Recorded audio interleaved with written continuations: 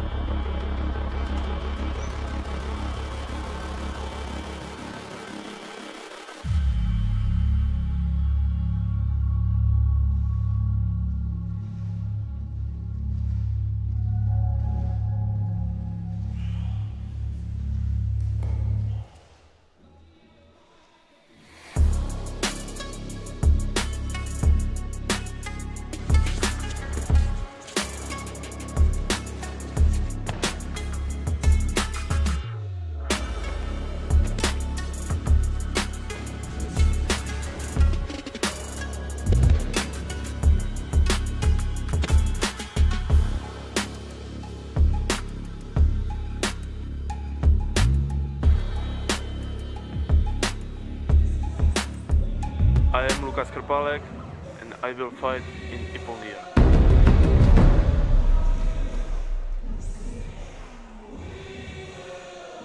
we've got 2 matches in round 1. If you want to watch the match between the Netherlands and Portugal, that's going to be on mat 3. We, however, are going to watch the match between Poland and Georgia. That's on mat 2. Let's take a look at the 2 teams. For Poland, it'll be Maja Szymanski, Dabrowska, Chochewski, Miller, Oldak, Swajkiewicz and Baranivski. And for the Georgians, it's Kipshidze, Nuzadze, Lipatiliani, Mamiashvili, Chanturia, Akilkatsi, Somkishvili and Sikoridze. Let's go down to mat number 2. In the blue judogis, it's Team Georgia. We did spend some time rehearsing the names, I will admit that. Well, you did.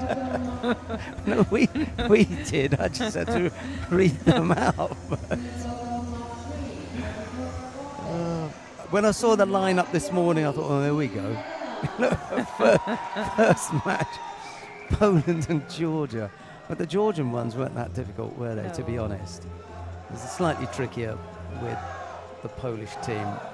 Now, we like to think when we do the broadcasts that we're going to be able to bring you some action, and even though most people at home are absolute judo lovers anyway and they'll watch almost anything, it's nice when we're able to bring you a lot of action, and that is the case most of the time in the individuals. However, when it comes to the teams, I haven't got a single worry. There's always action, there's always drama, there's always an upset, there's always suspense, and there are always plenty of tears. Oh, yes. Definitely some drama here. Look at this lineup. And seeing as we work so hard, we're going to do that lineup again. Maja Szymanski, Dabrowska, Chochewski, Miller, Oldak, Swajkiewicz, Baranivski. And for the Georgians, Kipshidze, Nuzadze, Lipatiliani, Mamiashvili, Chanturia, Akilkatsi, Somkishvili and Sikoridze. And I assure you, I won't bore you again with that lineup. I've done it twice. Show off. And now we're going to get underway with the opening contest. It's Danuta Maja of Poland in the white judogi, Natalia Kipshidze of Georgia in blue. Opening contest in the match between Poland and Georgia. Mixed team event. This is the way to go, and this is a forerunner, if you like, of what you're going to see in Tokyo in 2020. Albeit that this setup at the moment is 4 men, 4 women. Come Tokyo, it'll be 3 men, 3 women. So it's 8, a team of 8 here, but it'll be a team of 6 come Tokyo. Oh, there's a lot of pressure on these lightweight women here, and well, Kipshidze, did you get that score? No, close though, close. I think the pressure on the lightweights to get the first Oh, he did. Oh, he did give it. It took a long time in coming. Or was he just putting his hand out to say mate? I thought, no, it's on the board. Was Ari? Yeah. Mia coming in again there with the low Sianagi, but she leaves herself open for the Sangaku. That's looking quite strong. She's tied the foot behind a knee, and in that position she's lost the head though.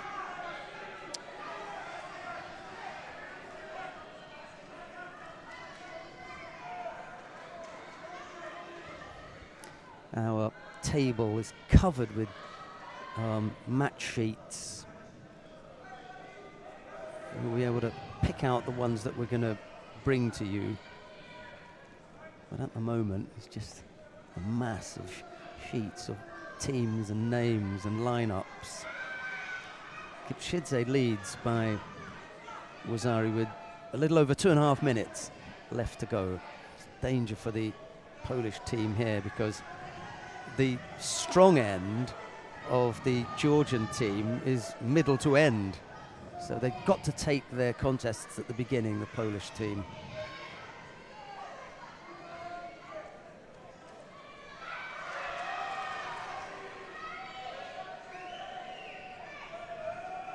Well, Kipshidze, she hasn't stepped out of line here. She's doing everything right. She's picked that early score up, and now you can see she's really strong in controlling her opponent's head. The strong hand goes on again. She's just drawing her opponent towards her. She doesn't want to pull her down too much, but there she goes for the Osoto again, straight in for the Sangaku. Yeah, you can see her coach there giving her some advice. Get that head, use that movement. Yeah, and just at the halfway mark, the first penalty goes to Maya from Poland for passivity. She's not doing enough work. Well, what that'll do, it can force her to come forward, and well, a good attack there. Well defended by Kipchidze.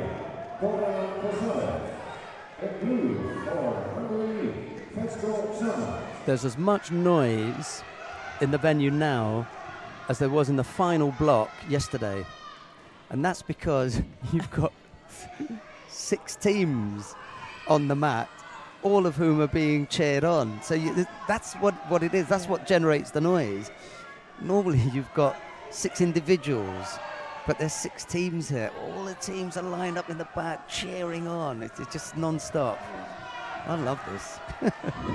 A little over a minute left to go. Still that Wazari lead for Natalia Kipchidze, the Georgian. Can she hang on? Because I've got the feeling that that's what's happening now. She's just hanging on. Little right-sided ojigari that has Danuta Maya stepping off the mat to avoid getting caught. It's really just on the minute mark now.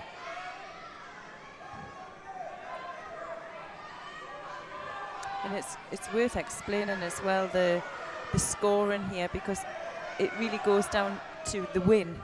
It doesn't matter if it's a Nippon win or a Wazari win, because there's a bit of a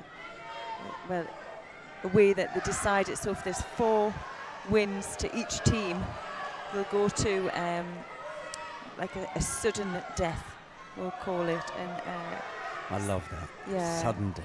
And what they do is they put all of the names into all of the weight categories into a hat, and the 2 coaches come across and they'll select one, and they have to refight. And it's a straight, how it would be in a normal fight, a golden score, but it's a golden score from the beginning of the fight. So it's the first one to score will take it for their team. It's a lot of pressure. Yeah, and that's why I think we're going to label it as sudden death, to differentiate from a golden score contest. It's a special kind of golden score because it starts right from the get-go as golden score. So when you hear us talk about sudden death, you know that they've already fought once and now they're coming back out for a second time. 1 second, not long enough. Good effort from Danuta Maya, but it is Natalia Kipchidze of Georgia who gives her team the lead. It's 1-0.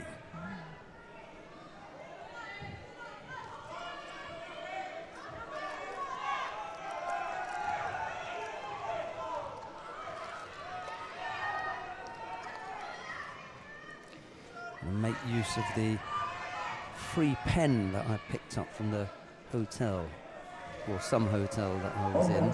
1-0. Keep my team sheets up. Right, next up is the under 60 kilo contest in the team match between Poland and Georgia. It's Szymon Szymanski of Poland. He faces Tema Nozadze of Georgia. It's Szymanski in the white judo, Nozadze in blue. Well, it will be Poland in white throughout and the Georgians in blue, so probably won't need to go on about that too much. 1-0, the Georgians lead. We haven't got that on the scoreboard. Oh yes, we have got it on the scoreboard, but we haven't got it in the top thing on your screen. So on the scoreboard you will see that it's 1-0, that the Georgians lead.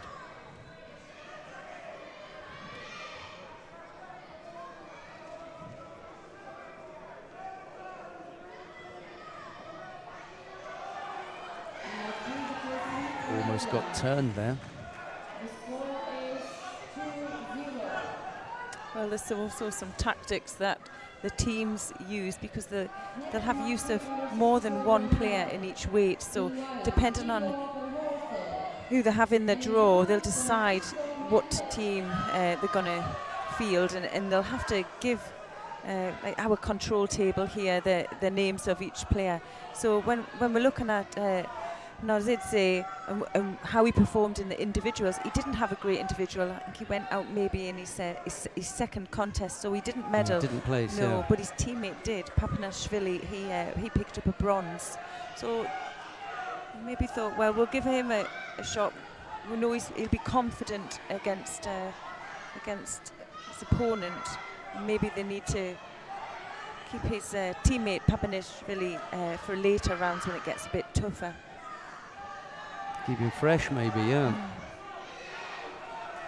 Oh, there's a... First Wazari goes to Nozadze. We'll see.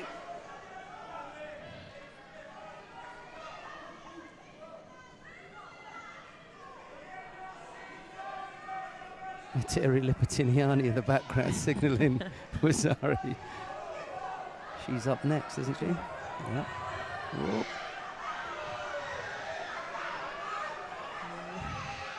Yeah, massive Koso Tagaki.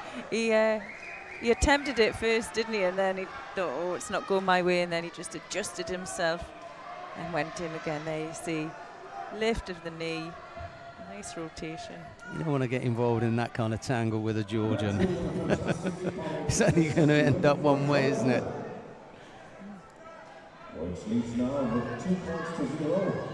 Next is the under 57 kilo category. 2-0. Georgia in lead. We've got the under 57 kilo contest coming up now. Anna Dubrovska is up against Terry Lipatiliani, silver medalist from the under 57 kilo category. How did Dubrovska get on in the individuals? Was she? She lost to Minkova from Belarus in her first contest. So she didn't obviously do as well as she hoped. Yeah, Ulyasha Meninkova, yeah. We chatted with her as well, a little Belarusian. May have gone home by now.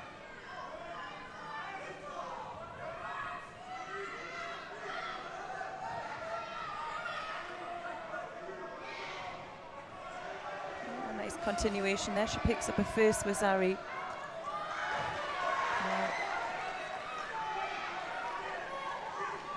Yeah, I like that from Lipatiliani. She's showing the referee, hey, you know, this was a possibility here. Oh, well, I wasn't finished yet.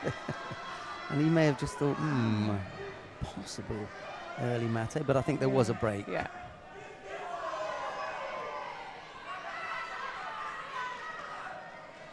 Lipatiliani leads. Well, she's not engaging with a second hand. She's just keeping that out, and well, the referee will penalise her for that. Yeah, she needn't have picked that up, despite the fact that she's got Wazari. You know, things can turn around pretty quickly. So don't give up penalties unnecessarily.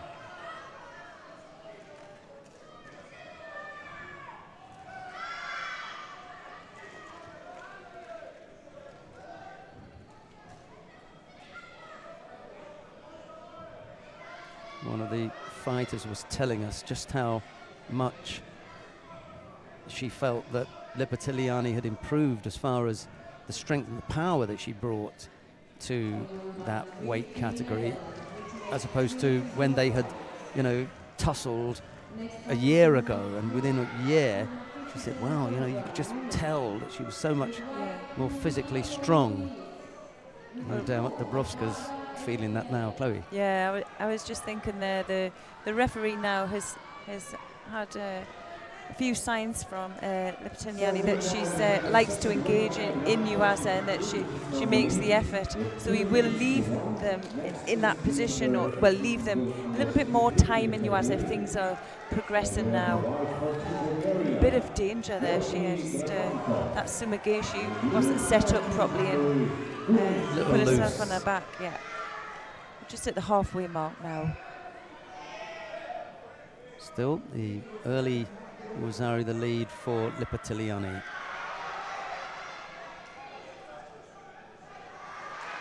Oh, perfect.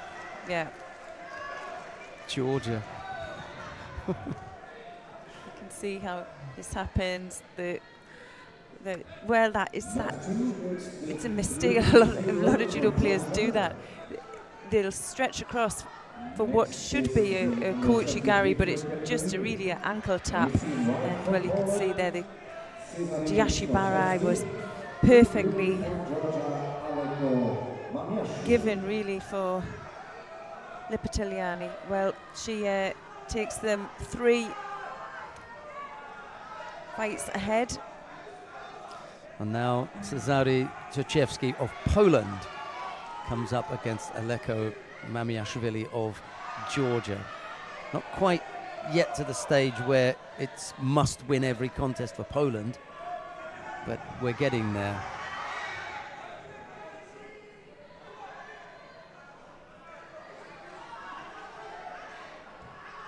Mamiashvili didn't feature in the individuals at all. He's been brought out specifically to take part in the team event. So it's your day then, Aleko. Take it away. See what you got. Well, he got caught there. Just came off the opposite side from the low Sianagi. Just hitting the minute mark now.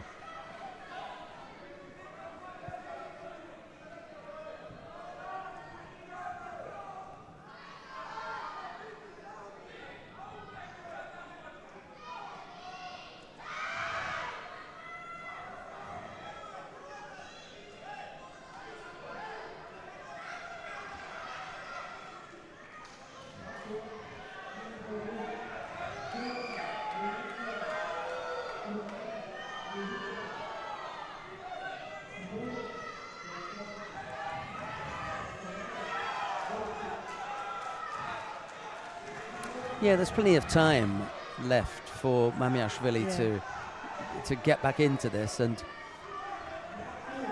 I'm sure if they've brought him out just for the team event, they've got a good reason. I haven't seen it yet.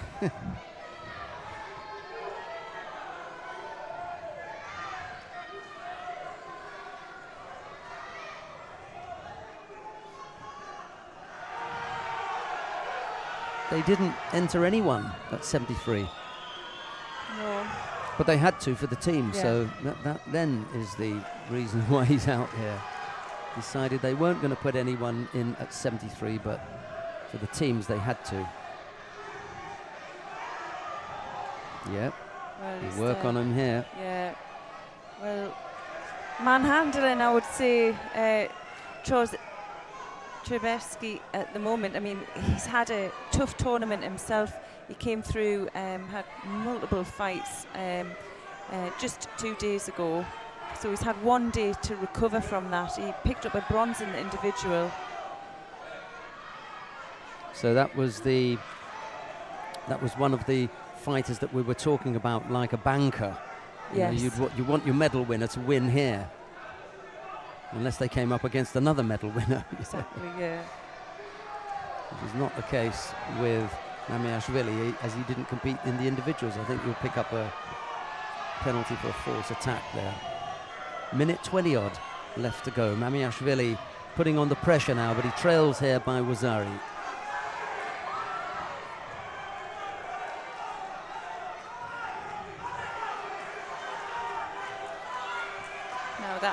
what he needs to do. He needs to draw his opponent towards him. Can't afford to give him any space, because we know that Trojevski's go-to technique. Oh, there's a score there. Wow. Yes. Well, I was just saying, we know his go-to technique was Seanagi, and if you give him the space, he's going to get underneath. Well, he didn't that time.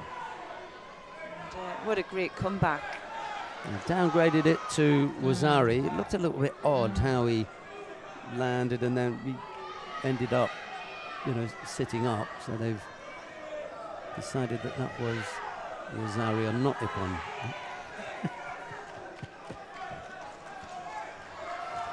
From day one. The second win for Team Bulgaria.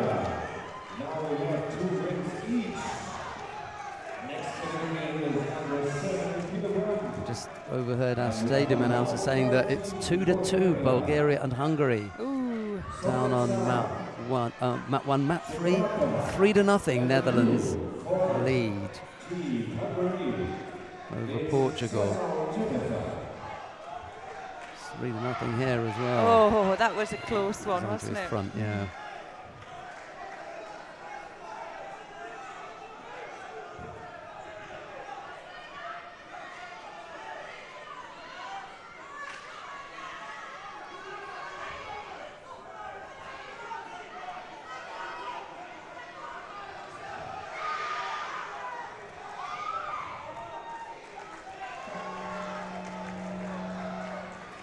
Well, we're going to go into golden score. Trojevski and Mamiashvili with a Wazari apiece. Trojevski is the fighter who's picked up the single Shido. It's 3-0, Georgia. 3-0, 3-0, whichever way you like it. But in the contest, it's a Wazari apiece, and we're in the golden score period. On the adjoining mat, the Netherlands now lead Portugal 4-0.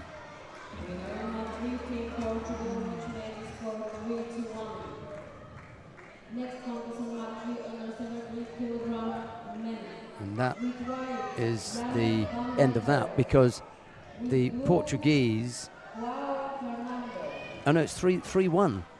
3-1, they pulled one back. Oh, right. And say that would have been the end of it, but they pulled one back.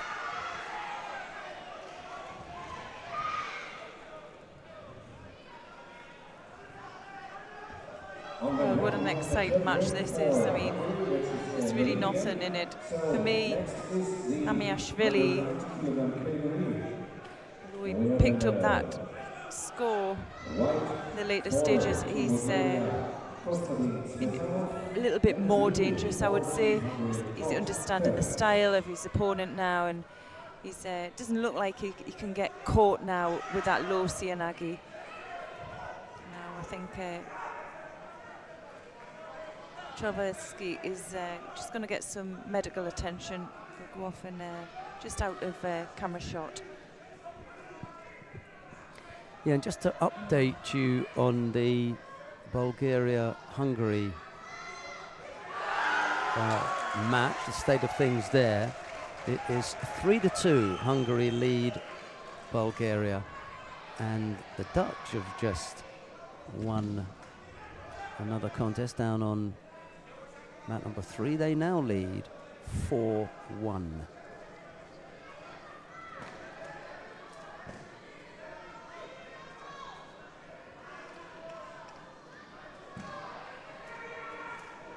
So from now on,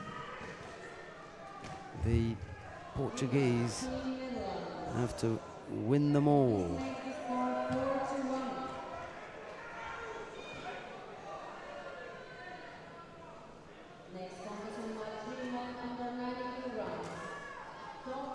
Five wins, the first one to 5 ends the match.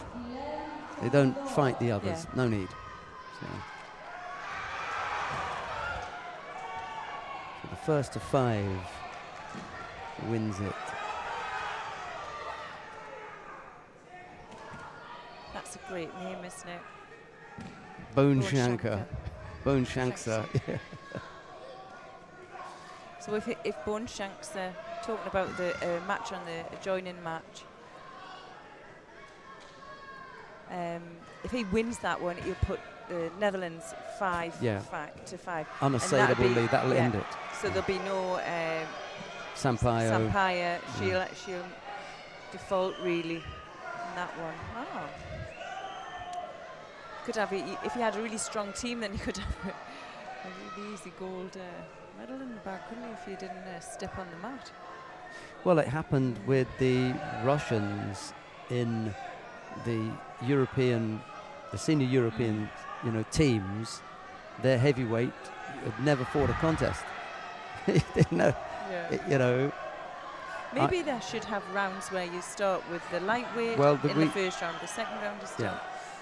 Yeah. We are talking about varying the order for fights and varying it by competition. So what would happen is you turn up at a competition and we would draw the way that competition would run, and it would start with 73 kilos and then it would go round. So not every round, because it would be completely confusing. So but that could make sense. Yeah, that could be something that we do. Chechevsky is making his way back to the mat now. Mamiashvili waited patiently.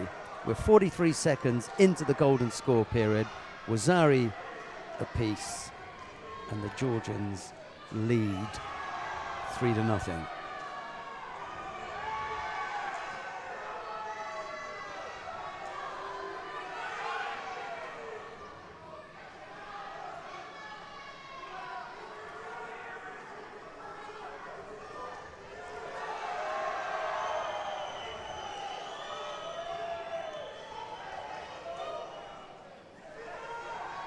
Josefsky there. Lucianagi could pick up some penalties if he's not careful.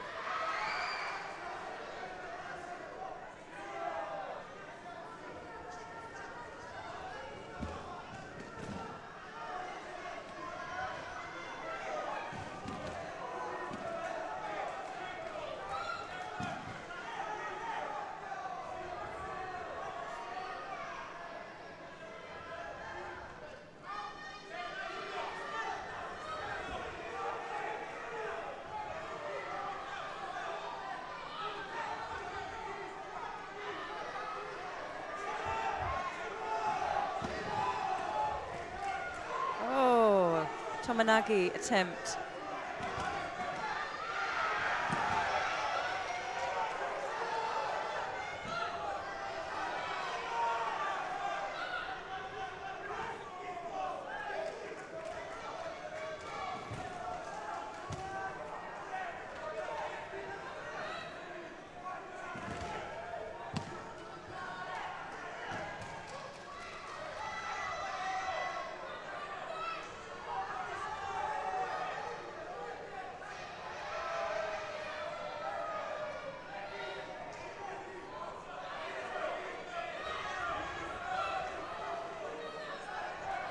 Second penalty.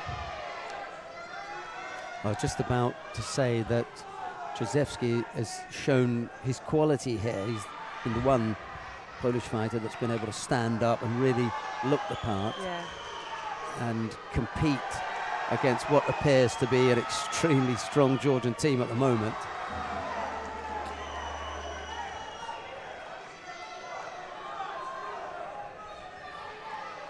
I think it's frustrating for him now. He had a really strong start in this contest, and just as the contest's gone down, he has got tired.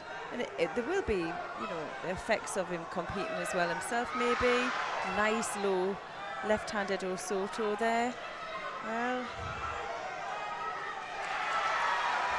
he didn't get that medal on Saturday for no reason. He might be feeling the effects of it. He's certainly got some nice techniques. Lucianagi. Bulgarians have tied things up 3-3 now, down on mat number 1. that match, because it's 3-3, will go into the last contest now. Because even if they won the next one, it'll be 4-3. They have to have the final. So there will be an 8th contest to end that match. Ooh.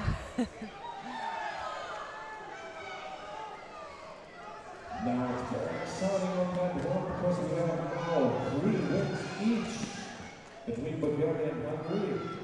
Next is the well, it's a good work there from Trzewski. He's forced a Judo to Mamashvili, and now he still can't afford to be complacent. He knows he has to keep going. There's another good attack, moves his opponent. Winner of team contest match 3, Netherlands versus Portugal, is Team Netherlands in white.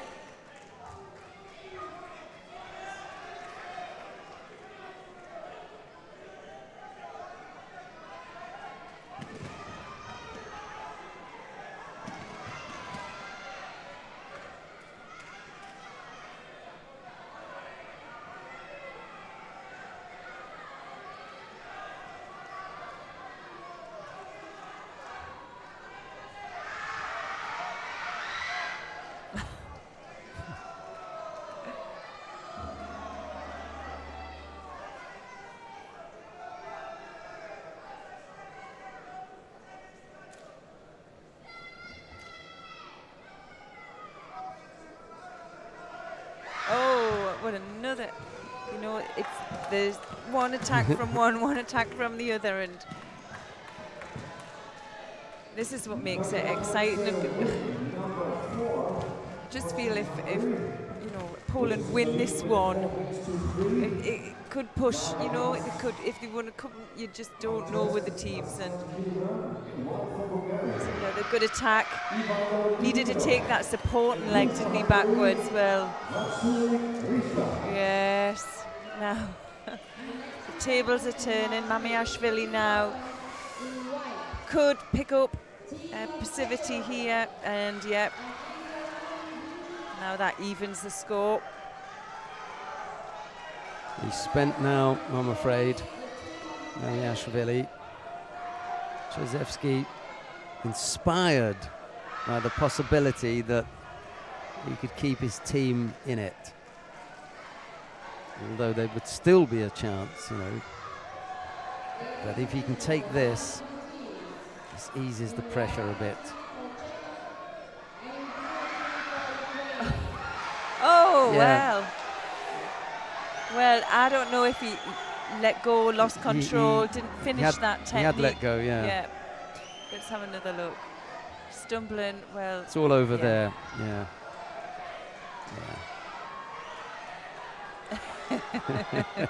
The Polish team, yeah.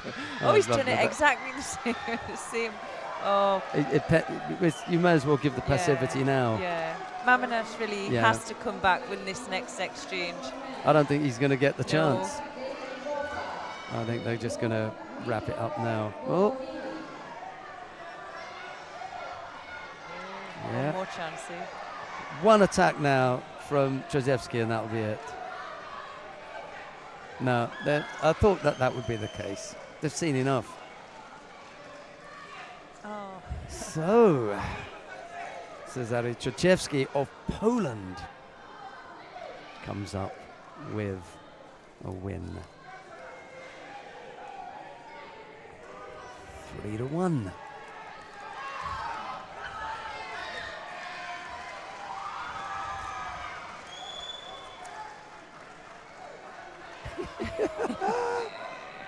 Well, Trzewski was looking at him as if to say, if you're not going to face me to shake my hand, I'm not bothered. You know, don't stick your hand out. You know, you lost. Take it like a man. You know, we'll have a handshake and we'll have a hug. But don't just stick your hand out. I read all of that in that single body posture, yeah. Who have we got now? Karolina Miller of Poland faces Mariam Chantoria of Georgia. It's Miller in white, Chantoria in blue. And despite the fact that Trzewski has just given the Polish team hope, I have a strong suspicion that Chantoria is about to, you know, damage things. Look at her. Yes, strut. I love her strut. The thing is with Miller, she needs to be confident in her attacks, and they've just been a little bit half-hearted. Now that was better. Yeah. Left-sided low seal. Look at when they come to the gripping exchange.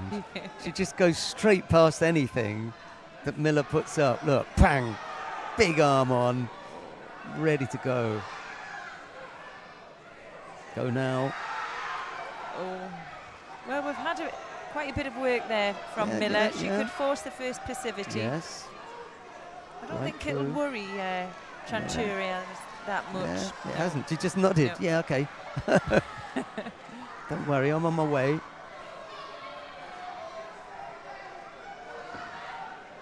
She wants to end this. You can see she wants to end this. She wants a big throw. yeah.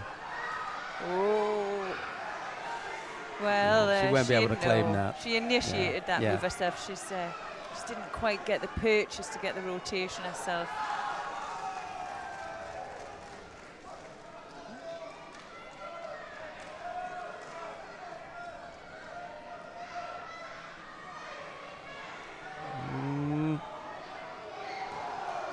It's coming.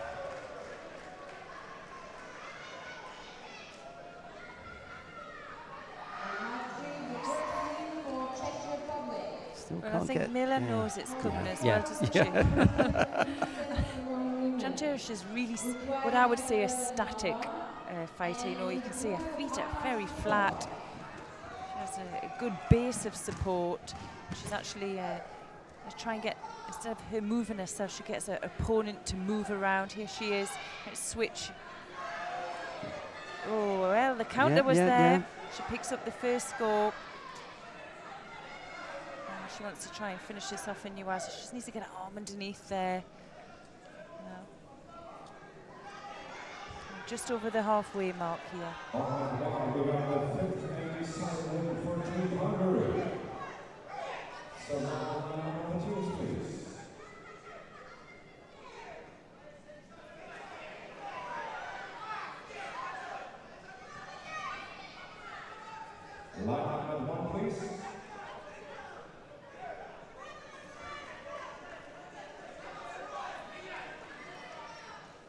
False attack penalty picked up by Carolina Miller. Little under 2 minutes left to go. Winner of the team contest between Bulgaria and Hungary is Team Hungary. She looks really strong, doesn't she?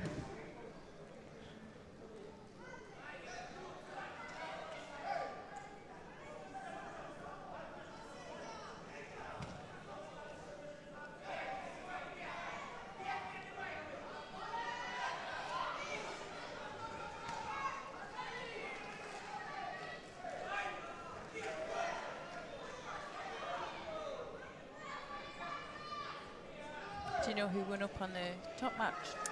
That was a win for Hungary, 5-3 over the Bulgarians. Now Miller with a strong grip, controlling her opponent's head. A bit of a knockdown there. Nice rotation into Nuaza. Now can she secure the hold here? Looking good.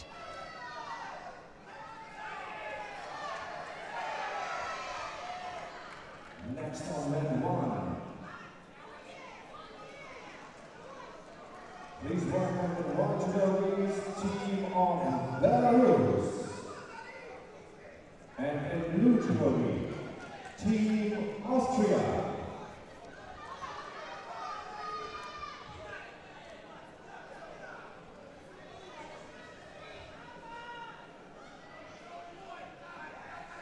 Oh, there's if she could continue that, there could have been a score there. She's just not moving her opponent's head. And that's the key to throw backwards. If that head doesn't get moved, if it stays in that forward position, it's virtually impossible to throw back. Team of Belarus, and the blue is Team of Austria. Yeah, well, Chanturia and Miller picking up a penalty apiece for holding on to the same side. Who attack immediately. Team Belarus, in blue for Team Austria, Nicolas Rechberg.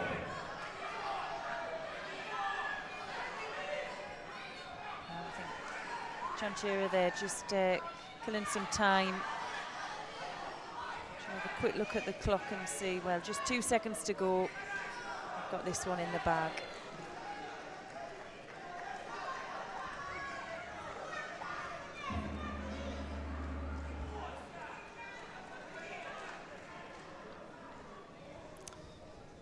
So, Mariam Chanteria came up with a single Wazari, and that was enough to win out over Karolina Miller of Poland. That makes it 4-1 to the Georgian team.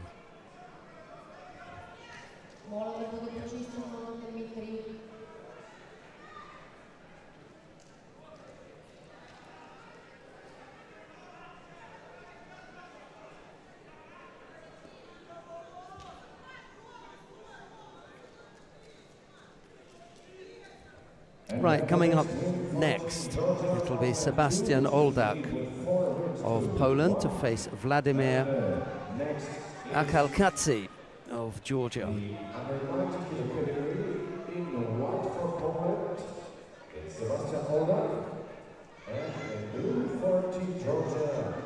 Akalkatsi is another player who didn't feature in the individuals.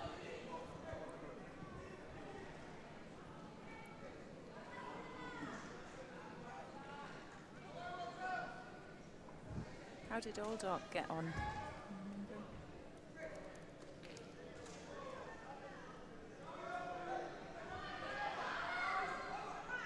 I'll have to look that up.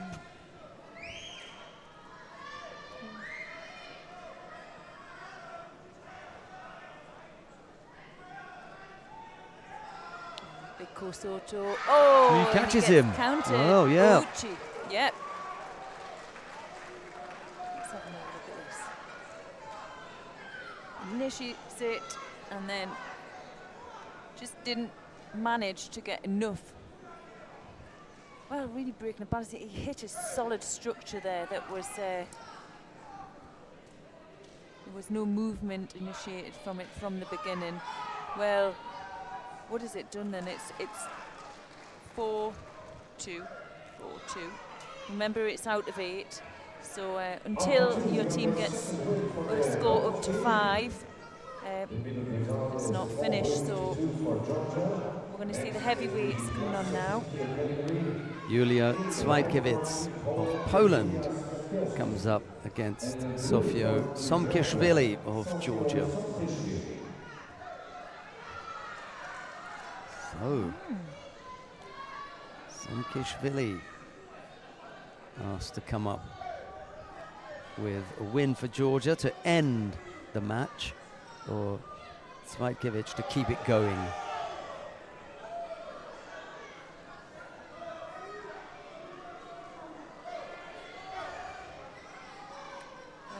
Cwajkiewicz lost out in the repechage, first round in the repechage yesterday. It's a 7th place finish. Yeah.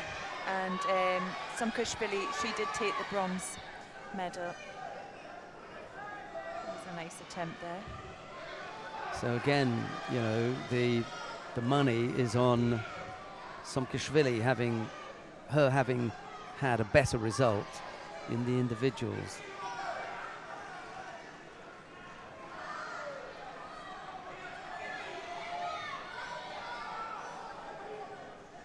Well, they're both up for it.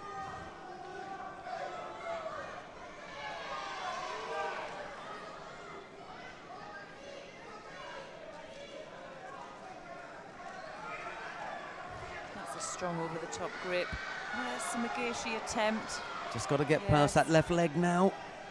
No, she's fallen between.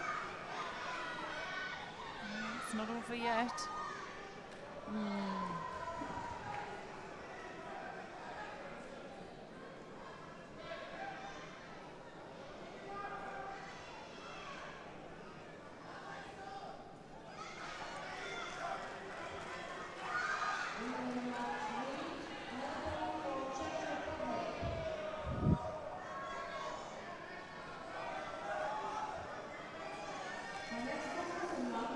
Czech Republic lead Ukraine 2-1.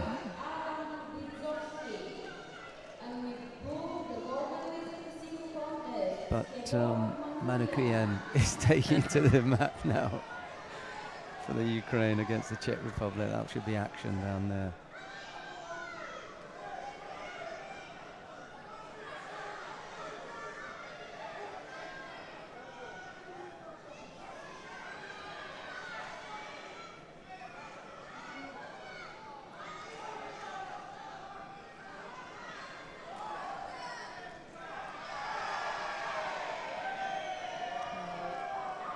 Second penalty there, and she's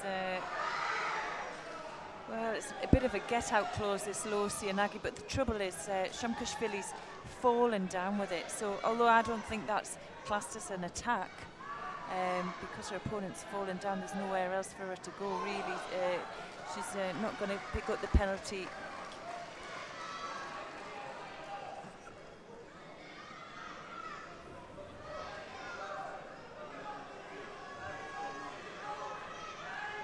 Manoukian not wasting any time down on mat number 3. He's already won his contest in the first 30 seconds, so he ties things up for the Ukraine. 2-2 in their match with the Czech Republic.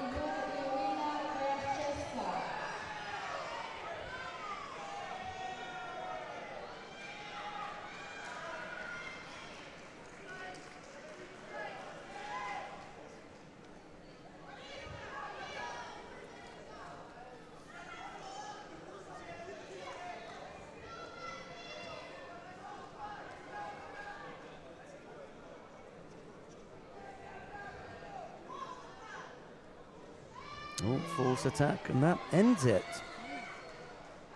With that penalty. Well, that ends the match as well then, doesn't it? Another win for Georgia, gives them an unassailable lead now. There'll be no contest between Baranevsky and Sikoridze. 5-3. I don't know what he's come out for. It's not needed, pal. He fancied a go, didn't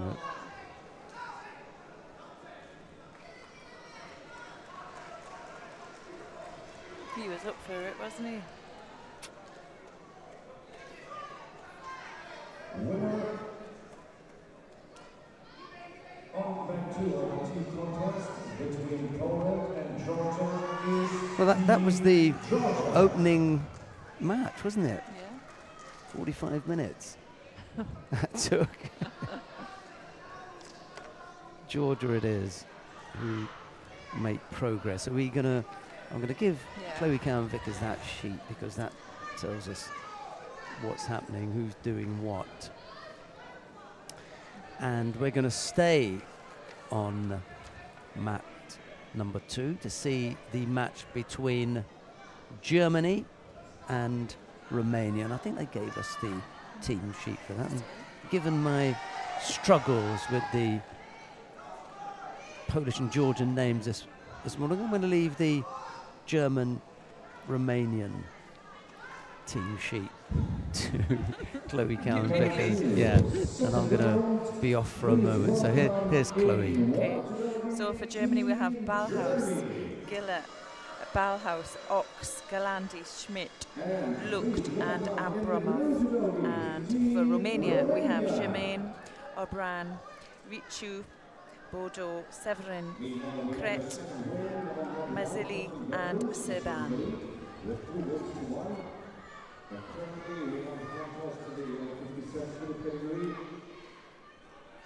Okay, the team's now making their way on.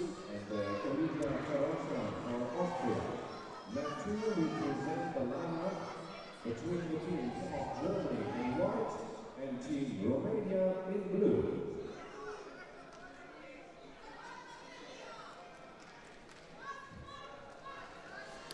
First contest is going to be in under 48 kilograms, and that's between Masha Ballhaus in white for Germany, and she's facing Sylvia German in blue for Romania.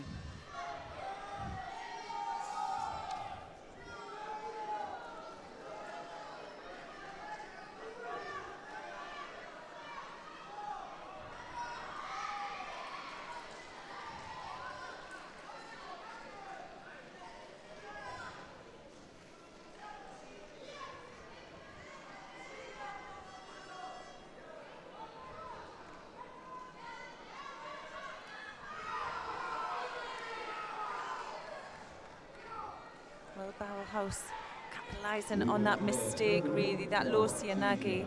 Just lost control there. She just paused momentarily.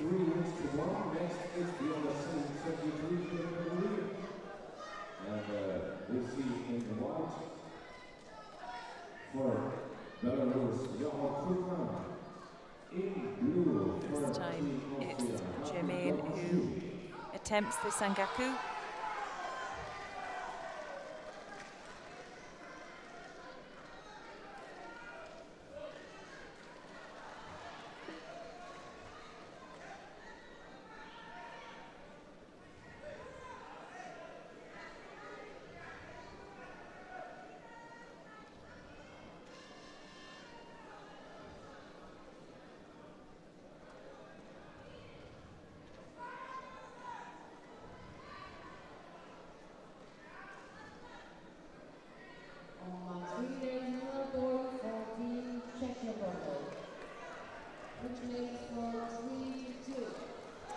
Bauhaus picking the first penalty up there for passivity. Just not getting an opportunity in. Germaine just hitting it to the post with those low Nagis, but that's a negative from Germaine there. She'll pick up a penalty. Well, he gives the false attack, but it wasn't really a false attack. She kind of just dropped on her knees under the pressure.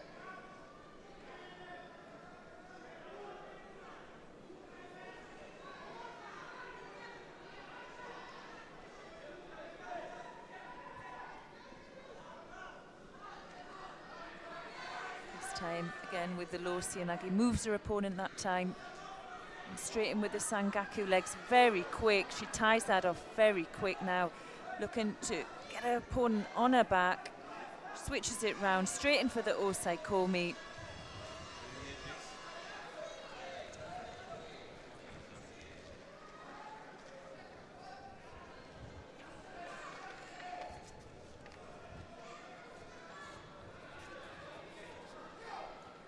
Well, Bauhaus there so fast with the legs in the Sangaku attempt. Well, Germaine just really didn't have an opportunity to defend it, and she takes the lead. So first point goes to Germany.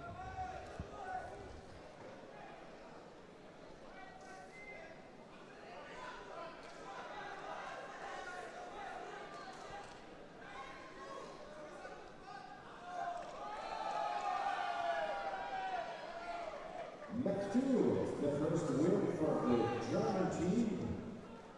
Next is the under 60 kilo category. And we see more for Germany. Next contest we see Vincent Güller from Germany and Lehel Orban for Romania. Güller in white and Orban in blue.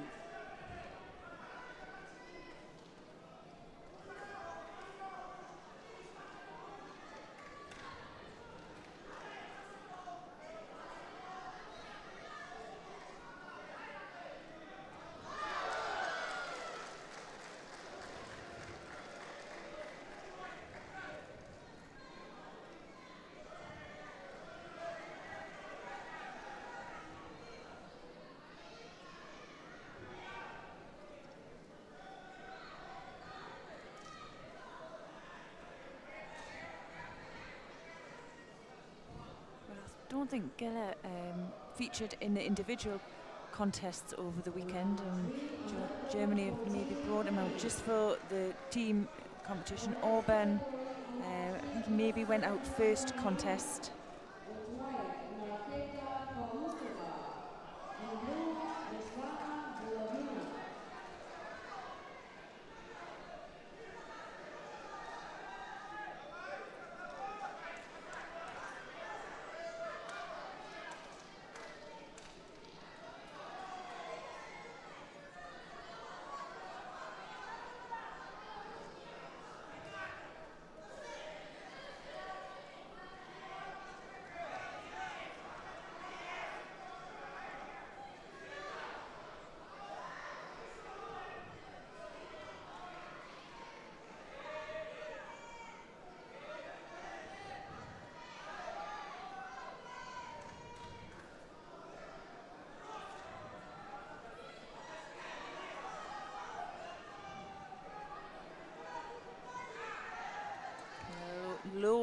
dodgy attempt there. Giller managing to spin out onto his front. Now Orban looking for an opening.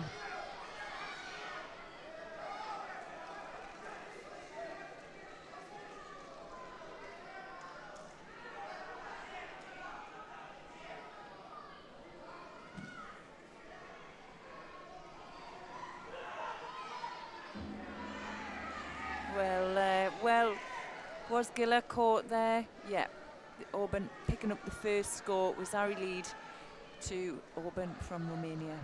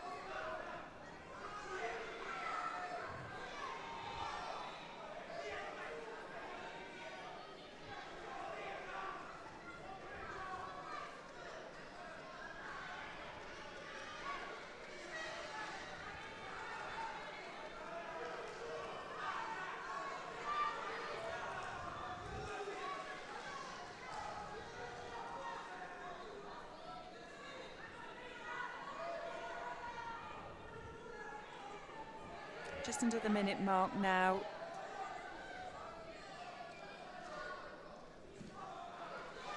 Well, it's going to be difficult for Giller to get this one back. He's going to come on to his opponent. There's no penalties.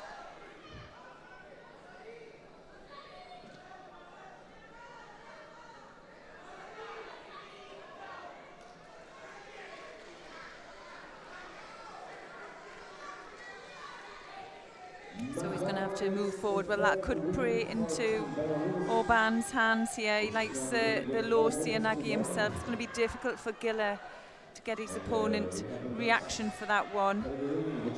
That's where he needs to maybe spend his time when his opponent's on those knees to use the new rule changes and try and throw from that position. Well, Orban there looking for the new waza. Maybe he thinks he has a... I wasn't sure if he was on the neck there, looking for the shimmy waza. Well, that last minute went quickly, dying seconds. Giller moving on. And, well, the win there goes to Orban from Romania and evens the score up 1-1.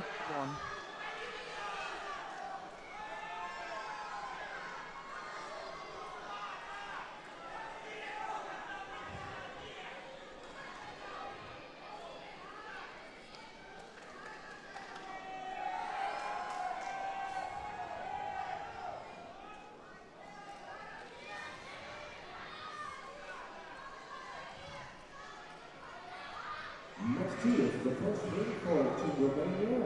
Now we have one win each. And the next category is the under 57 kilo category. In white for the German team against Sofia, and blue for the Romanian team, Romania.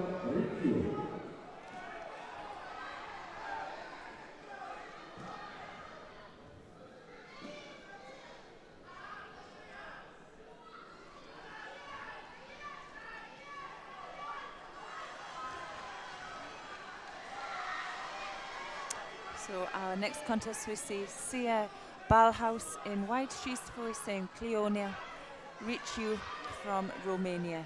Balhaus white and Riciu blue.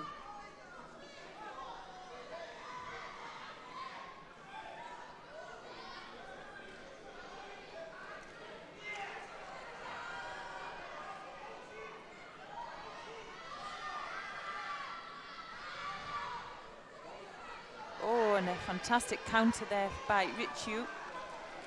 She takes the first score.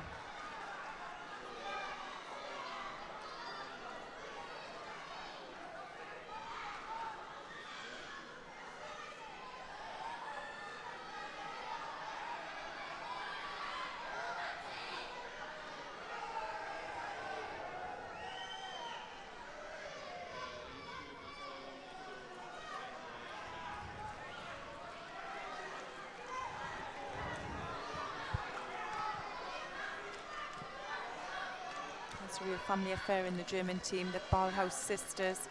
Well, she'll be wanting to match her sister.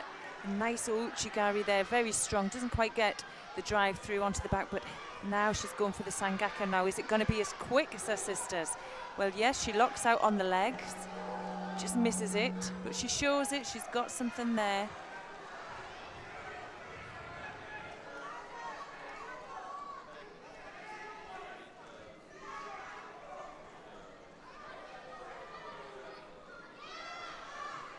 Oh, now that shimmy waza's on. Now, can she keep that?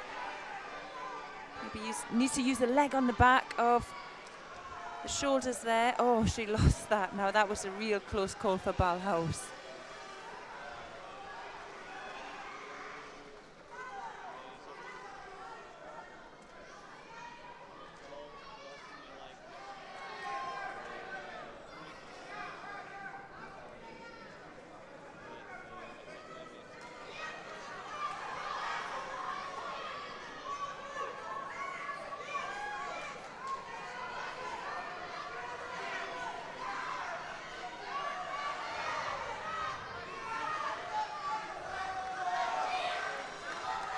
Just the 2-minute mark now, plenty of time for Ballhaus. She's coming forward.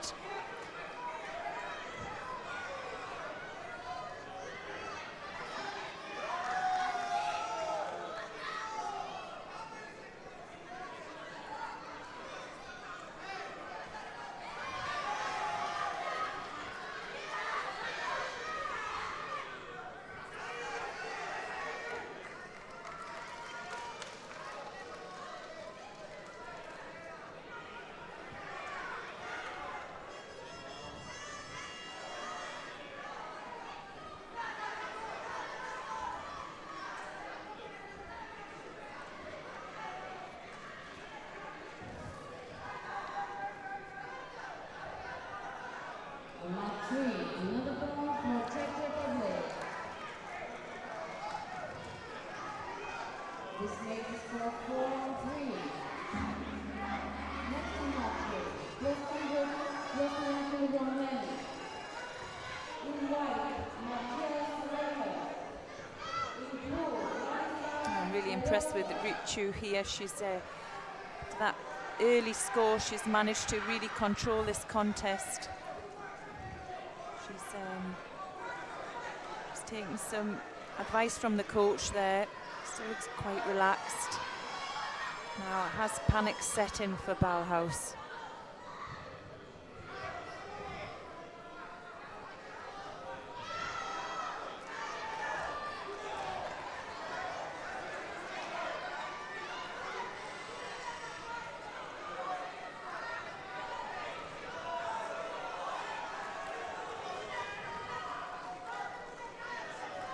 Ballhaus there picking up the penalty for stepping out of the area. Really a mistake she didn't need.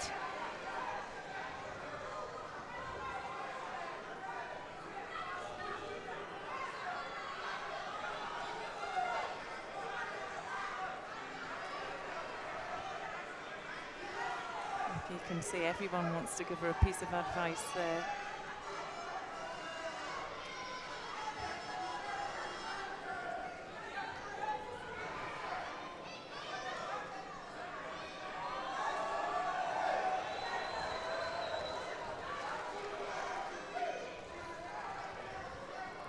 You can see Richu, oh well, crumbles under the pressure there. But Richu here, she's been clever in this contest. You can see her there, that strong hand coming over from Ballhaus. And she's just taken that one in, and it'll just put the action out. Well, she steps out of the area herself now, really losing concentration. And now here's Ballhaus with an attack. Well received by the Romanian, and the Romanian is, well, not in the greatest position there. Put herself on her back. Quick glance at the clock, 3 seconds. Well, an impossible task here for Ballhaus.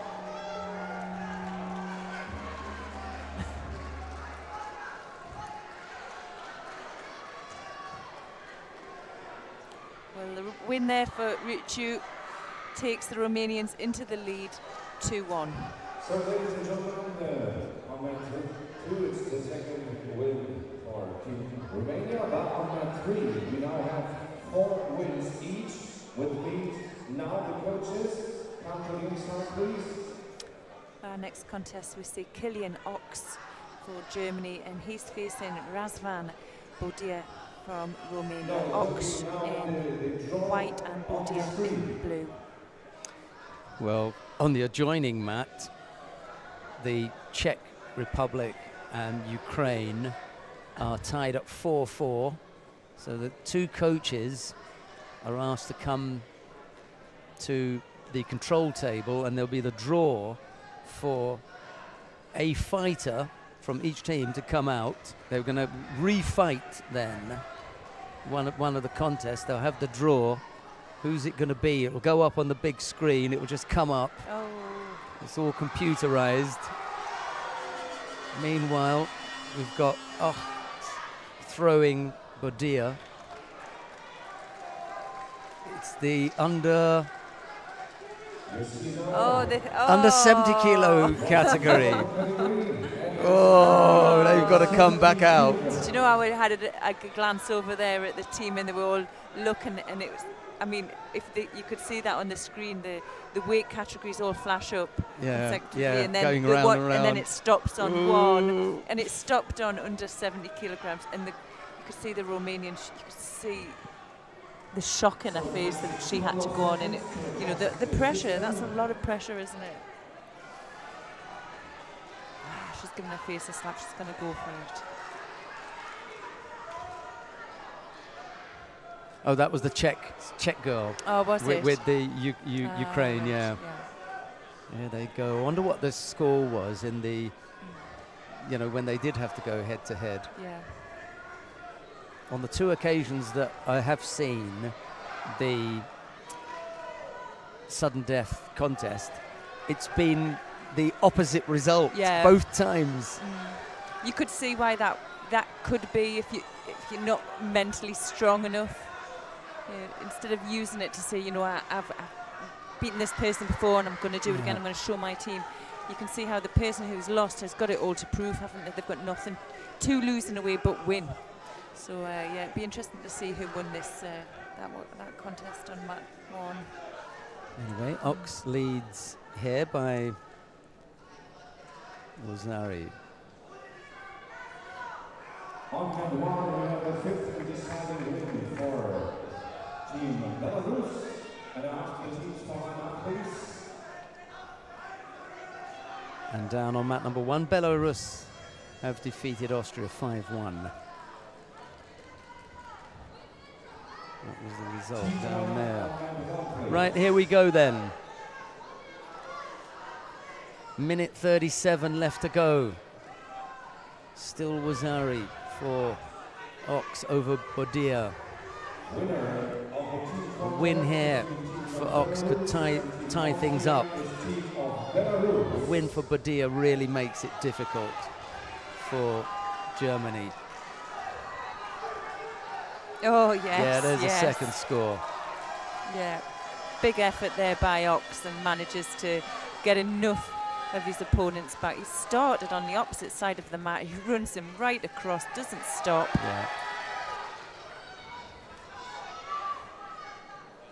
Just makes it more interesting, doesn't it, even in the score up at this stage. 2-2.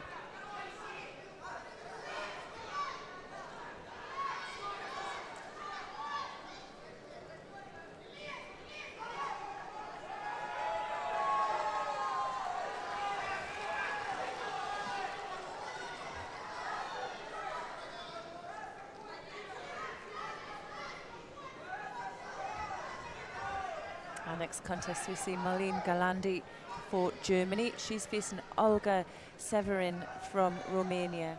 Galandi in white and Severin in blue. Match 1, it's the next contest of the second round. 2-2. Germany and Romania. And we welcome in one Team France.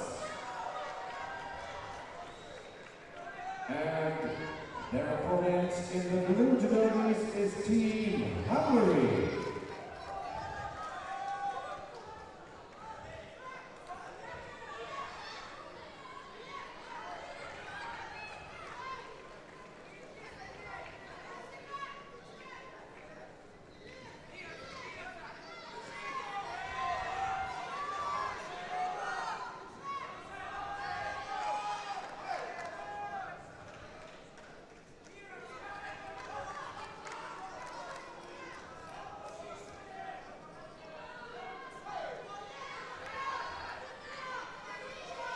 But how we present the lineup between teams of France in white and Team Hungary in blue judo.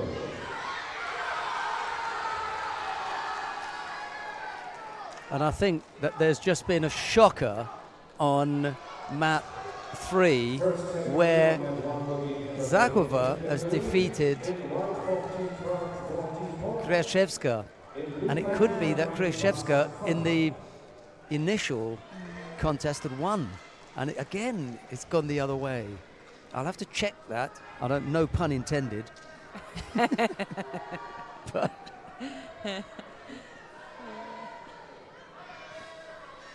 I hope I don't bore people at home. I know I've got an odd sense of humour, but you know. Can you imagine it? There's someone sitting at home. Oh, he's so boring, that guy.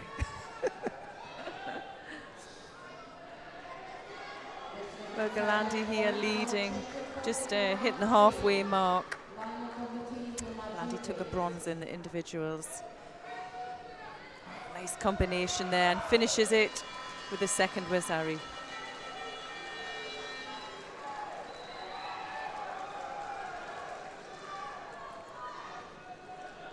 Just had enough of a opponent bent, and manages to nip underneath there and finish that one off. That's putting Germany now ahead 3-2.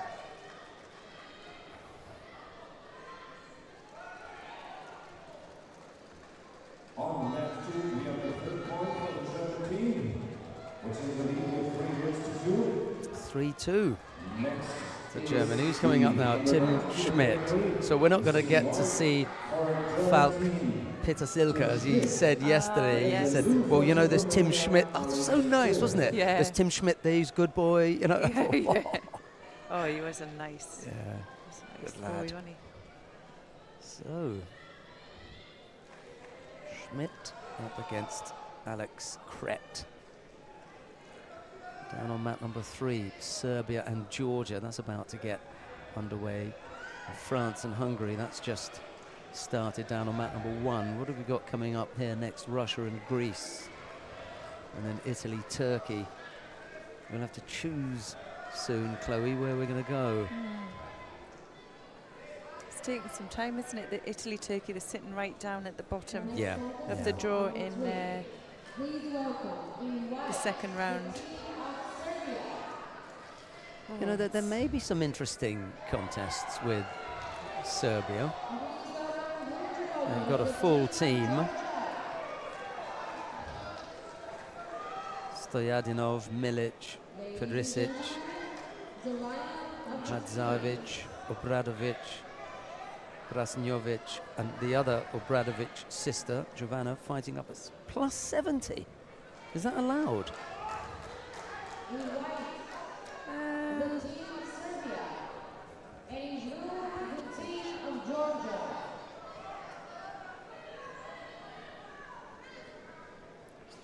We'll hang on here with the Yeah, maybe they're allowed to, German, go up Romania. one, but at the same time, when you think about a 63 player fighting in the plus 70, she could fight someone who was 78 kilos or. I'm thinking you know, just like rule-wise, she can only, up one. well, she could only compete at plus 70 if she is plus 70. So if she'd fought in the under 70 kilo category and she was now 70.1, okay, because she's plus 70. But you know, she can't be an under 63 kilo category fighter, weigh in at 68, 69, 70, 71, 72, But I think, and fight yeah, up because she has to be plus 70. Yeah, but I think with a team event you can fight up a weight category, and if the weight category for her would be Interesting. under 70s here, because that's where she fits in, Yeah. her next one up would be plus 70s. Okay. I don't know where that would really fit in with you know, the percentage of weight that you could really afford to be able to manage. We'll have to see. Might be too much for her, I think. Yeah, well, I suppose we've allowed open weight events for a long time, haven't we? I never went in them.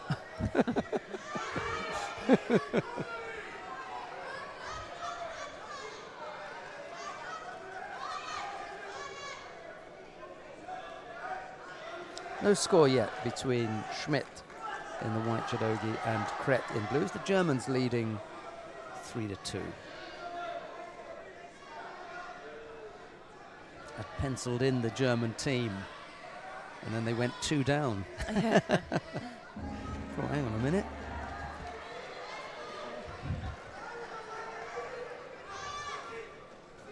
Well, the Georgian team were quick back on for their second round contest with Serbia. They're on mat 1. They changed their lineup. Yeah, Papinashvili came in. Niazashvili, Bekauri. 3 changes for the Georgians.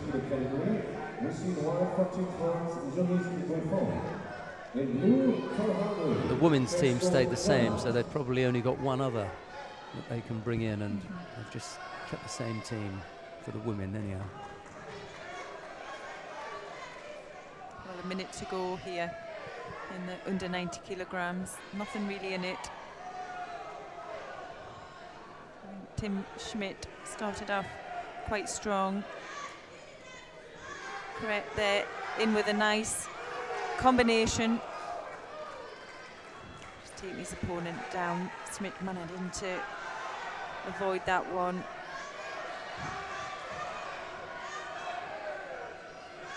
Stojadinov of Serbia has taken the lead over Natalia Kipshidze of Georgia down on mat 3.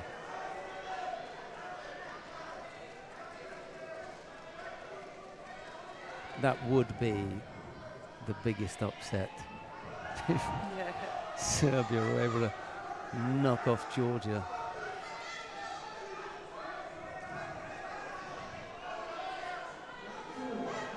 Time running out here. It looks as though we're going to have a period of golden score.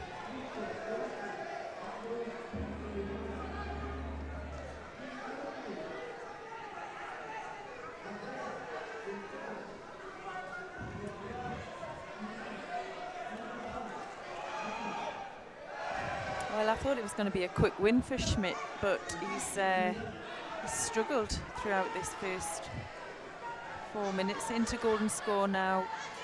And, sometimes we can see some quick action here. I know what it does sometimes for athletes, but they'll just find their form suddenly and get a quick finish.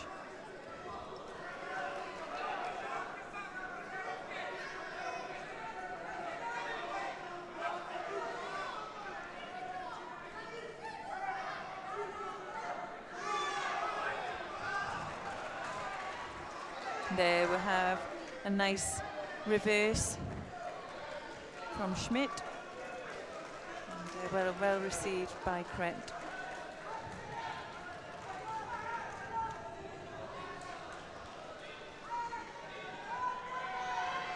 Oh well, Kret manages the low Sianagi and well, absolutely plants Schmidt here. So sorry, it was a deep Kochigake and then rotated round. Just caught the end of that. 3-3.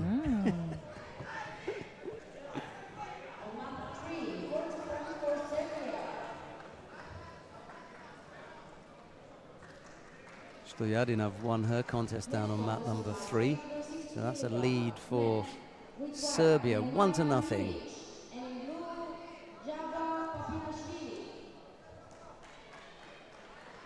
On the second win for the French team.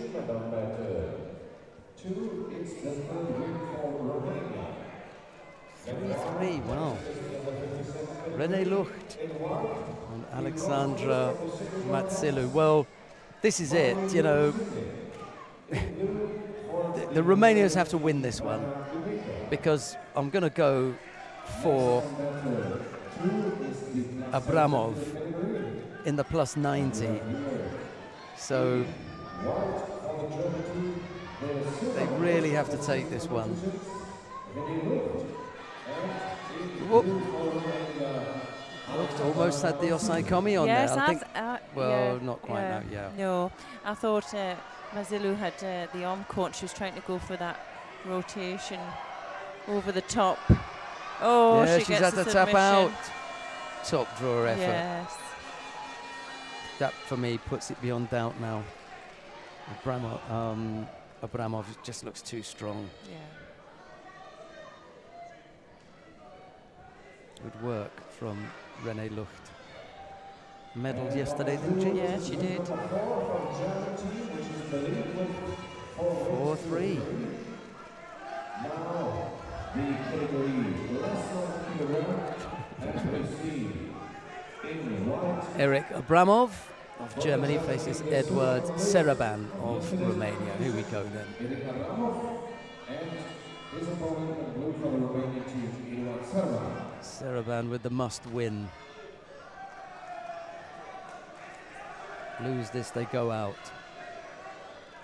Win it, they get a roll of the dice with the sudden death contest.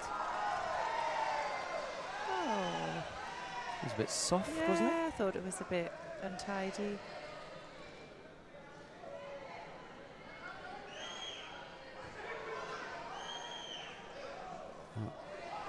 Action is under review now. There's a big size difference here, isn't there? I wonder what we Serban. Maybe he fought in the under 90 kilo Yeah, I think category.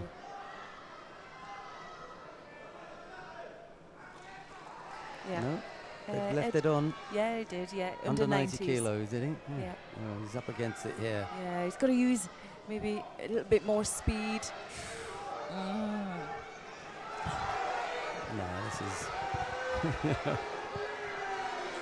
some mismatch here.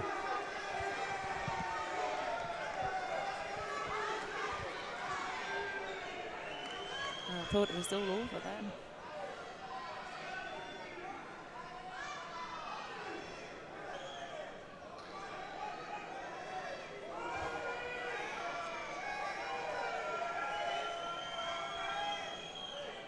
Ooh.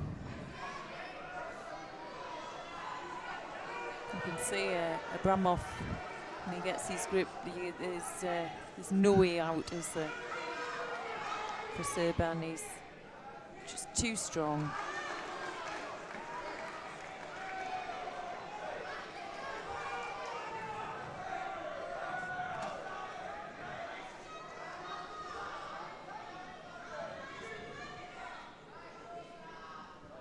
But he can't afford Abramov to control and sink in with those grips. He has to keep moving him. Well, that's the way to do it.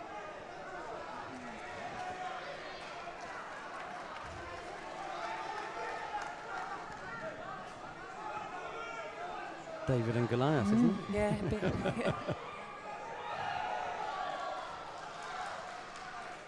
Yeah, he doesn't want to go at Abramov's pace. That's it. Oh, just a little bit more. Oh, this could be a shocker. And he would have turned him. Yeah.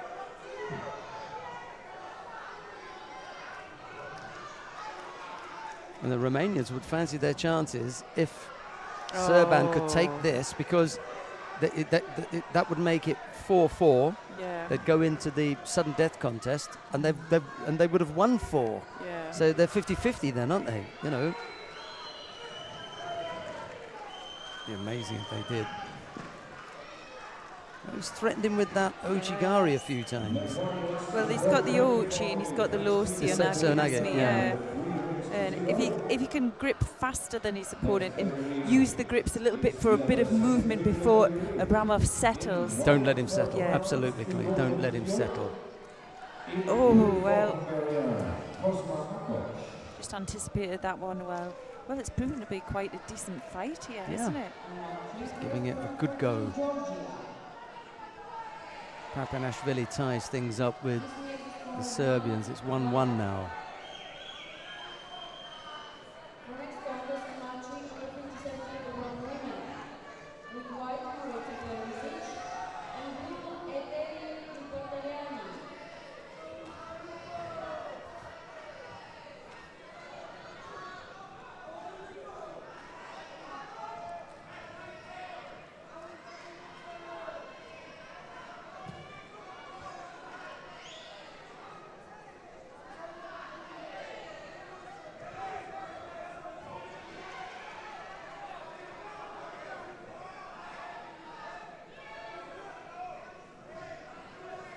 Contest down on mat number 3 at the moment.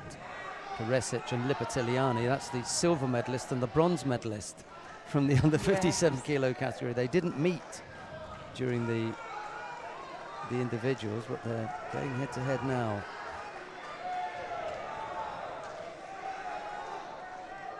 It'll be an interesting contest because they're both very physical.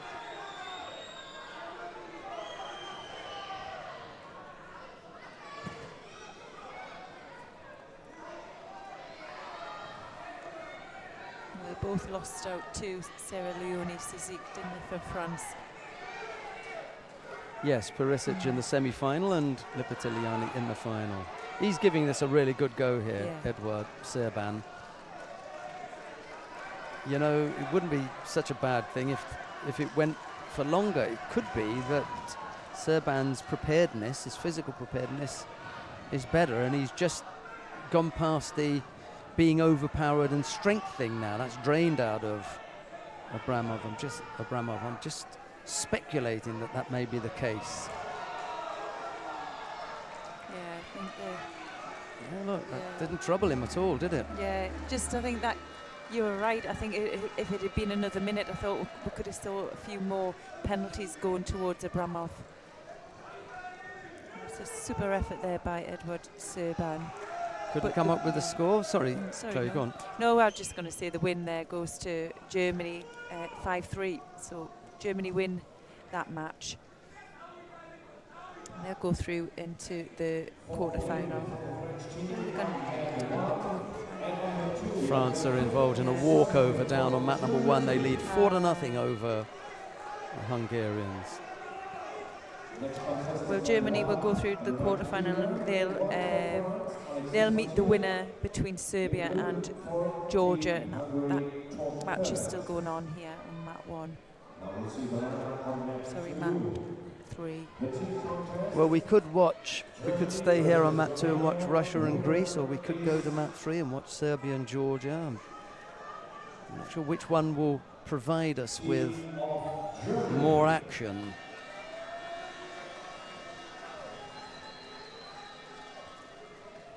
We're still just halfway through the contest between Perisic and Lipatiliani, so that would be a good one to watch. Right, okay, let's wait for our tech guy to get his earphones in. They're just swapping over there, aren't they?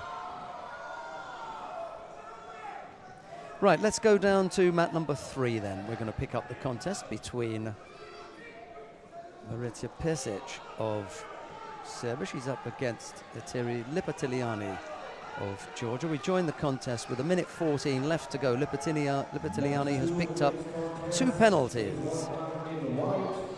The state of the match is 1-1. There's no score in the contest as yet, but as I say, 2 penalties against Lipatiliani.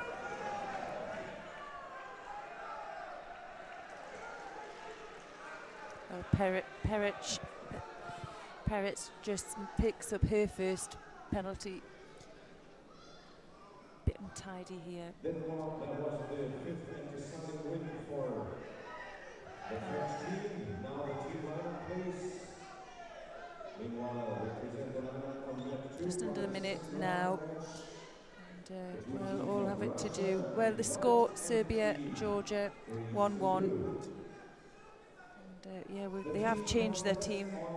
Well, they've changed a lot of the male members in their team.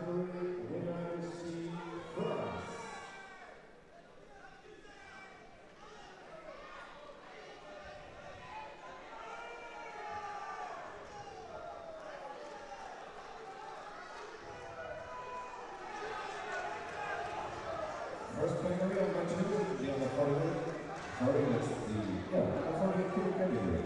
We have white for Russia, Alina Sofia, and in blue for Team Greece, Ekaterina Kirakakou.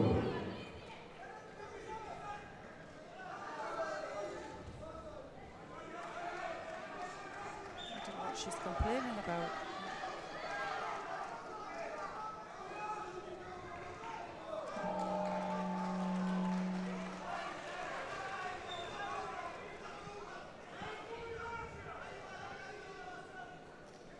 Just as well we didn't go to the Russia-Greece contest.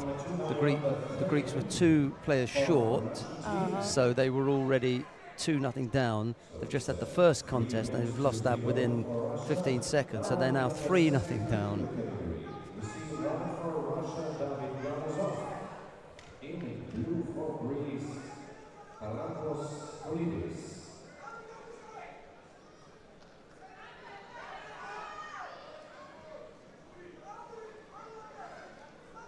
Oh, well done. Vitiliani is a little superstar for Georgia, isn't she? Came out of there really well. Look at that. Nice Yoko Sutemi-Waza to give the Georgians a lead 2-1.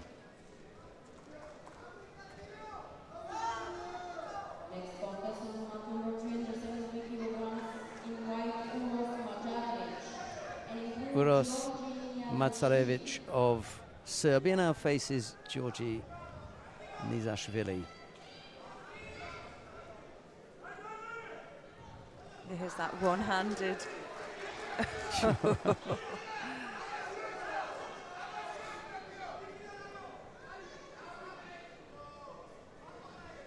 Looks a little undersized, doesn't he, Nizashvili? It's not his normal weight, is it?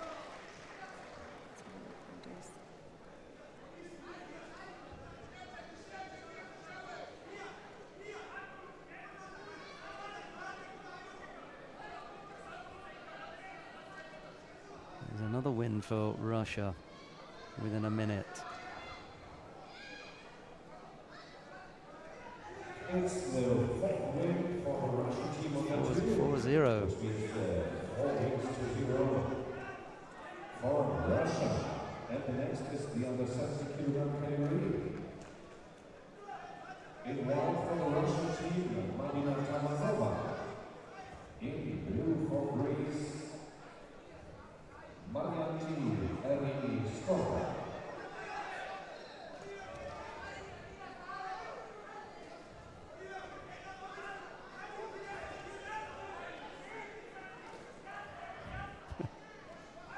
I wouldn't even attempt it. No. If I just think about, you know, that I could get a score from it. Uchimata from Nizashvili. Reasonable little effort, but Matsajevic picked up a penalty for passivity.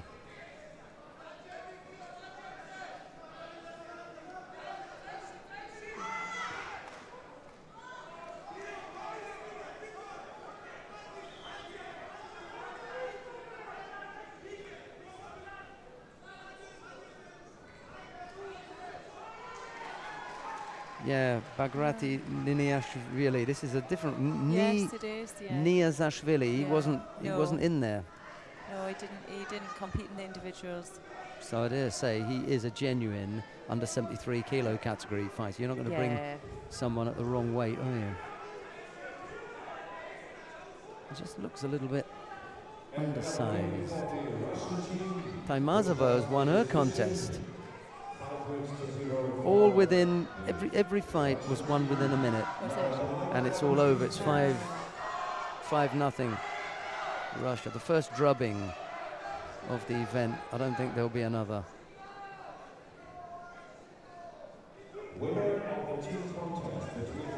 Just under the 2-minute mark now.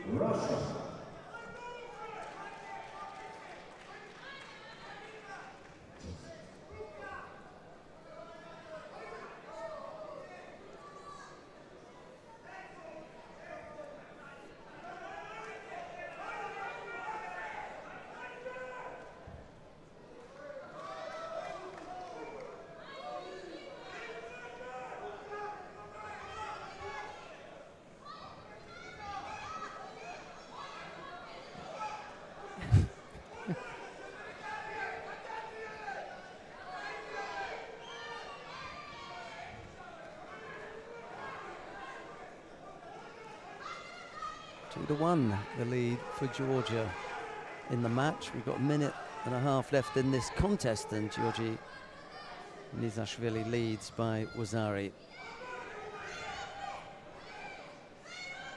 He's very relaxed with that one hand on, just seems to wait. He's awkward to throw because his opponent, there you go. Wow. What a thumping that was. Absolutely got that perfect, didn't he?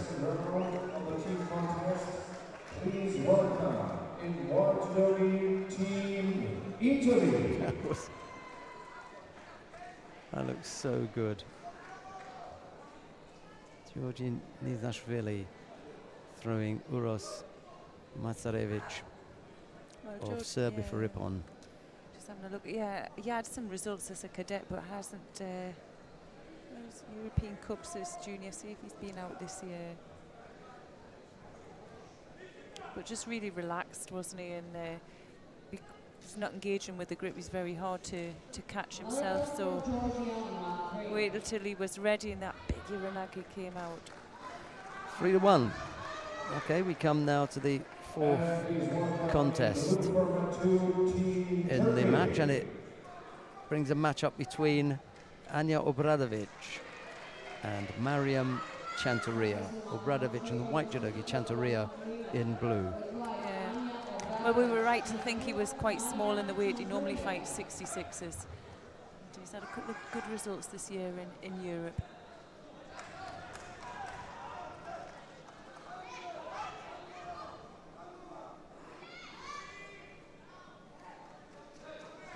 Well, Anya is the younger Obradovic sister.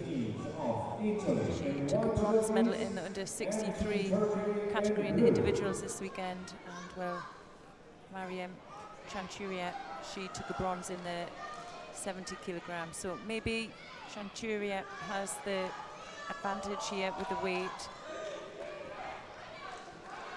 Obradovic, well, it'd be interesting to see what the weight difference is, because normally, if you think about the weights, there's 7 kilos in it.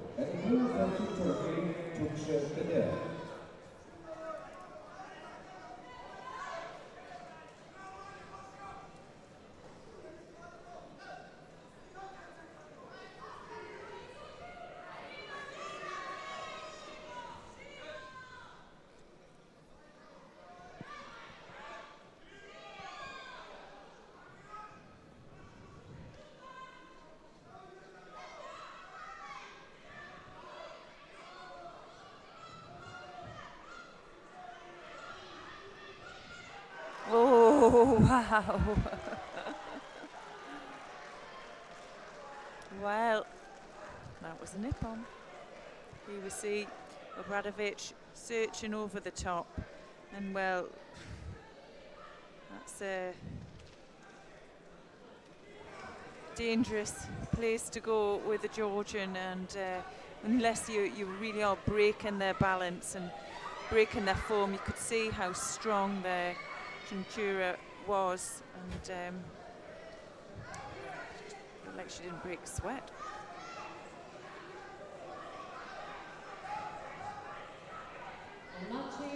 Maybe that's what it feels like to fight in the 70 kilograms. I think I'll do 63. Welcome to your weight. Yeah.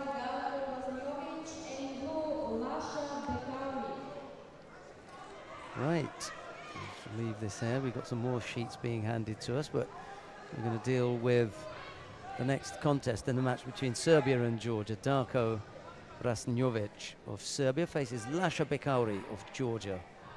Brasnjovic in the white judogi, Bekauri in blue. 4-1, the Georgians lead. Two of those wins have come from Lipatiliani and Chanturia. They must be so chuffed. And they've got Somkishvili to come. Yes. You know, who's already a medal winner for them. For me, this was going to be the difficulty. And then their plus 90 guy, well, they won the plus 100. They won the under 100 and the plus 100. So, but either of those heavyweights could do it. Yes. It's real tall order to beat Georgia now. Yeah. I think it's going to be very difficult.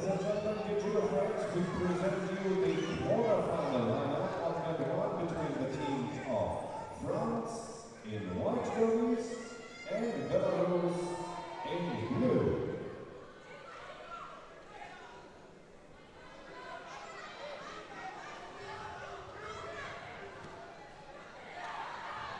First junior contest in this team contest will be the category under 60 kilogram men. In white for the team of France, Judo Uniform. In blue for Belarus, Conor Shoka.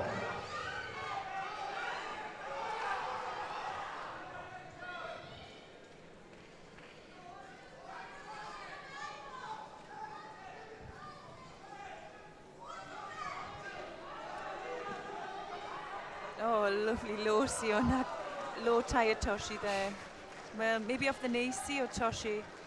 Perfect rotation. Let's have another look at this. Just takes the grip underneath on the lapel. Yes, off one knee. And gets that lovely continuation across. You can see, slips the arm under to get that control. Drives his opponent over. No need for Somkishvili. Or Sikoridze. Yes. And those are your big guns. Those are both medal winners. Wow.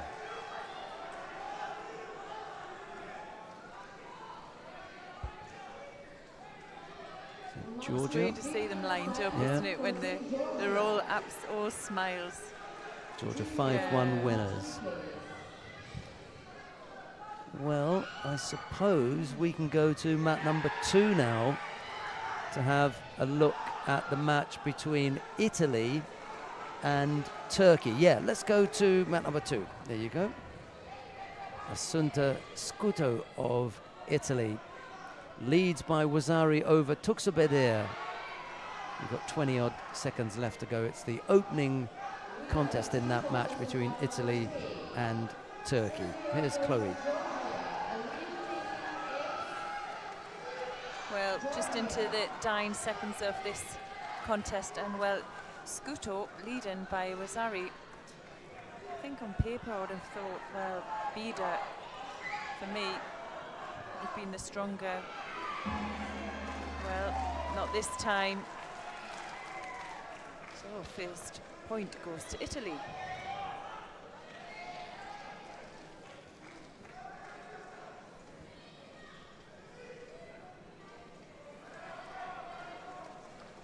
Something to say about having team spirit, and well, Italy have it with an abundance, and I think for me, a team competition, when you have good camaraderie and confidence from your team, it can make a real difference.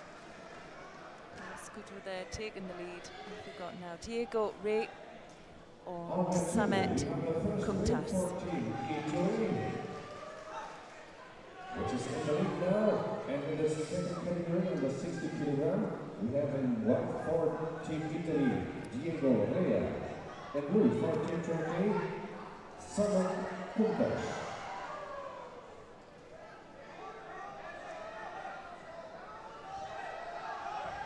Tash there looking for the rotation. He gets it, and it also Komi gets called really quick. Now can he keep his opponent there? Ria struggling, yes, manages to get that little bit of rotation, gets him up onto his chest and manages to pick the leg. And before giving up a score as well. Yeah, I thought it was all over there.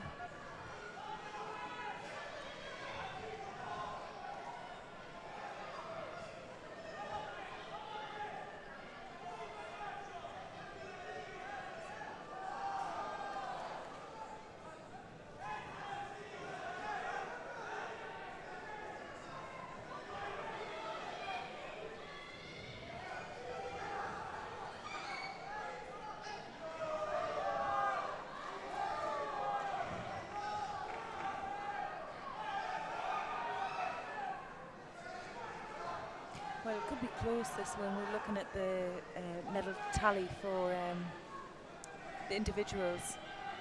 Italy were sitting at number 2 and, well, Turkey were way back down in 12. But when we looked at the amount of medals they picked up, it was Turkey who were ahead by 6-5. Ria there just picking up his first penalty for passivity.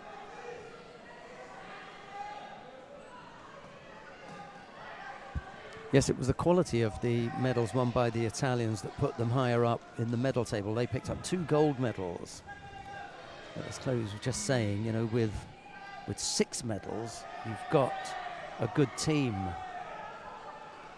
It's just unfortunate that they may have come up against the better team with the Italians. Anyway, the Italians lead 1-0 at the moment.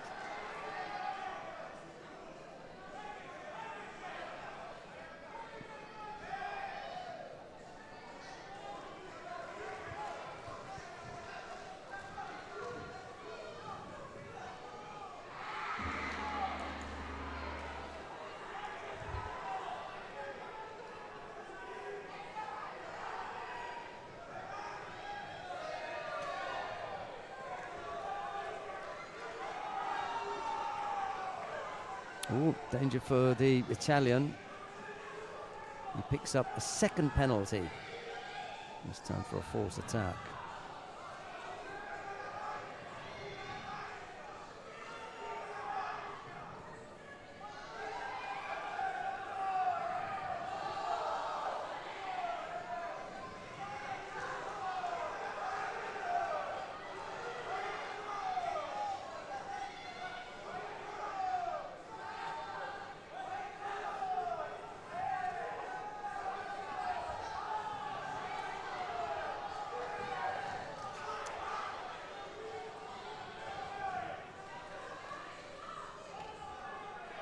Kuntas there picking up his penalty for just really holding down on his opponent. I think maybe in the back of his mind he thought, well, he's on 2 penalties. If I don't do anything and he doesn't do anything, we'll both pick one up, but it wasn't the case.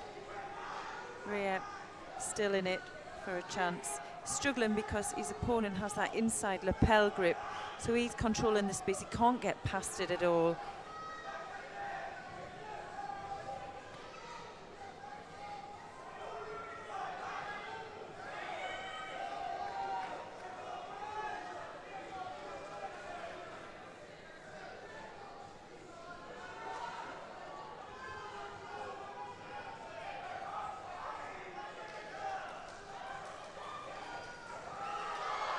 Oh, well, Kumtas there managing to sneak that Wazari with just about 6 seconds to go.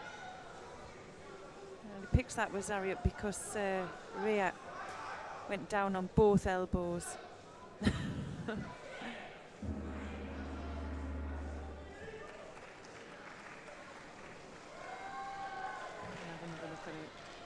So off the grip, switches back for the Koso Tagake. You can see on the landing, he'd just gone down on one elbow, there would have been no scope, but we'll see. Well, both hands go down there. Second win for Team France on leg 1. Next is the under 57 kilo category. And we see in white for Team France, So Kumtas ties things up. It is 1-1 now.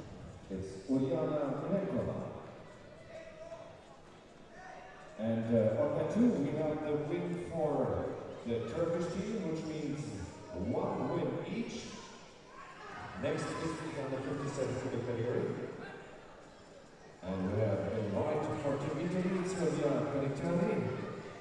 And blue for Team Turkey, Buket Belcha.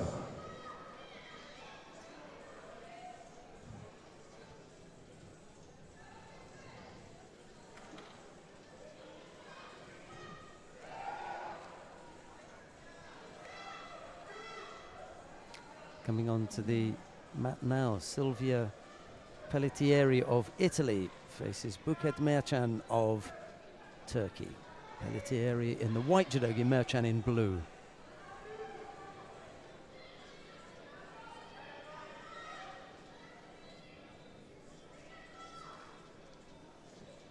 One in the match.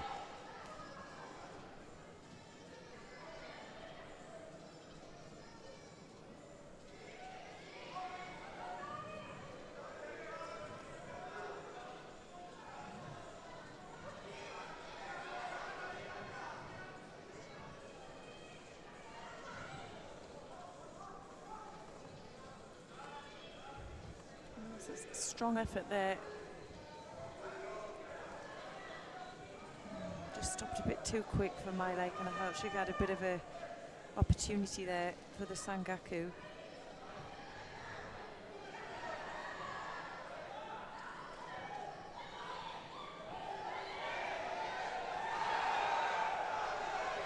Well, reversed there by Merchant, but both landed at the same time. Now looking for the Jujigatami. Doesn't have the angle right there.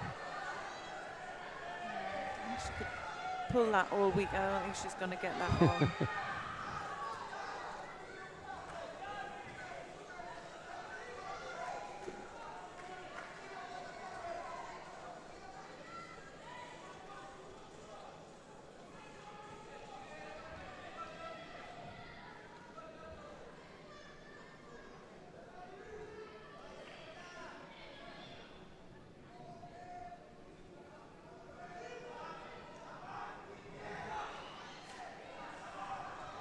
She was ready for it that time. She could make a mistake going round the back. Now in for the Sangaku again. Can she get it this time?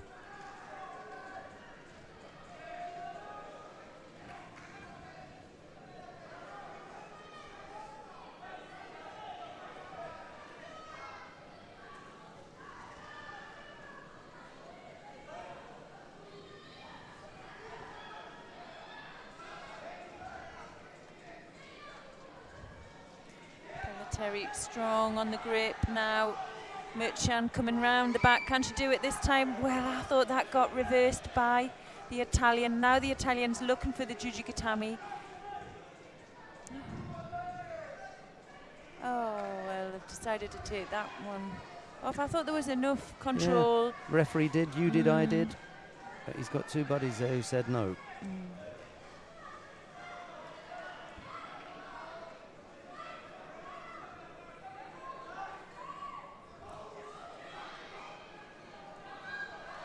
And she went again. She put her arm down on the way down.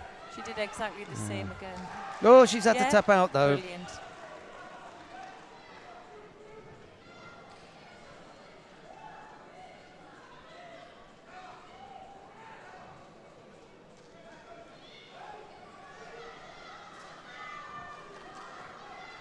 That's 2-1 then to Italy.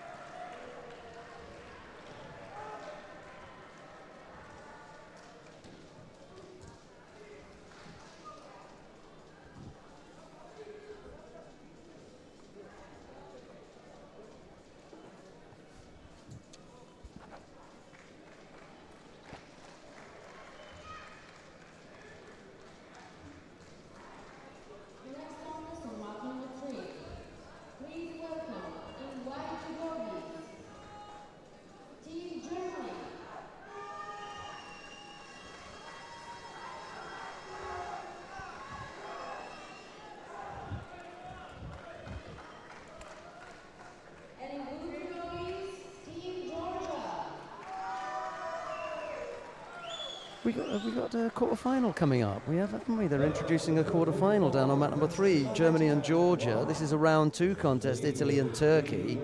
So and this is a really good battle here. Italy 2-1 up against Turkey, but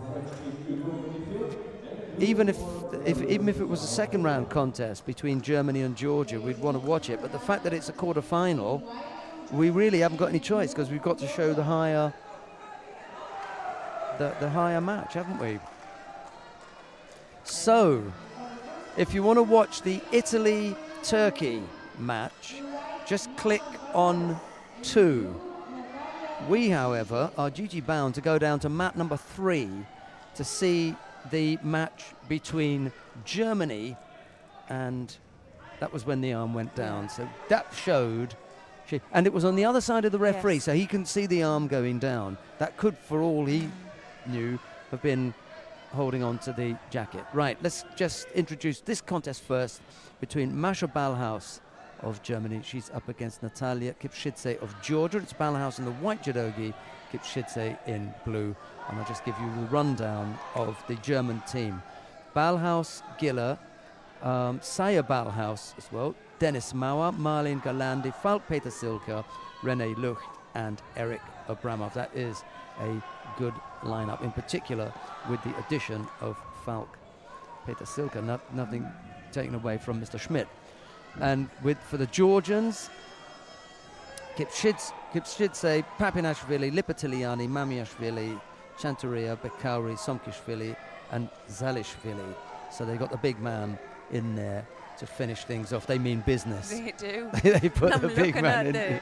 The Georgian young men there really psyching themselves up at the side of the mat. Just out of shot here. It's like a ritual going on. But this promises to be very good, actually. Yeah, Ballhaus had a good win in a previous contest. Really fast Sangaku, really fast with the connection with the feet.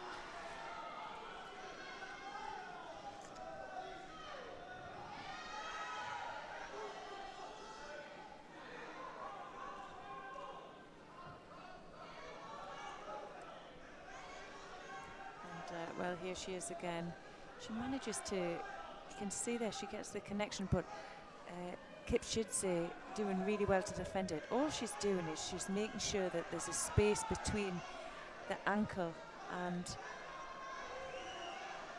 now she's looking for the turn. Now that was a nice piece of nuance. Now can she control her opponent there? Just loses it again. She'll go again. She should go again. She needs to get that opposite shoulder down, and then she can get the rotation. Well, she's going for it, loses control. Nice piece of work. Well defended as well by Kipshidze. Halfway mark now. Ballhaus with the advantage with just 1 penalty to 2.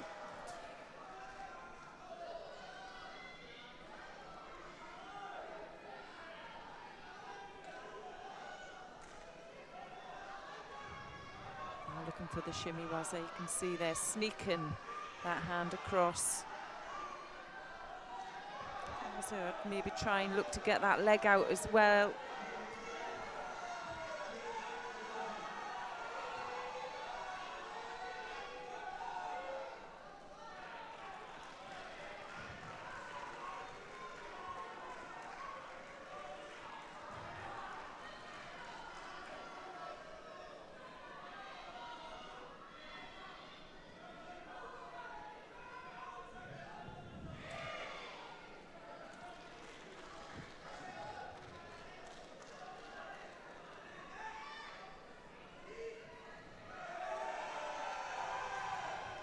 Effort there from Kipshidze.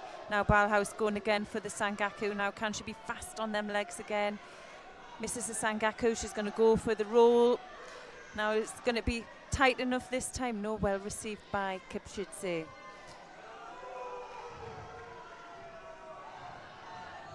Just under the minute now.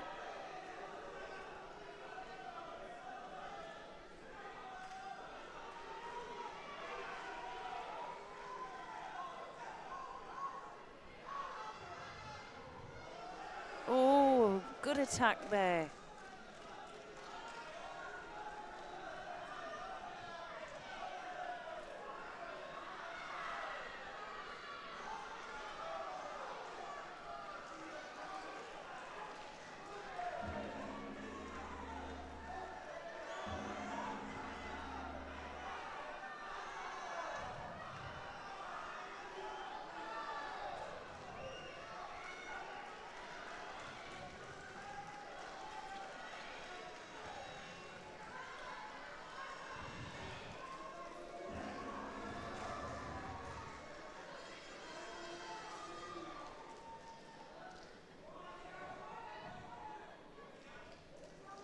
Number 2 is the third win for the Georgian team, which is the lead. Well then.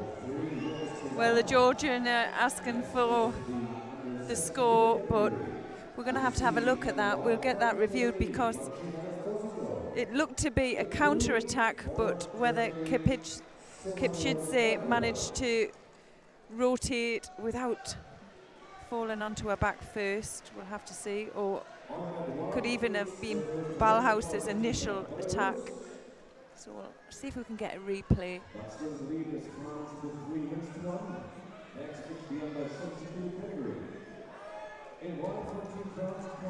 Let's have a look.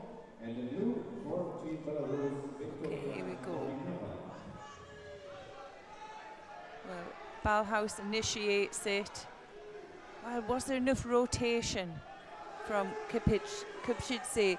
What they'll do, they'll be reviewing that and they'll have a few different camera angles on it. So it obviously wasn't, she obviously landed on her back first, so no score, and we're going to go straight into the golden score period. So, oh, and again.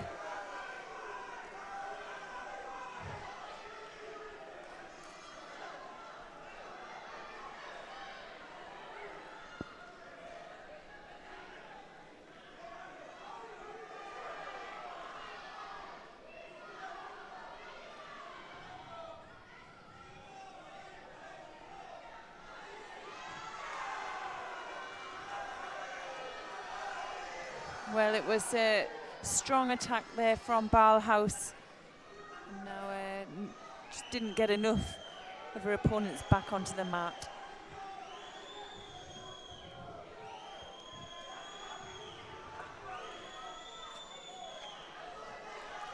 Well, the Youchi there came out, and a strong attack there for Ballhaus.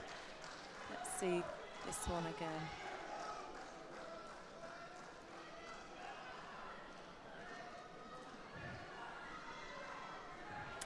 First point goes to Germany.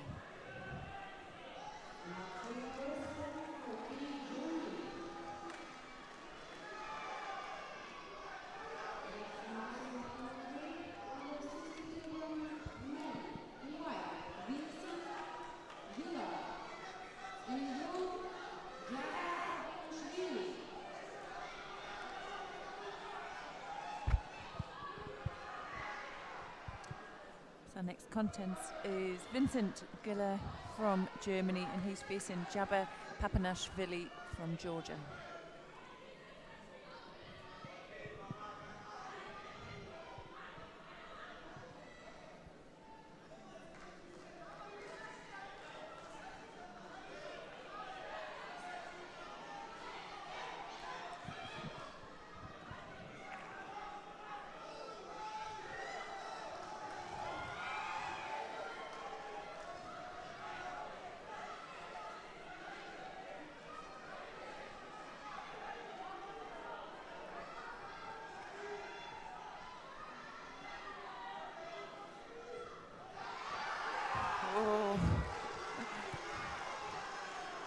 Well, first score there goes to Giller. Just to keep things interesting. Mm-hmm. Oh! He'd already called Mate, yeah. Well, I still wouldn't say this was over yet. Well, it's 3 minutes still. And, well, we all know Papanashvili here. He's got some throwing skills himself. He may just have woken the beast. But to call someone at 60 kilos a beast, I think, well, maybe a slight exaggeration. Oh, look at that hold. Now that was superb, but nearly took his head off. yeah, he wasn't going to power there to get out of that. If anything's woke him up, it's...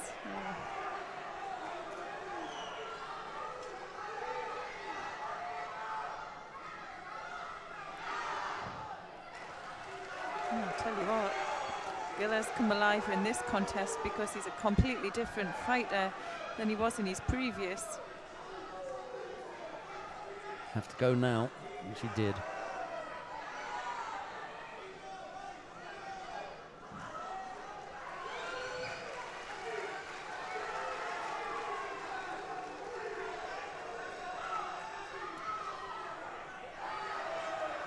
The difficulty here for Georgia is that, for me, Germany is really strong in the heavier weights. Yeah, they're competitive up there. Yeah. I think the difficulty, however, is that Somkishvili, Zalishvili, you know, they're pretty good. You're Peter Zilka, yep, you put your money on him. I think I might put my money on. Mamiashvili, Somkishvili, Zalishvili. I think they're going to be difficult to beat. However, a win here for Giller makes it really difficult for the Georgians. Oh, he's picked up his second penalty there. Plenty of time left to go as well. And with Papinashvili chasing him down, the possibility is a false attack, overly defensive posture, step out. They all come into play when you're coming under pressure.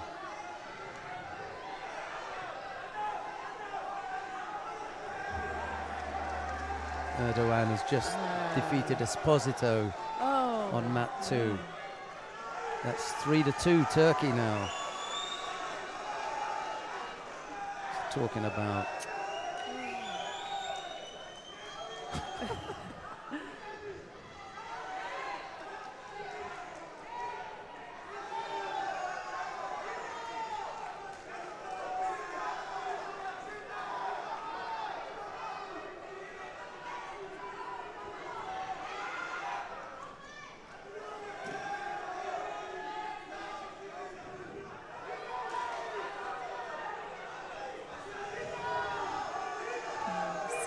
he will pick up another.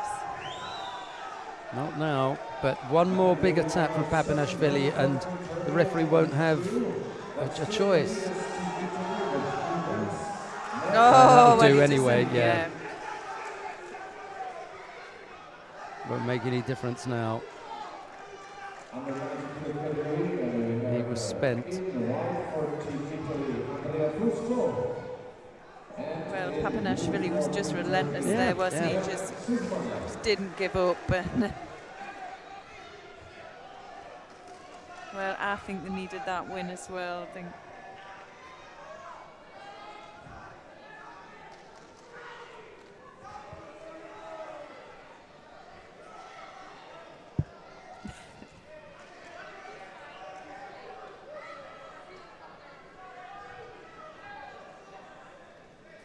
Right, so that ties things up 2-2. Sorry, 1-1. Beg your pardon, 1-1. How's the quarter-final going on at on the top mat? Oh, French are leading 4-1 against Belarus. 3-2 in the quarter-final with Italy and Turkey. And the Turkish fighter's just thrown the Italian Fusco for Wazari. Right, here we go. Saya Balhaus faces Eteri Lipatiliani.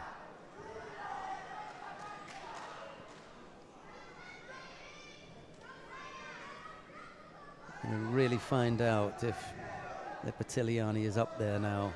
Strong test for the Georgian.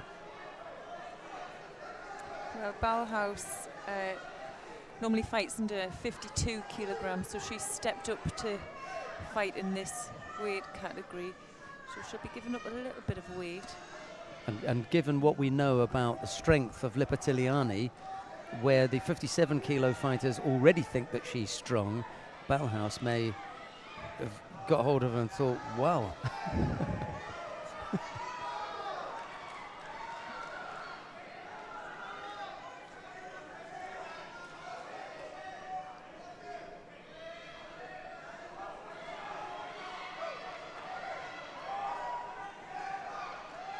Bauhaus picked up the penalty for stepping out. Good effort there, though.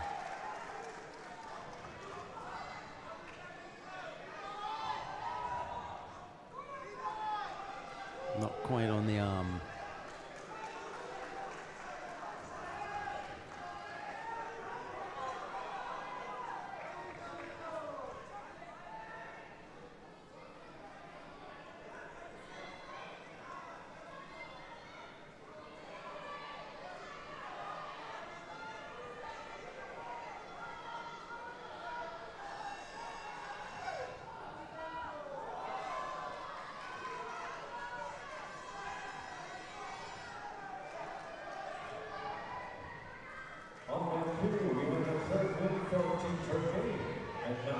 Yeah, here we go. Yes. I wonder if there's just enough of an attempt to defend herself there for them to wave that off. Yeah. There's also the fact of where she takes the grip grab, around yeah. the back. It's marginally under the bit belt. below the belt. You've Yes, it is. but you've got to see whether that belt's rolled up. Is it low enough to, you know, discount it? See, I just think as she puts her elbow down, when she's going down, again away from the view of the referee because it's on the other side. Yes, here we go. So he's not going to be able to see the arm out there. Yeah. I don't think it was out. I think it was. Was there more of a thought to defend herself on the way down rather than to throw her opponent? Yes. Because she was looking at the landing. Well, when I say that, she was looking to here. You just see the. Oh, I'm just gonna. Yes. You know, because she feels the turn coming from Bauhaus, so I'm gonna put my hand down. Yeah. I'm not really controlling it any longer. Anyway, they've let it go. They've had a good look at it, and they've said no. There's enough there for the score. So Lipatiliani leads. And she's relentless, isn't she? Really Yeah, she doesn't really stop. does give them a roughing up when they get in that position. Turkey lead now 4-3 on mat 2 against the Italians.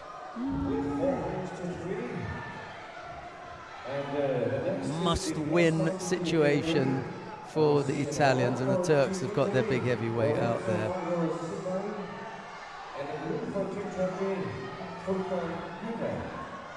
Bauhaus and Lipatiliani over the back now. Yes. Yeah, good effort.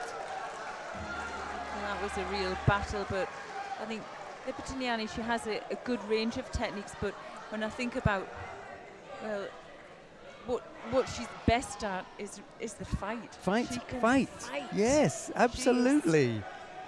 She's up for it. This is not, I mean, we were chatting about this, and you indicated to me that you thought there were some technical deficiencies in, you know, throughout that women's program, really, and you see it with Lipatiliani, Chantaria, Somkishvili. You know, these are battlers and fighters, not scrappers, but you know they know how to fight. The next thing they have to do is to tune up the technical things. But Lipatiliani's 3 for 3 now, isn't she? Yeah, and it is about tuning up and tidying up.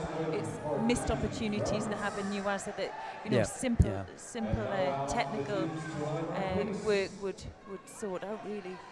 But there's something that you can't give a competitor, and sometimes it is that real fight. I think Bauhaus has it. I just think she was just too strong for her.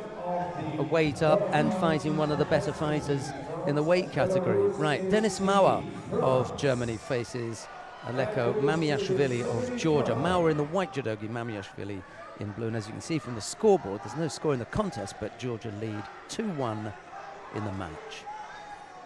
The French have just defeated the Italians.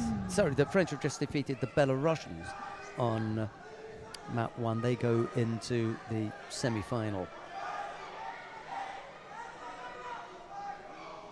And they will face the winner of the upcoming quarter-final up there between Netherlands and the Czech Republic. A slightly surprise package. Who did the Czech Republic defeat? Oh, Ukraine.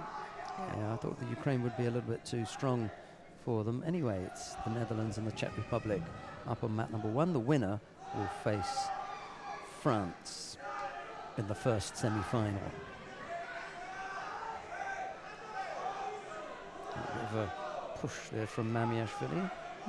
Olivier De Rosa says, hey. Yeah, and he went to him first, didn't he? You've got to calm down. Well, the Italian, surprisingly, in the heavyweight contest, in the match between Italy and Turkey, has come up with a win to tie things up at 4-4. So the coaches had better get ready to go round for the draw of the sudden death contest. Whoa! They're already up here on the control table.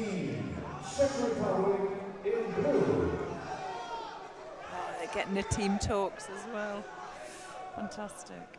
Okay, we're just coming up to the halfway mark here. No score, just a single Shido to Moya. Win for Italy, which means 4 wins each. And now you can follow the draw for the deciding category on the screen. Right, they've taken off the 70 from the big screen. That was the last draw. A little bit of a back push from Mawa. Very missed that one, didn't he? Women's under 48 kilogram category. First we need to adjust the system, and then it's going to be the deciding contest. Mat 1, it's the quarterfinal lineup between the teams. Oh, it's the 48s that have got to go back out for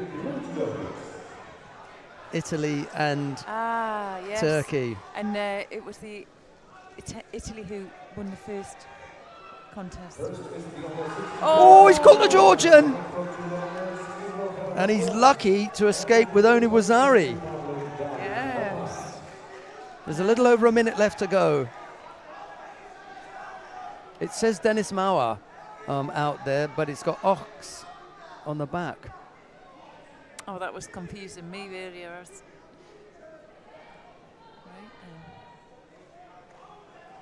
just under the minute mark now.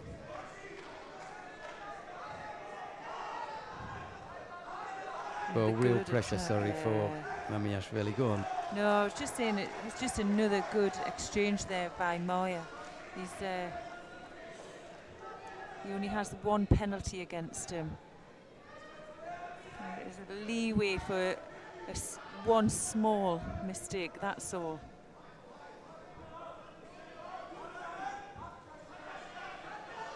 All or nothing now from Mamiashvili.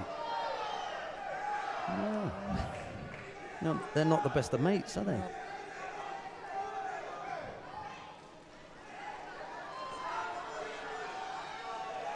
So now we're ready for the deciding contest. Mamiashvili coming over with a strong grip. Did he duck underneath though? I think he may have been holding out, so that exchange got stopped to give Moya another penalty. And again, Mamiashvili there hunting. He really only has 1. He's not going to get another penalty at this late stage, is he? It's the other way around. Yeah. What's the German coach complaining about? He leads by Wazari. There's a second left to go. He wants a penalty to Mamiashvili, which would do what? What would that do? If Mamiashvili were to pick up a penalty now, what would that do? 0. Wouldn't do anything. No. You know, and it was your man that was ducking underneath, overly defensive. You know, so Yeah, if you took a clock away and you couldn't see the clock, what would you do there? You would probably give Moya another penalty for a defensive grip. And it does what? Thanks for that. You know, are you happy now? You know, it was nothing. It was an absolute non-event, that. And now the coach, he puts his hands out and as if to say, well, what happened? You were begging for it. You were begging for a penalty for the Georgian that changed nothing. Yeah. There was a second to go. He didn't have a penalty, you know. Oh, dear. 2-2, Germany and Georgia. The Italians won it then, 5-4. Wow. Over Turkey. We're going to have to start writing this up, aren't we? Look. We've got a green pen today. Chloe Cowan Vickers is writing in green. Marlena Galandi of Germany faces Mariam Chantaria of Georgia. Galandi in the white judogi, Chantaria in blue. Were these the bronze medalists in the under 70 kilo category? Them, yeah. I don't think they met, did they?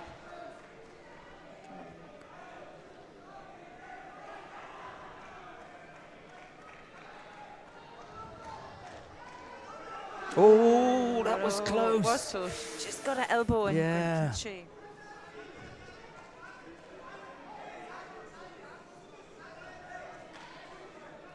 And Galandi was in Pool B, lost out to Alice Balandi in the quarter-final. That sent her into the repechage. Chantaria lost out to Margit de Verde in the quarter-final. That sent her into her repechage contest on opposite sides, so they didn't meet.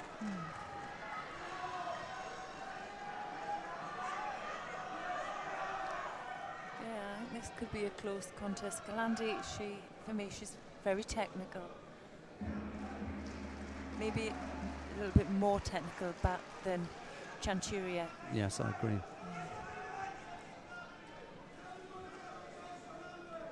Just got to be careful here of not being guilty of holding on to those sleeves and not doing anything with it. It's all well and good to take a strong grip or the dominant grip, but then you have to do something with it. 2-0, the Netherlands lead in their quarter-final over the Czech Republic. That doesn't look good for Galandi. She could pick up a penalty. Well, she's avoided that.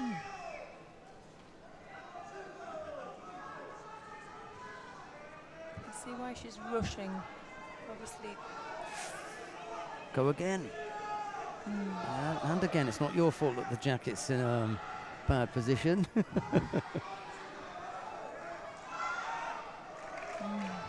Chantaria, she's looking strong. Yeah. And I think that's the case. That's why Galandi's rushing, is because she can feel how the poise. Physical of it. Yeah, she's got a good posture, Chantaria.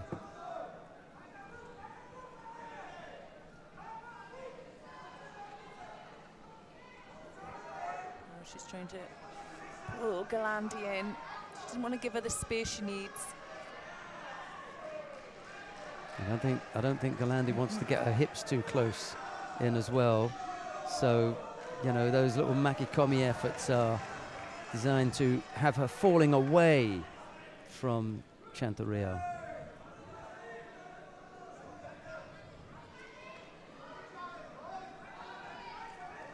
Minute 20 odd left to go. That was a nice attempt. Now she'll be straight on that arm. She's at a good angle. Oh my goodness.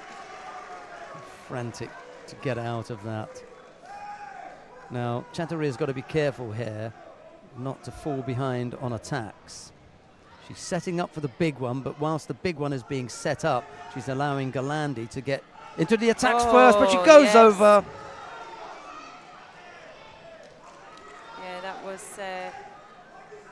superb. Let's have a look at this again. So Galandi goes for the co-sorter, and a bit of tewaza, would you say? Absolutely, just really absolutely. Manoeuvres her and controls her onto her back. Exactly what it was. It was all hands after that. Yeah. Didn't get a foot in there. Yeah. And it was Galandi giving a really big effort. She threw everything at it. Once Chantaria wasn't where she thought she was going to be, she was able to take control with the hands. Yep, she can afford that. She hasn't picked up a penalty. She can pick up one more, 20-odd seconds. It's looking good for the Georgian here, difficult for Galandi.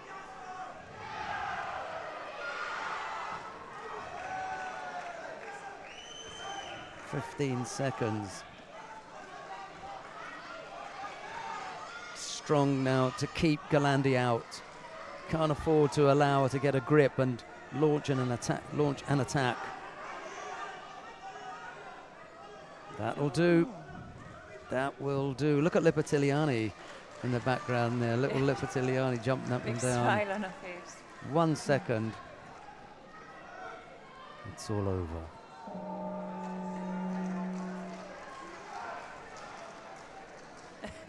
Chantaria takes it.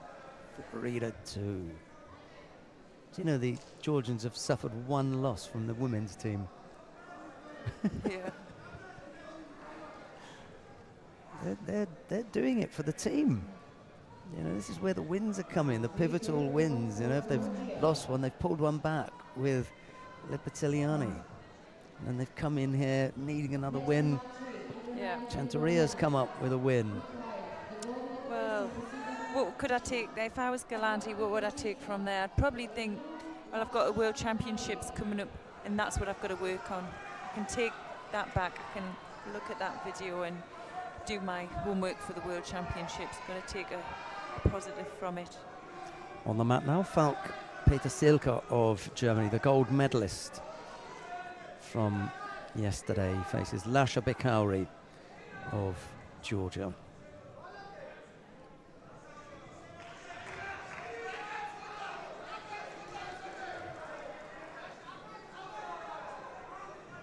Three to 2, Georgia lead.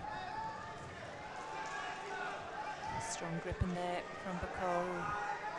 There he is hunting for that over the arm. He hooks in on that lapel, and yes, Peter Silka picking up the first penalty there, not engaging.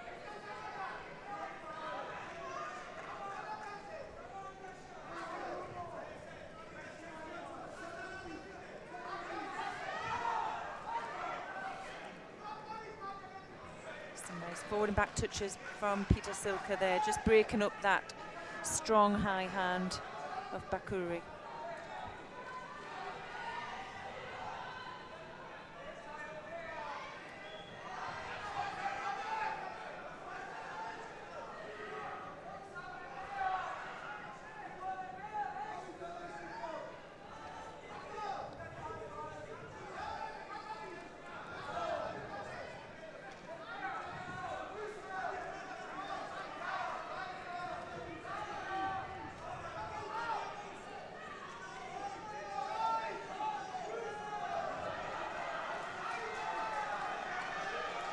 Well, I don't think, for me, I felt like Bakuri was trying to engage with the grip there. I don't think he was holding off at all.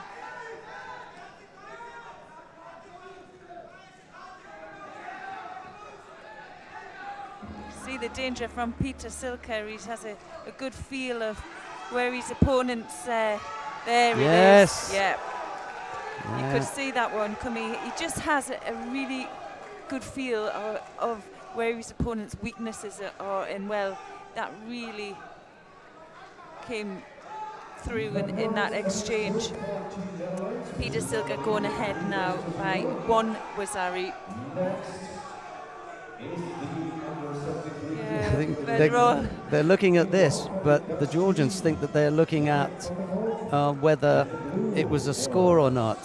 The Germans think that they're looking Yeah. at whether it was Ippon or not. Yeah, well, I think they could be looking whether it was Ippon, whether there was enough continuation of a roll across the back.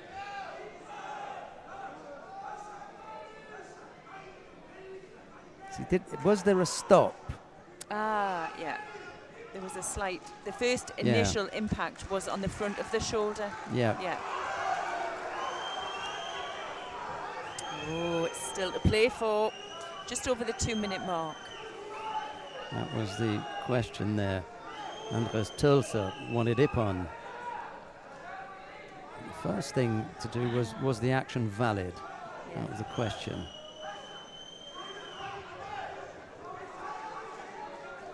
Andreas, that boat has sailed, mate. There's no good signalling Ippon. We've moved on, mate. Sorry.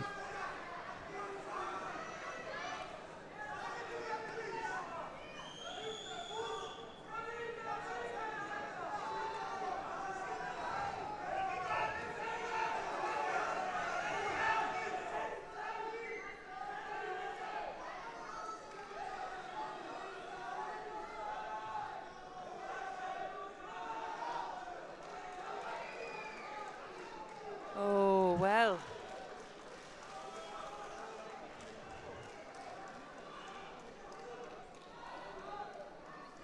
Well, really, Lasha Bakoro here has had an exceptional contest there. And I think we could be seeing a final penalty here.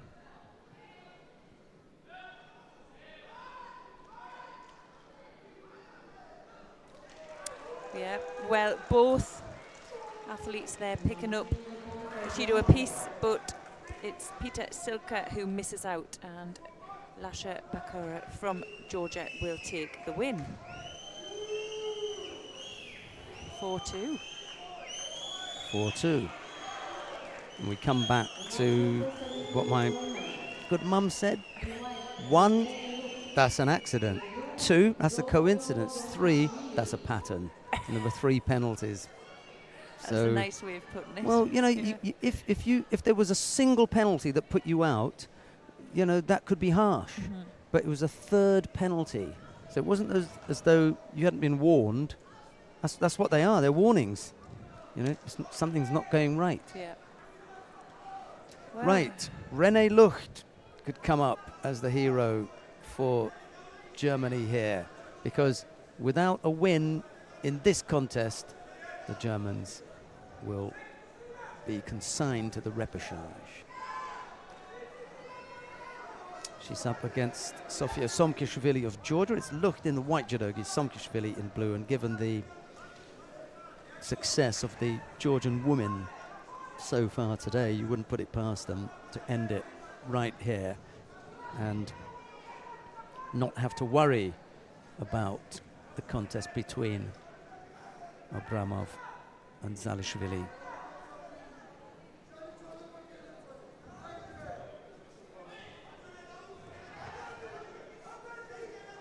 I wonder, I know that Lucht took the silver medal in the individuals, and Somkishvili took the bronze medal. I'm just going to see if who they lost to. Terrific Did they lose to result the same? Yeah. for Lucht.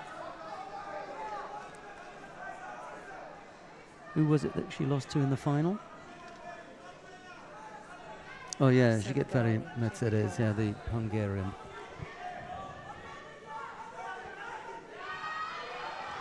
Well, it's possible, isn't it? It's possible that Germany could, but that was a. No, I think that one will get. Yeah, so do I. moved off.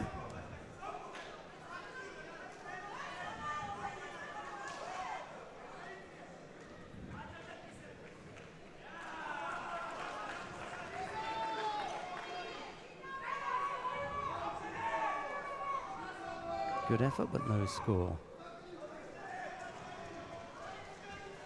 But one, first point for Czech team. And still, Netherlands in the lead with 3-1. Next is the under 62 category. In the white for Team Netherlands, Martin Holt. And in blue for Czech Republic, Renata Zafova.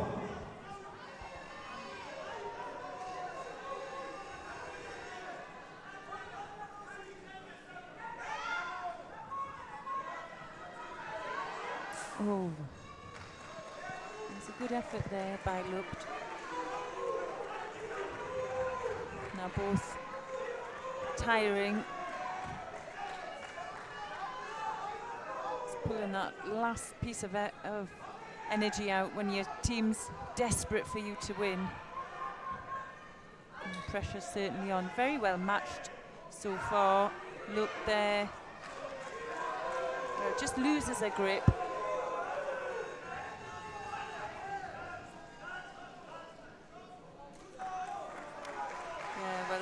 Those efforts have forced the first penalty there to Simkashvili, evens the penalties out.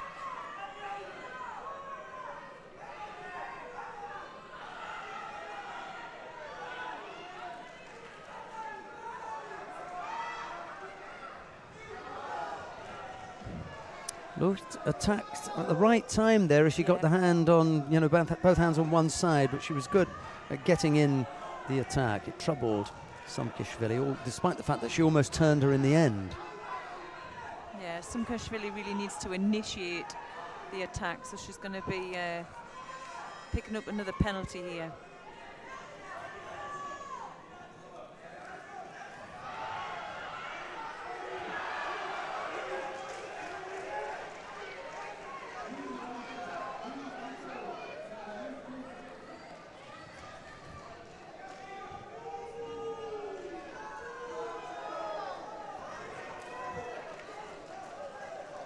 It's win number 4 for Team Netherlands on number 1. And the lead of 4 wins to 1. Now it's under 90 Second penalty picked up by Simkashvili.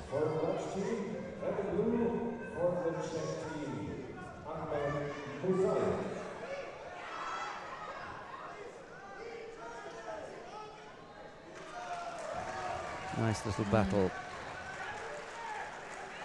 between this pair. Simkashvili back to her feet first, getting a few words of advice. Well, several, because there are two coaches on their feet. Two coaches is allowed, or two coaches are allowed, but not on your feet. Turn. Oh, couldn't come up with the turn. Well, Lucht is doing what she has to do. She's getting those attacks in first, and well, Simkashvili really does. Yeah, their second coach there just sat down. I would say she has to engage here. She has to do the first attack. She can't afford that big hand coming across again.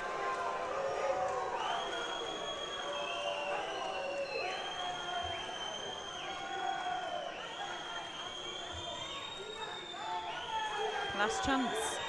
Yeah.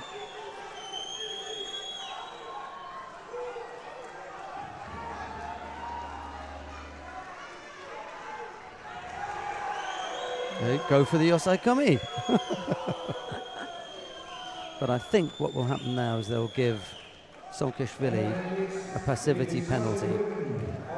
The attacks haven't been that great, but they have not resulted in any response from Simkashvili by way of attack. She's allowed that to get away from her.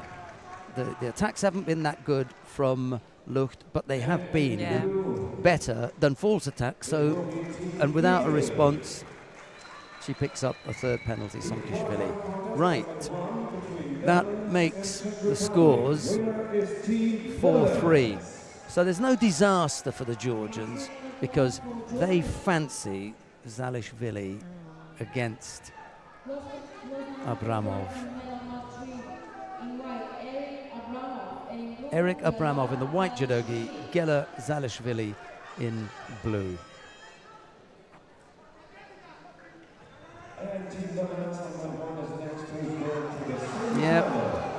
ran the risk. Oh. Yeah.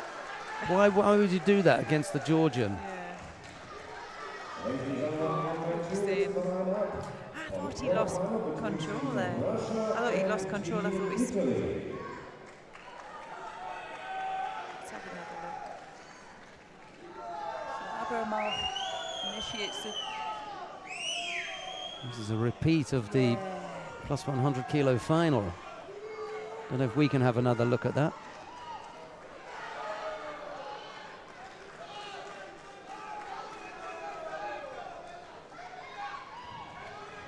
But he's turning off it in the end, and they've said no.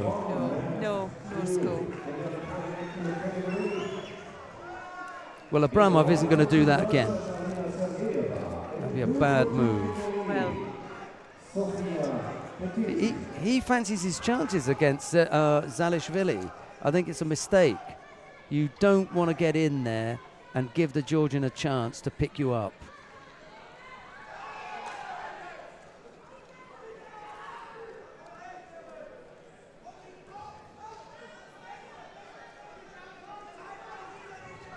Well, they're given a penalty for a grip inside, the fingers inside the jacket. Oh. Well, no, there's no score. There shouldn't be a score there because he wasn't in control.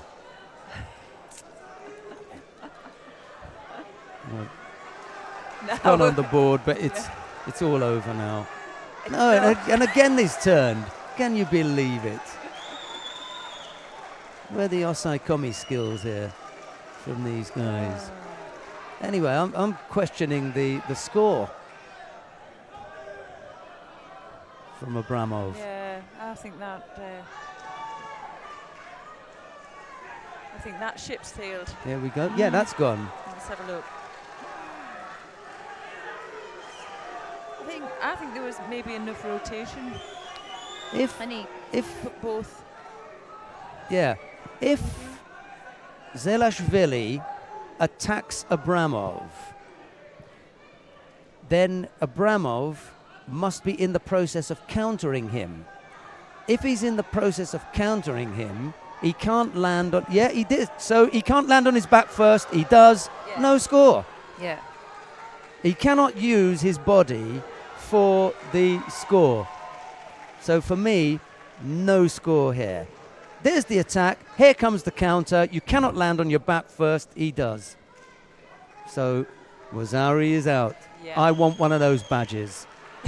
I'm going to get me a badge. So we're back to a single Shido. And we've only had a minute and a half. Oh. I told you that this would happen. I love team events. Abramov looking dangerous. Zalishvili reactive. And now it's a false attack from Abramov. This must be painful for the two supporting teams to watch. So nerve-wracking.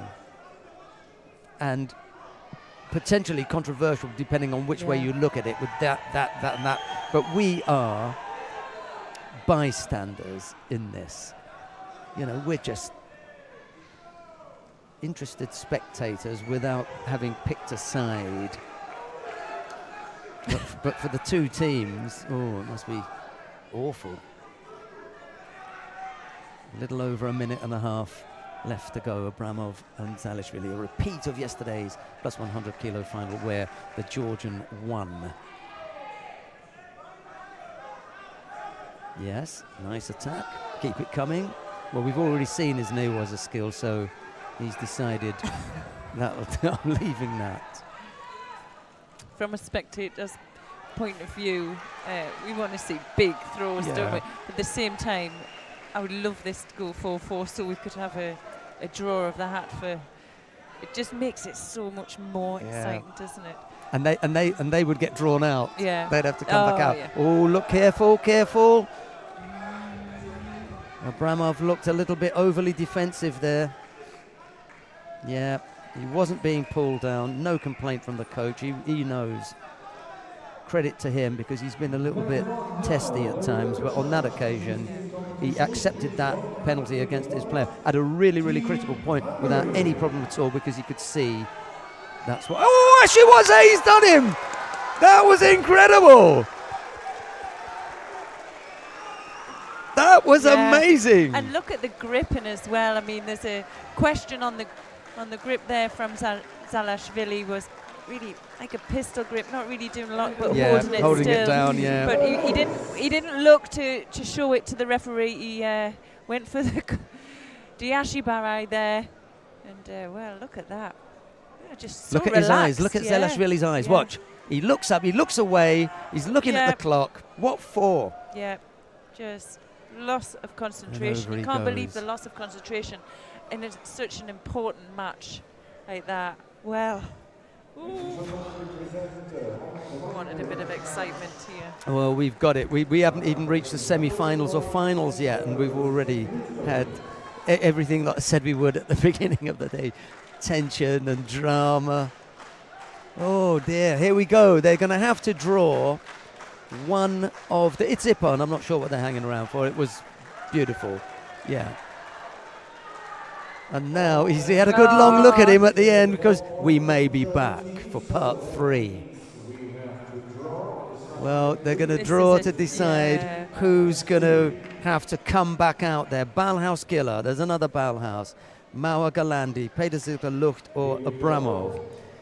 Kipshidze, Papianashvili, Lipatiliani, Mamiashvili. It's under 70 kilo, Chantaria and Galandi.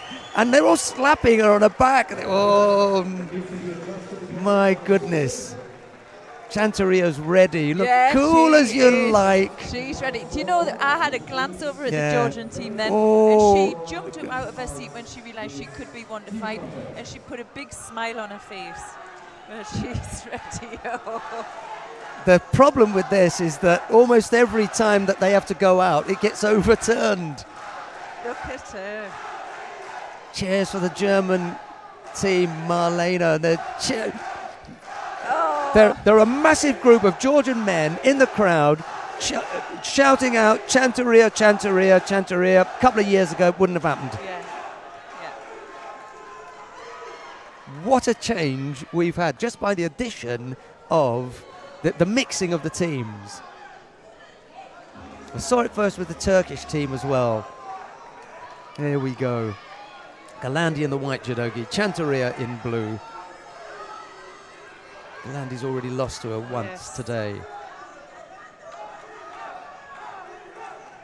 Sudden death contest. Already the golden score is on when it's a sudden death contest. First to score wins. Slightly more cagey this time, Chantaria. Waiting for a grip from which he can work on. Chantaria just drawing Galandi, and Galandi pinning on to that sleeve. Well, she picks up the penalty for just being a little bit... she picked the penalty up there for holding down on the sleeve, and for me I thought it was Galandi who was holding the sleeve down. I thought, and you're absolutely right.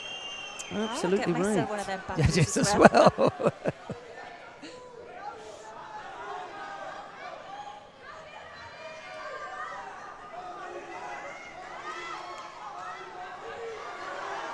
It's going to be technique from Galandi that can win this. Yes. Because Chantaria, she is strong. She wants to win. She stood on that mat. She wants to win it for her country, and it's like getting through a brick wall. It's that good strong grip. high hand.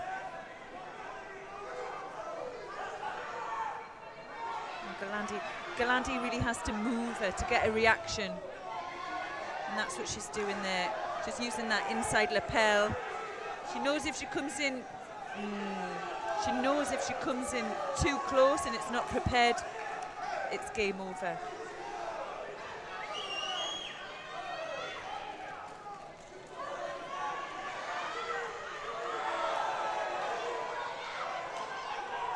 It's a little bit untidy from Galandi. A little bit rushed again. Yes, it was very similar in the first contest. But for me, if you're fighting someone who is strong, you do have to hit and run. But for Galante, the best option for her would be a combination. It's going to be too strong in the first attack, but if she gets a reaction from her opponent, that's when she can catch the score. The referee just calming everything down, and Chanturia there just picking up her first penalty for passivity. Rightly so. Yeah. Ochigari, and then left-sided. Doesn't come up with a score though.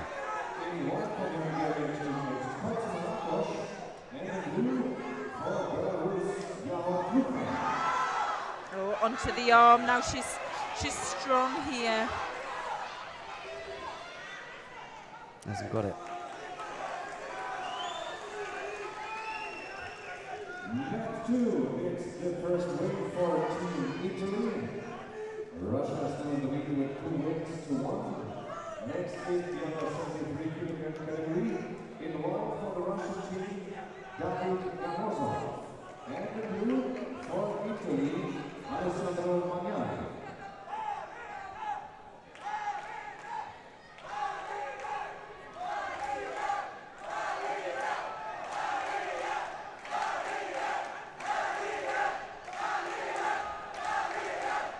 Both fighters have picked up a single Shido.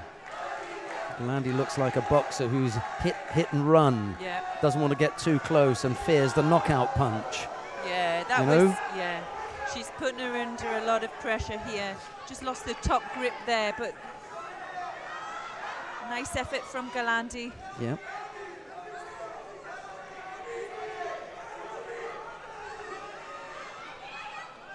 There's that left Hayatoshi stabbing.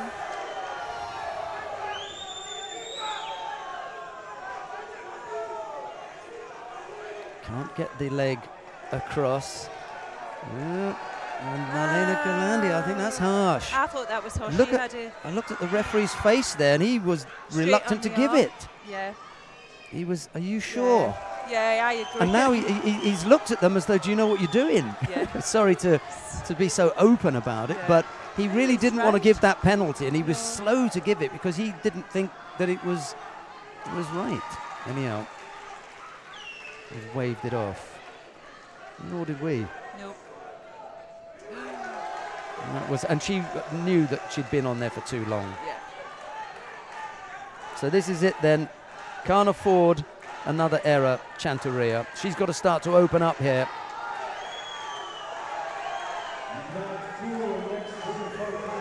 Well, I think maybe Galante again on that sleeve.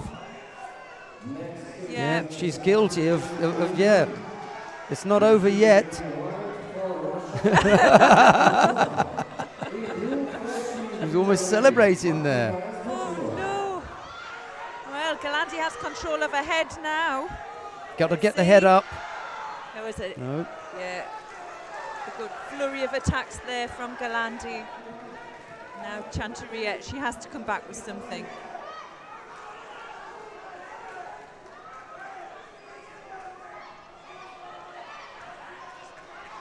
There shouldn't be anything here for either side. Let another cycle go on. Here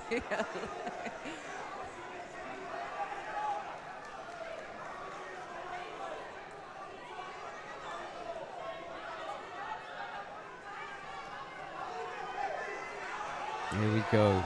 I think this is where it's going to be settled here. Yeah. 3.5 minutes in to this golden score. Galante strong on the grip, moving. Touch of Ashiwaza and another. Yes. Now that may. No, not yet. I think one more exchange. Yeah, because if they're clever, they're going to know what Galante's just trying to do there. Yeah. Look busy. Yeah. You know, it's a little bit different. But let this one go as well. And if Chanturia can't come back in anything here, then you make your decision. Yeah, good decision that. Well, I'm not going to give it on that. No. You know, had that been a bigger effort, yes. But, you know, it's too clear what she's doing here. Are these genuine attempts to throw Chanteria?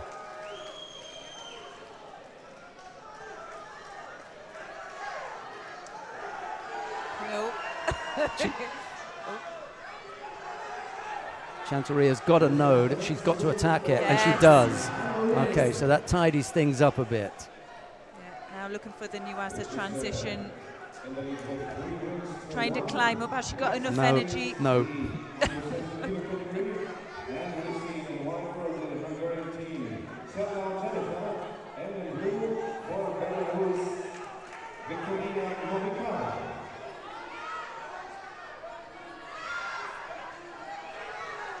Another good effort.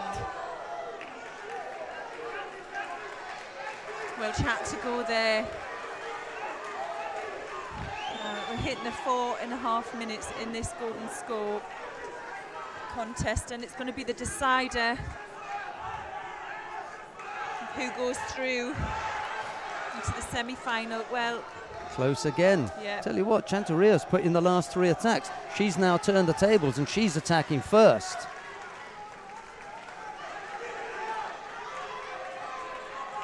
They still both look strong.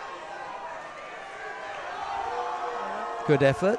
There was they're calling for a bear hug. No, she didn't have her hands in the bear hug position. No, she had to defend that as well, so it wasn't a false attack. Yeah. She created some movement. First time that she's been second to her feet.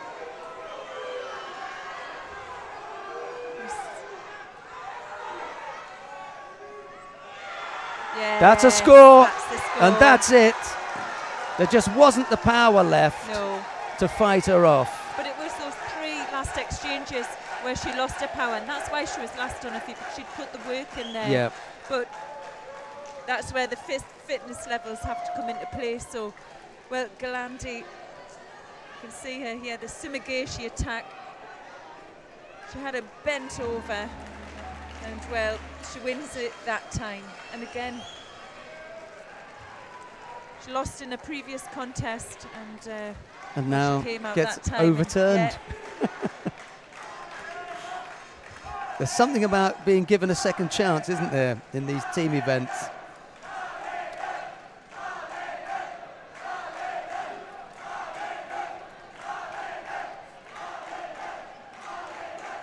And Galandi did it for the Germans. There's a call for, you know, you learn when you learn in judo when you do lose, you know, and if you are that type of athlete, you move on and you progress. And you know, she had an experience in that first match and fixed a lot of things that she was doing wrong. Fitness levels were really good from Galandi as well. I thought she looked, you know, she kept it together a little bit more. A great effort as well.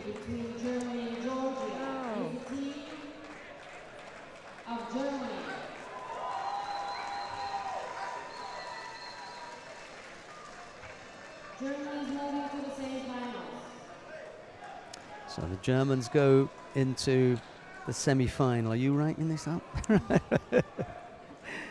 Germany into the semi-final.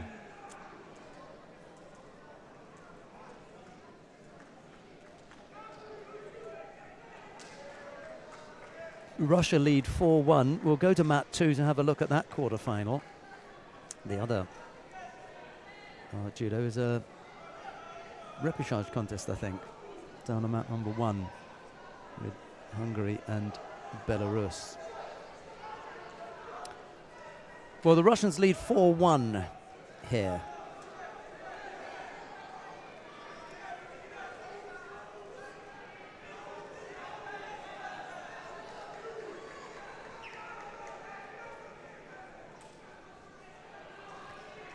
In the match, but there's no score yet in this particular contest.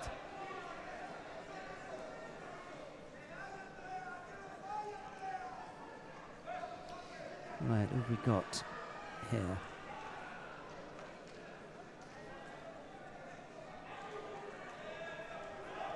Eldar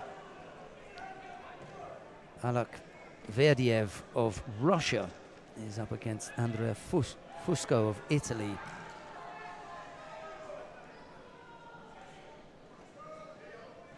Alakverdiev in the white judogi, Fusco in blue, no score as yet.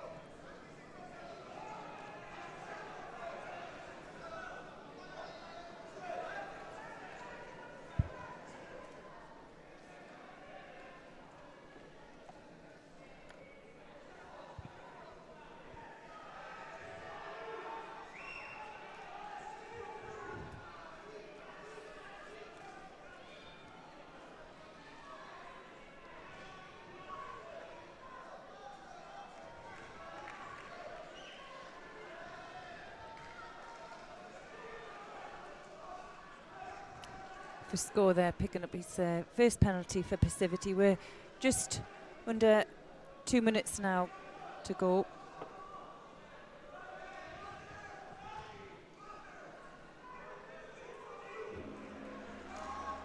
Well, Fusco, a lot of pressure here. He has to win this one to keep Italy in for a chance. Just avoided the score there.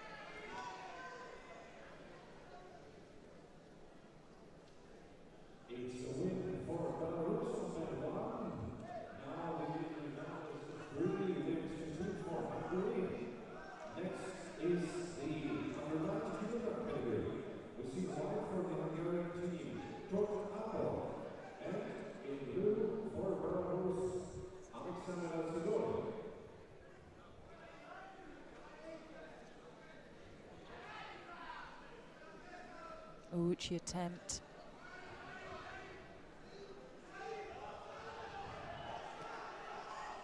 Fusco controlling the head there, whether he was looking to use that high level grip there to create an attack from. He doesn't want to see that he's dragging the head down. We're just under a minute now to go. And the second penalty there goes to Fusco.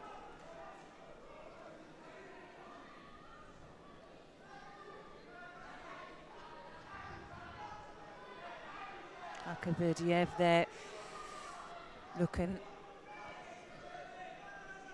to close the gap.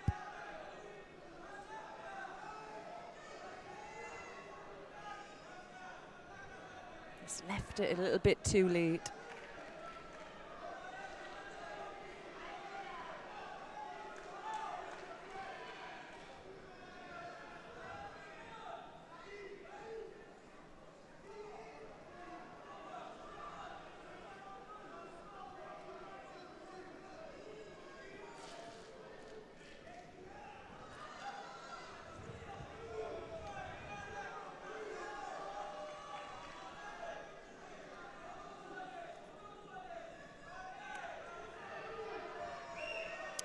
Looks to me like this one's going to go into the golden score period.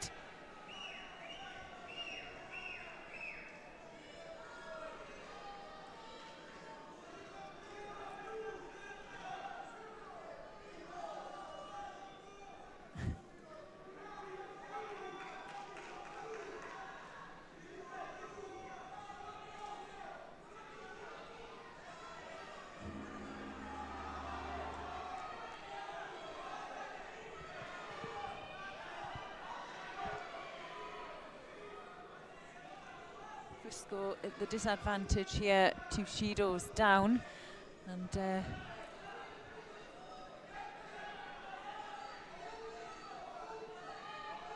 oh, there's the score. Well, maybe not. There may have been enough of the arm, elbow used to defend that one. Well, they've given the score. Alakverdiev there, just taking him down onto his side. Let's have another look. So the initial attack there, Uchi, and then switched to the rear. Yeah, that was good enough for Ozawi. Well, that puts Russia in the lead with 5 points. So there'll be no more contests in this match, and they'll go through into the semi-final. To be Russia and Germany then to battle it out. Right, we've got the semi-final lineup. It's the Netherlands and France in the top half of the draw, Germany and Russia in the lower half. And when it comes to the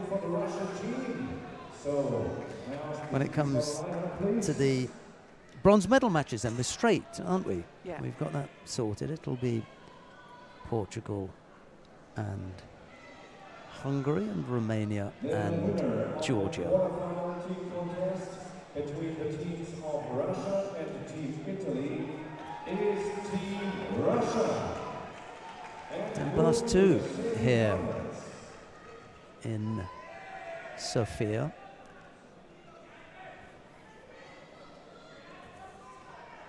Hungary and Belarus are still battling it out in their repechage contest. There's a repechage contest between Portugal and the Czech Republic. So we've still got quite a bit of judo to come.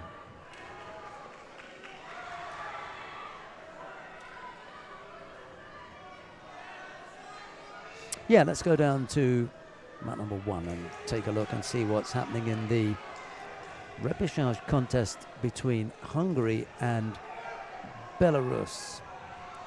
The Hungarians lead the match 3-2. But in this particular contest, Tot Apor trails Alexander Sidoyek of Belarus. It's the Belarusian leading by Wazari with half a minute left to go.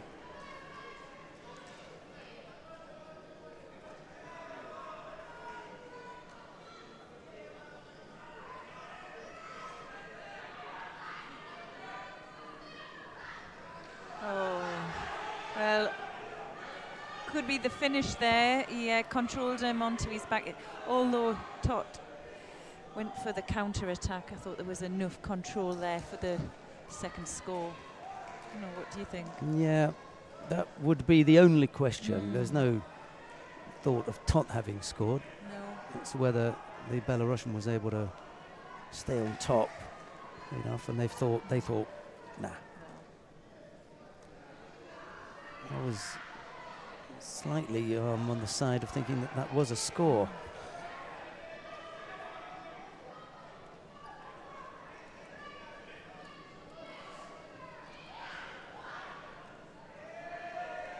Yeah, you can afford to bail a couple of times there now, can't you? Look at the Belarusian jumping up and down. You know, this is going to level things here.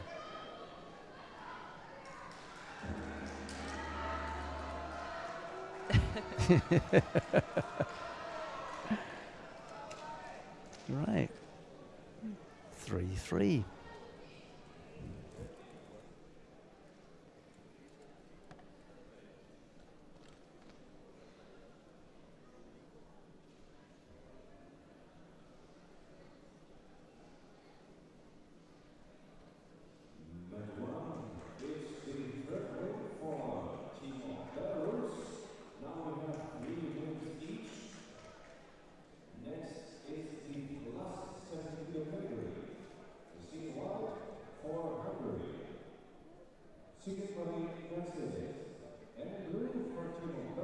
Well, we have Siget Vari Mercedes for Hungary, and she's facing Daria Kantsevia from Bulgaria.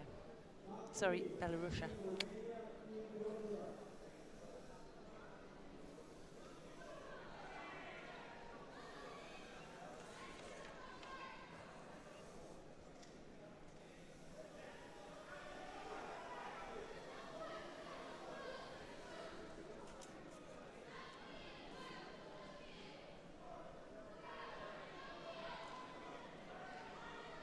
Siget Vari there, taking the first score.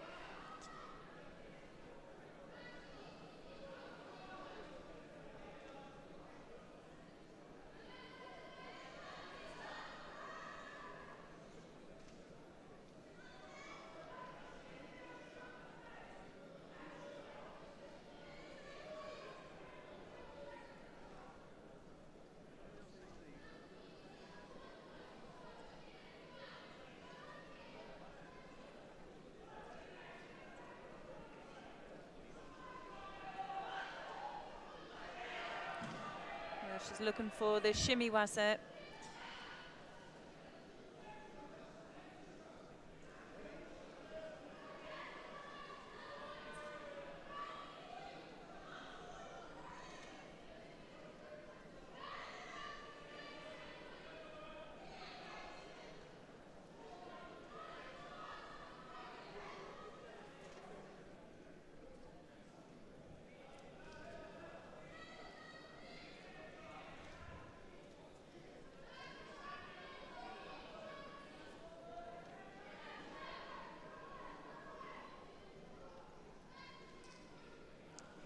Sigatfara there, looks like she's setting up herself for that left side. Well, it gets turned and controlled down.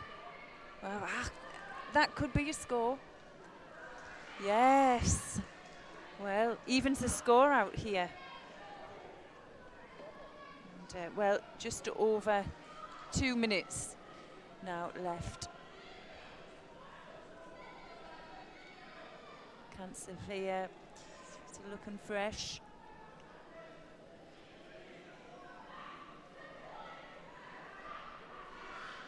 Strong attack there. Can she get the drive through? Well, she gets the drive, just whether there was enough pause. No, she takes the win. She takes the win. Let's have another look at that. Cool. She gets a really strong grip around the back and then really drives through. Now that was a super win for Kantsevia for Belarus. And now it's the lead for the team of Belarus. It's group number 4. So next is the +9 category. In white from Hungary, Sofia and blue for the team of Belarus, Romania. Well, this is the last contest in the match. Well, and it's Belarus leading 4-3. Richard Siprok from Hungary and Bogdan Wojcik from Belarus.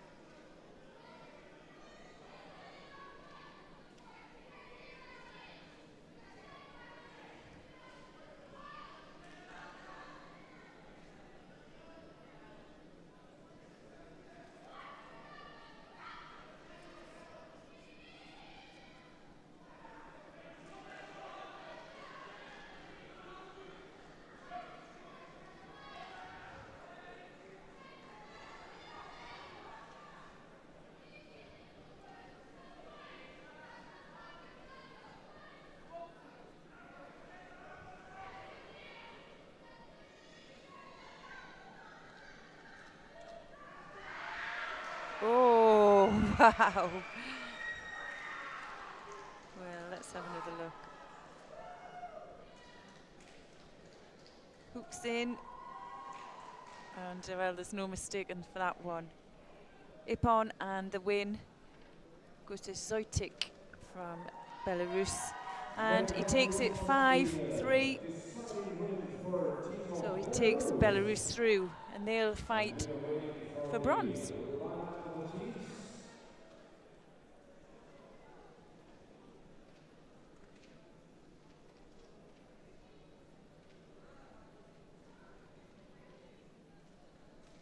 And 2 good wins there on their last contests.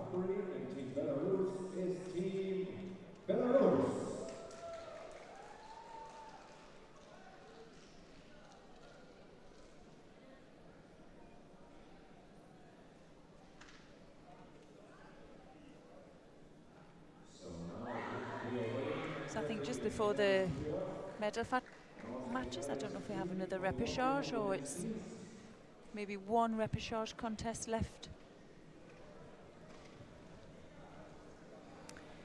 Yeah, it's the Portugal and the Czech Republic, Greece and Italy, Romania and Georgia. We've still got quite a few. Quite a few. Yeah.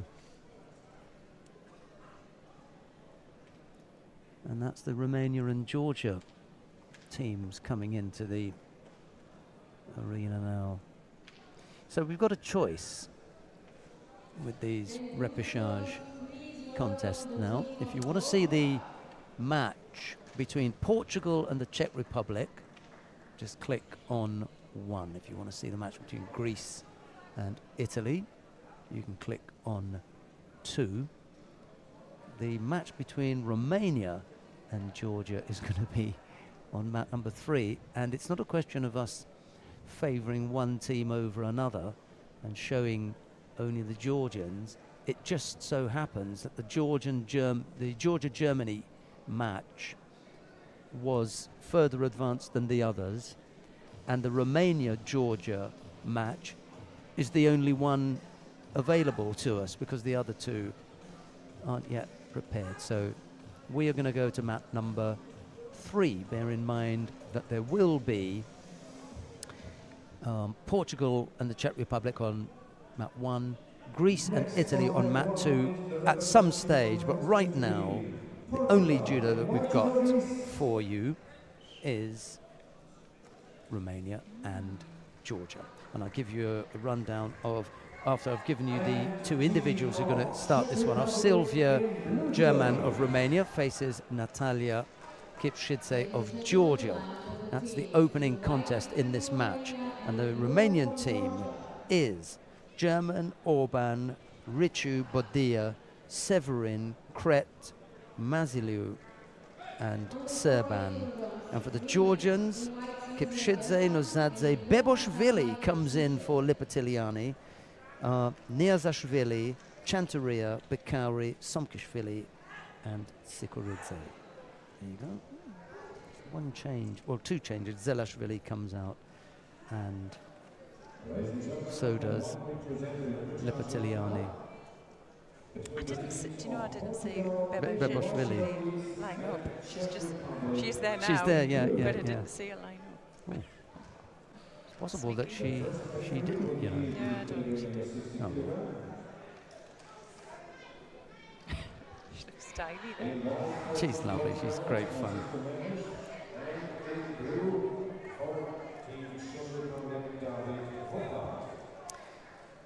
Now, what I don't want to happen is for us to end up, you know, here for too long. So one of us is going to have to take a break. So, I'm off. It's up to you. It's up to you. Don't Yeah. mind shooting off. I'm going to go. Okay, you go. Leave you with Chloe Cowan Vickers, the Romanians and the Georgians.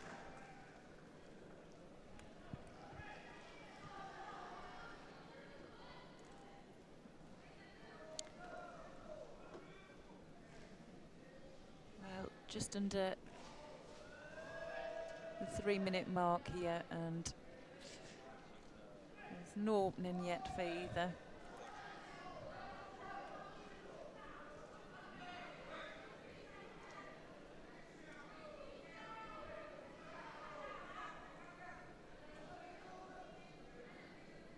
Bigger effort there by Kipshidze.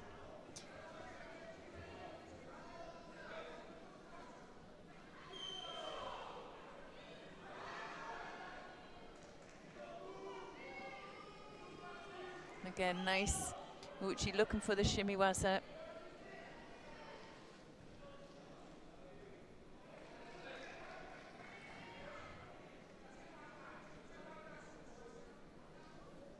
And the passivity there goes to Jimin. Well, good piece of work there from the young Georgian athlete. And Jimin coming through herself.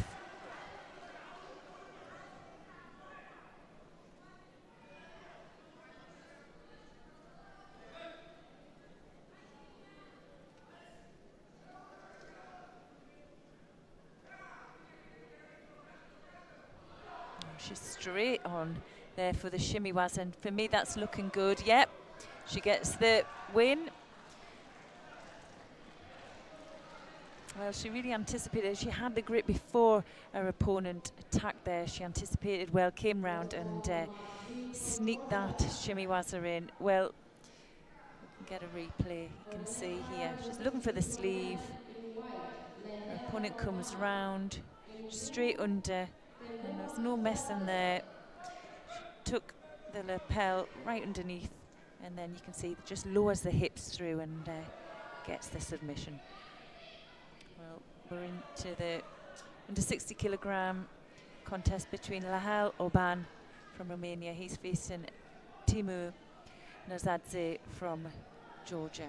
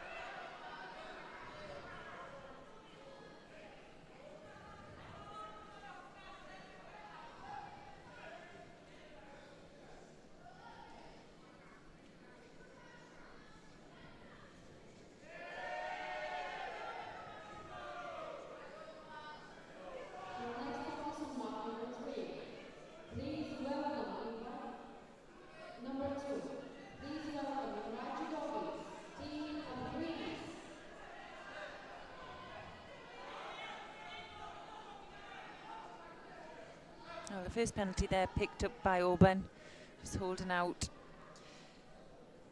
And we're not even halfway through this contest, yet to see a score.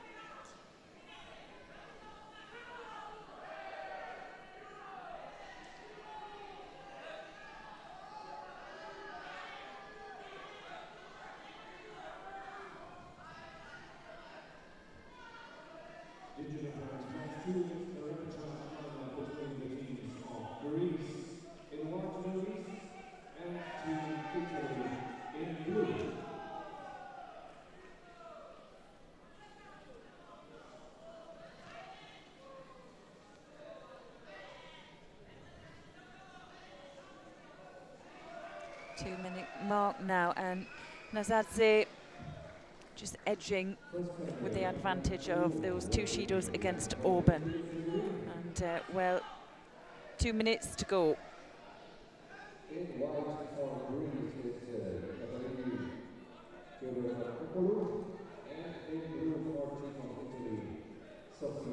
Well, initiating the first attack again.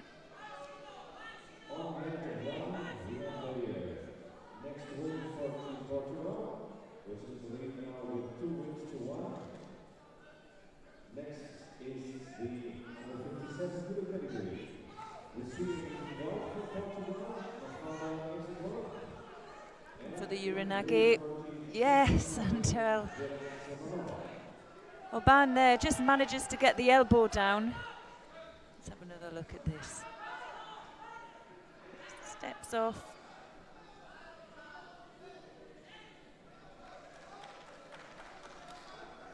Nice piece of work from Nazadze and well anticipated. Well, here we go. Well, nice attack there from Orban as well. Coming back now, just over the minute mark.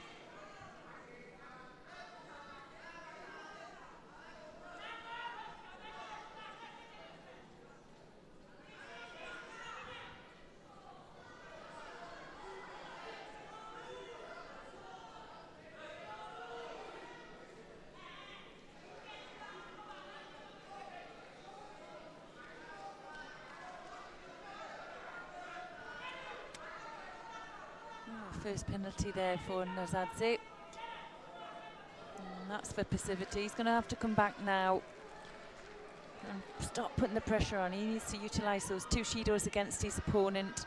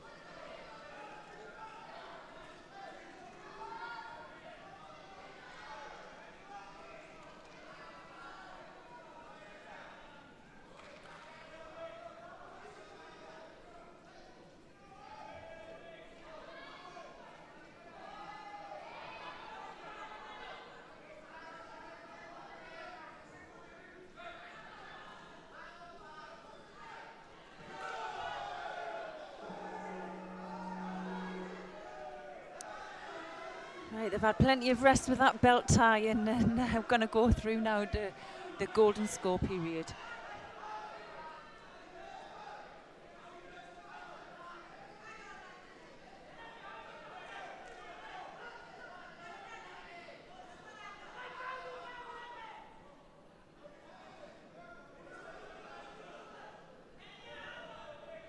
Oh, well anticipated there from Nazadze. Quick in for the hold.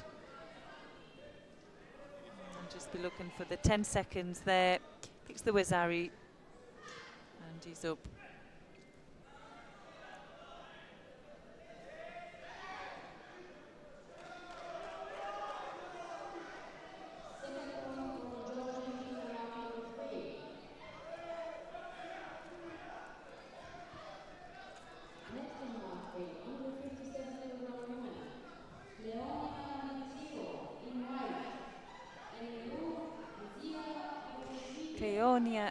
Richu from Romania, and she's facing Mizu Bebojili from Georgia. Richu in white and Bebojili in blue.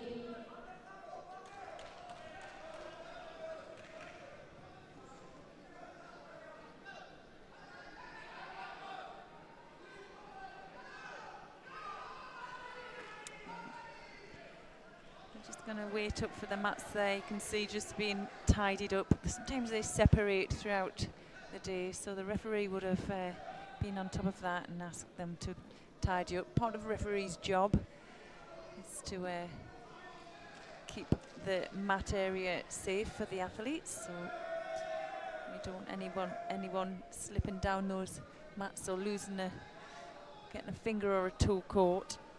I'm just going to take their time there to make sure they're okay.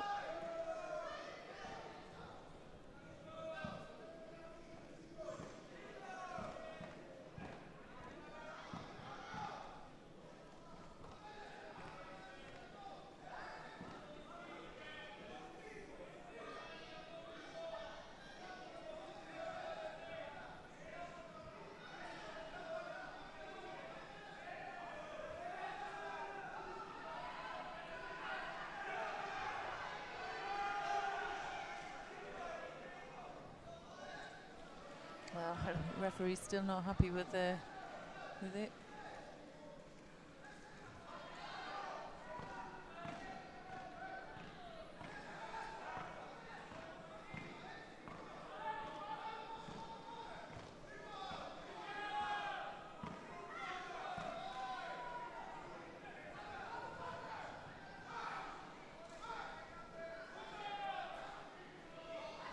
Okay, then we're going to be underway. Richu and Beboshvili. Okay, here they come. Under 57 kilogram contest here. We're in the repechage at the European mixed team event. And Romania facing Georgia. Georgia leading by 2 points.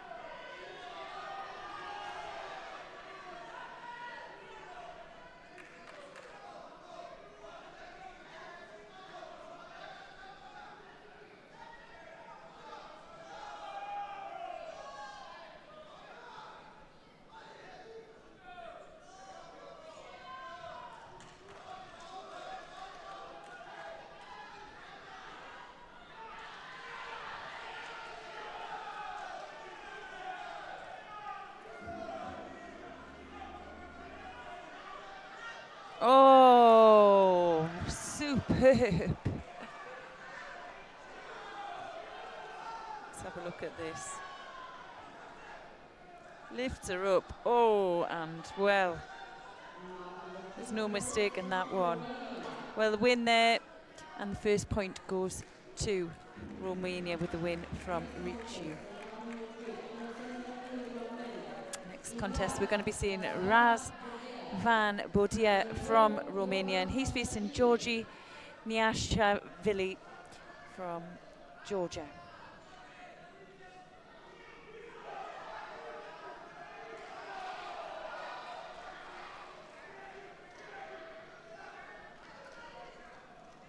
There's a bit of a size difference. I think Niashashvili normally fights at 66 kilograms.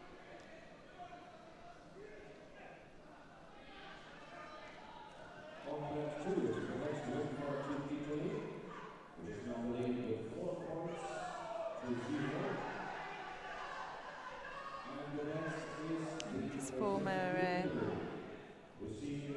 cadet silver, European silver medalist.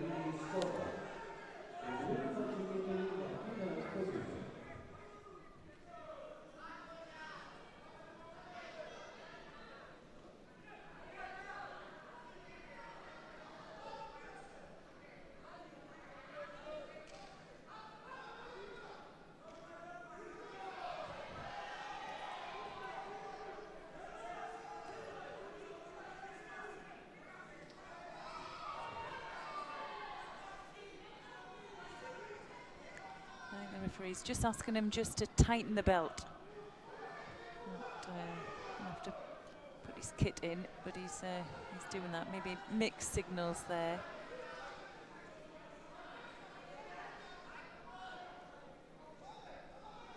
See a bit of a size difference here. Boudier now coming forward.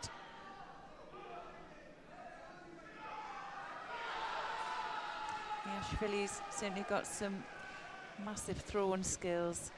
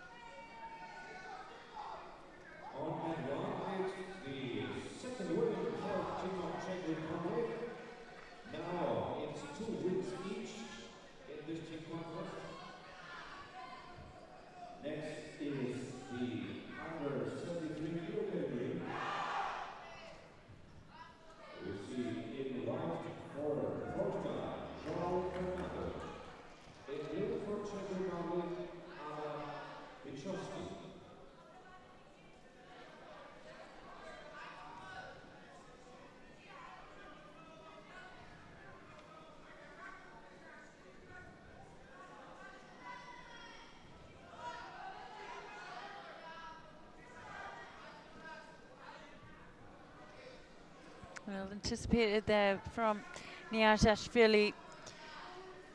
Both unable to commit at the moment, and we're just under the 2-minute mark.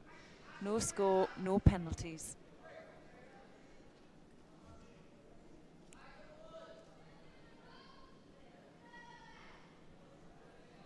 Winner number 2 of the European contest between the teams of Greece and Team Italy is the team of Italy. Oh, yes. And a finish.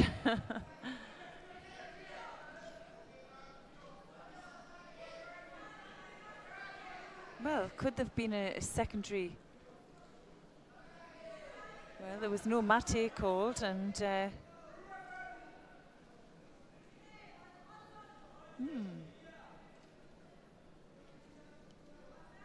think they might be reviewing that. If we could have another look at that, would be great. I think we saw the initial Tewaza counter here, just pulled back off his knees, and then looked for the score, and then, well, whether they'll deem that to be a score under the new rules, I think it would be.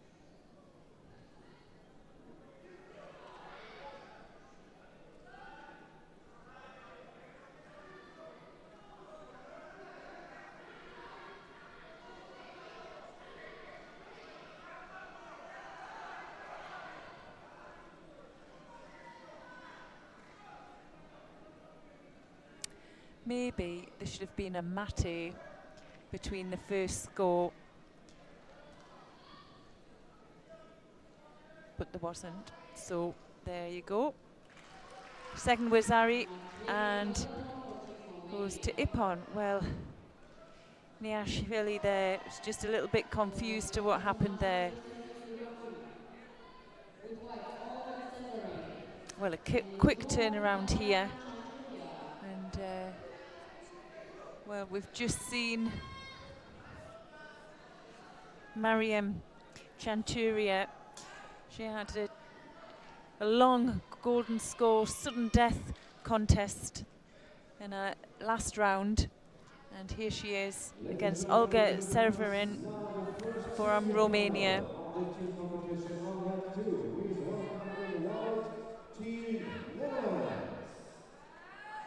It's a lot to ask. See if she's had enough time to recover from that contest.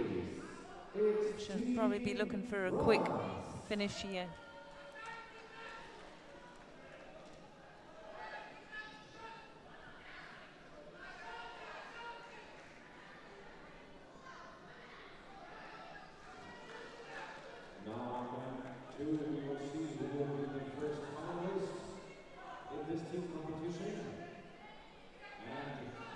Just a gripping infringement there, Judo to Severin.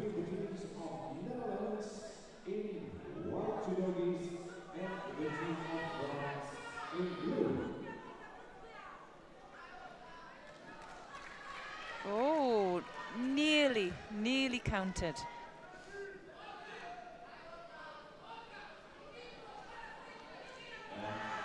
The first category of the semi-final will be Judo. We receive for Alex the White, eliminated a blue performance from the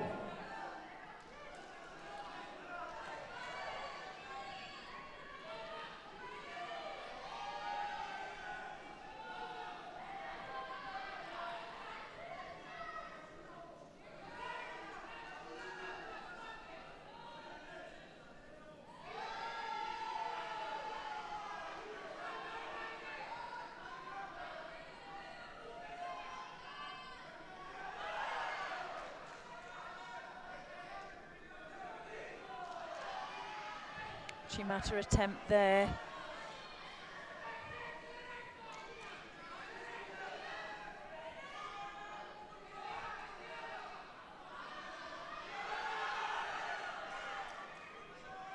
Switch to the left.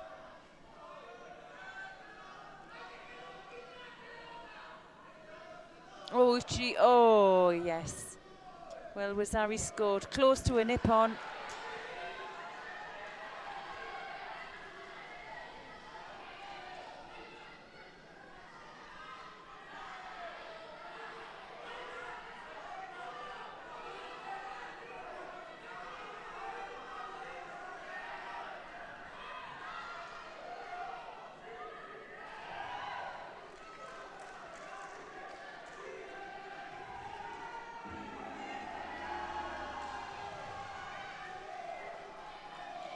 Yeah. Well, we'll just change that score there to the Ippon. Chanturia will be pleased with that one. She'll want to get off the mat and get some recovery for her in case Georgia come through for the bronze medal contest. Well, our next contest we're going to be seeing is between Alex Kret from Romania, he's in white, and he's facing Lasha Bakuri from Georgia in blue.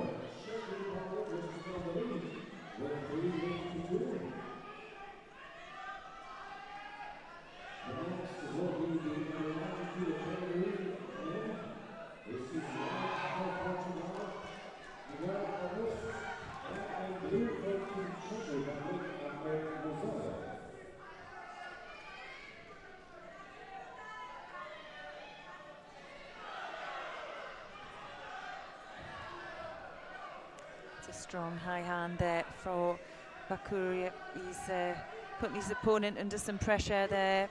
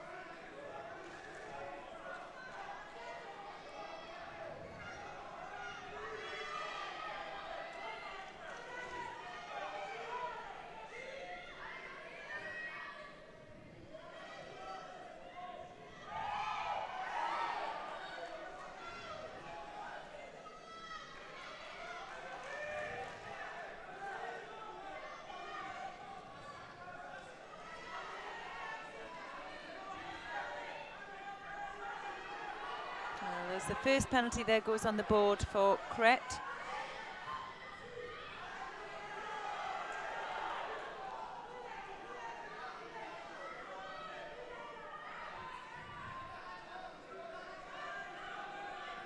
Yes, and there's the first Wazari for Bakuri. Well, we've been waiting for that for some time. There's been a lot of negative attacks there from Crete, and Bakuri had a few opportunities to capitalise on them.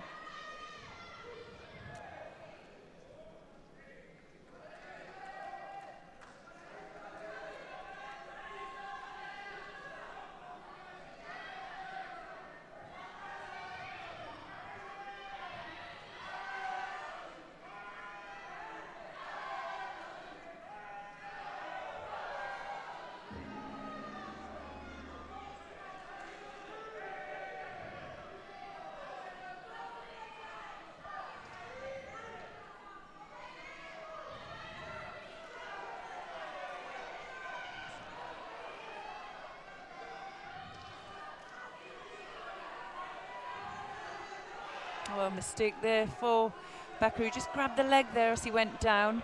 Picks up the Judo, but well, finishes there with a beautiful left hip technique. And you see the landing here.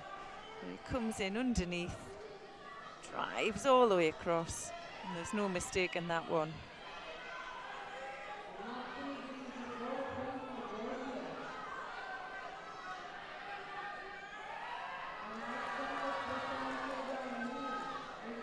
Georgia leading 4-2.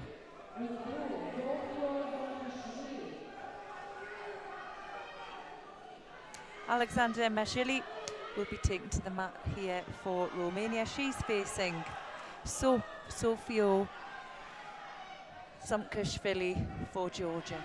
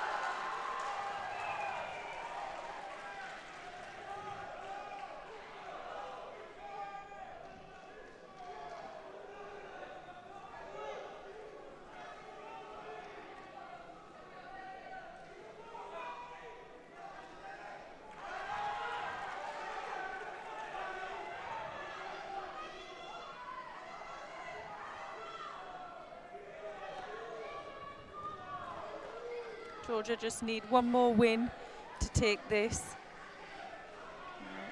If Shamkashvili can keep hooked in there. Oh.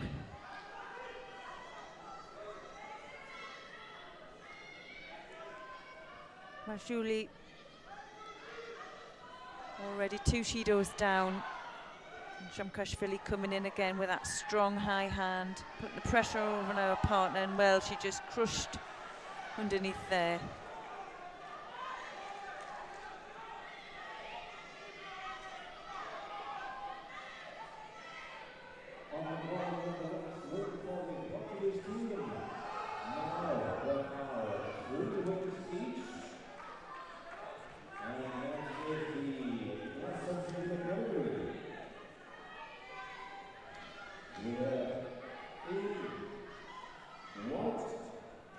Well, there's the third penalty there for the false attack.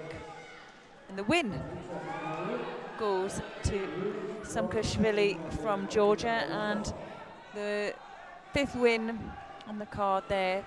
They'll take the Georgian team through to the bronze medal contest.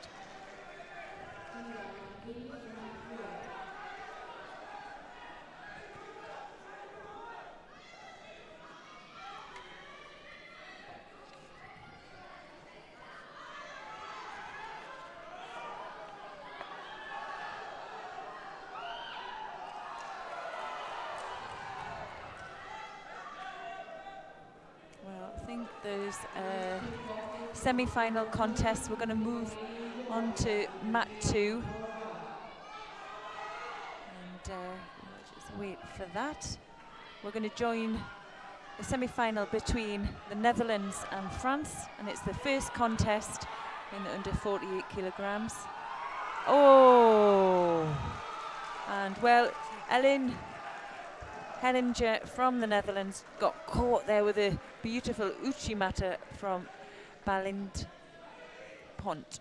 There we see, right-sided right the way over. Pont takes the lead for France with the first win. First win in the semi-final for France. Next is the under 60 meter category. Receiving in white for Netherlands, Equal Verhoeven. In blue for France, Jonas Lefon. Our next contest is over Verhorst from the Netherlands, and he's facing Jonas Goffon from France. Verhorst in white and Goffon in blue.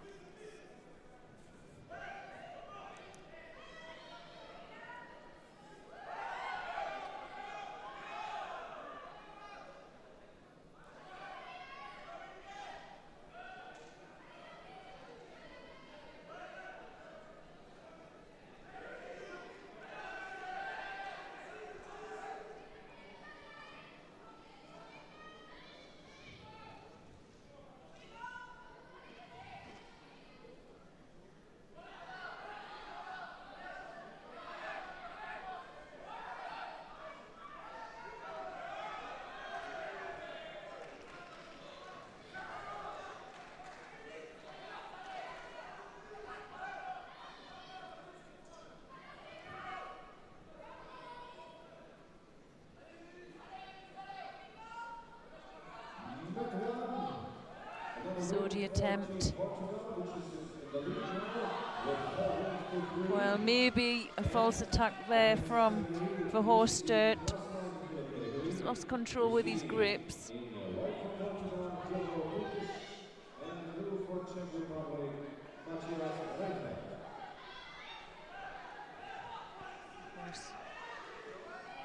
Uchi attempt. Matched there by Verhorst as well.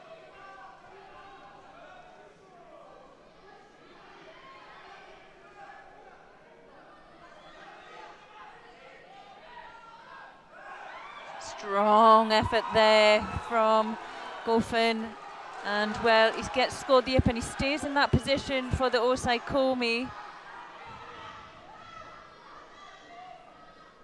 Well, he lost that position anyway, and he was right to stay there because the score has been downgraded to a Wazari. Yeah, the landing wasn't a Nippon. Verhorst there coming back with his own low Sianagi onto the right side, just under the 2-minute mark now.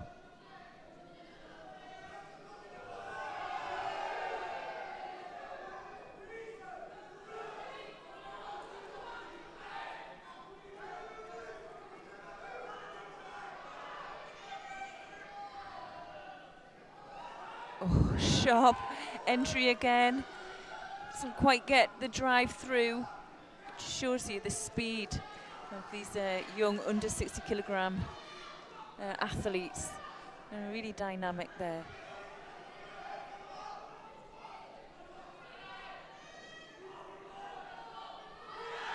Oh, well, Uchi.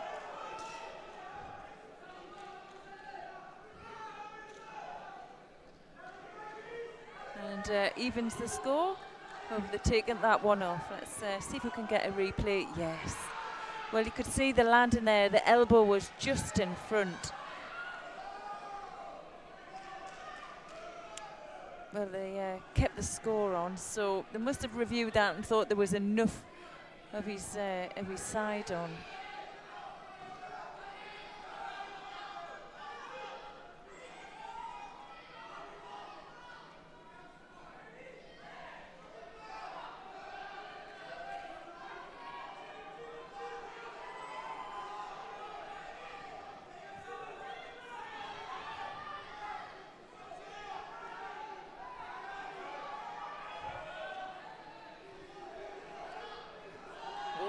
broke up there.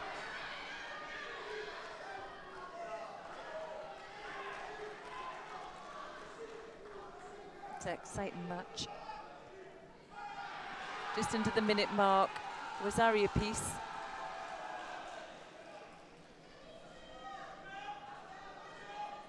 Strong grip there from Goffin from France.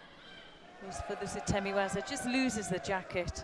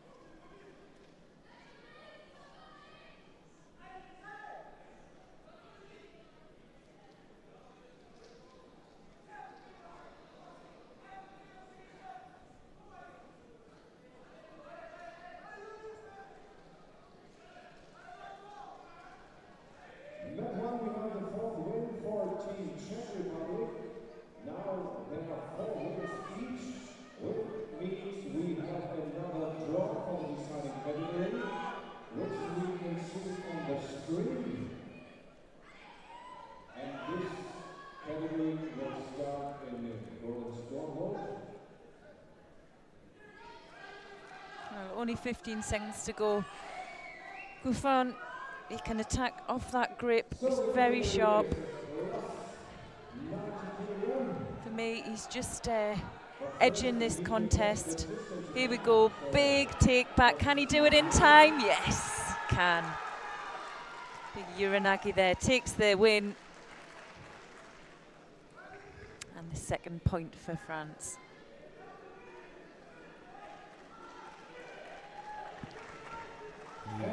Left it a little bit late there, didn't he? You know, 15 seconds. He showed some fantastic skill, unusual style as well. Next is the under 57 category. In one Netherlands. Our next contest, we're going to be seeing Shannon van de Meeberg from the Netherlands. She's facing Marilyn Louis Sydney from France. It's van de Meeberg in white and Louis Sydney in blue.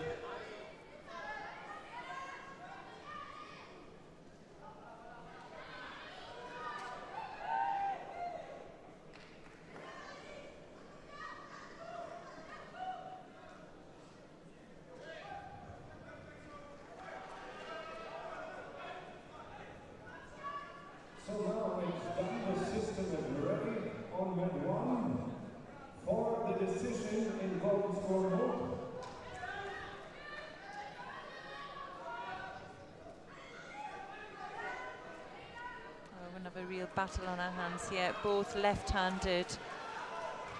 Really struggling to get the dominance.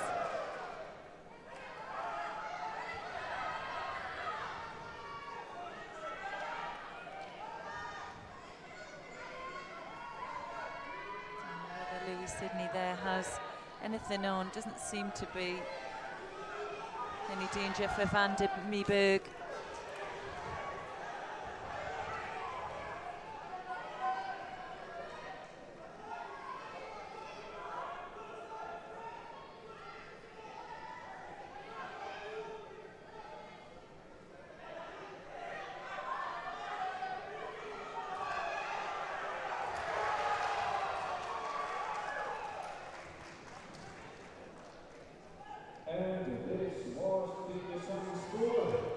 Louis Sydney there looking for the Jujigatami. He's not in the best position, a little bit too crunched up to get any power to pull that arm out.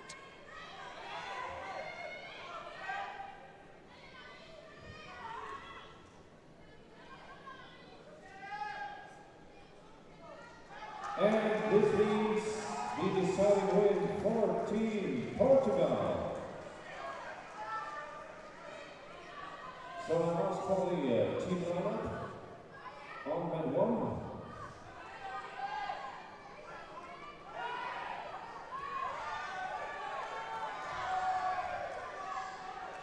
think there's two things going on in this contest. There's a lot of Ashiwaza touches that aren't convincing enough, where they could make a mistake.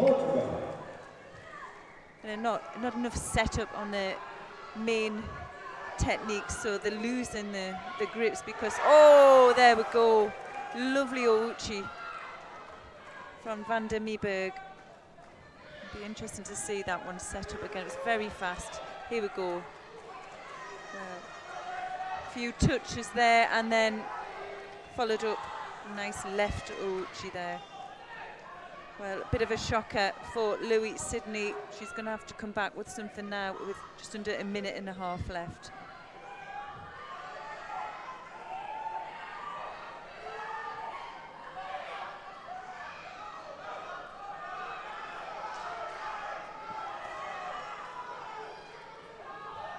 Oh, and the counter. Well, I thought there was enough there for the score. The referee checks and the win. We'll see that again. Well, on that strong, you could see that strong high left hand there, controlled her opponent's head, and she just managed to take that control down. Yeah, I mean, I thought there was enough of the score to go down, as well as the pull down at the end. You know, there was enough in there.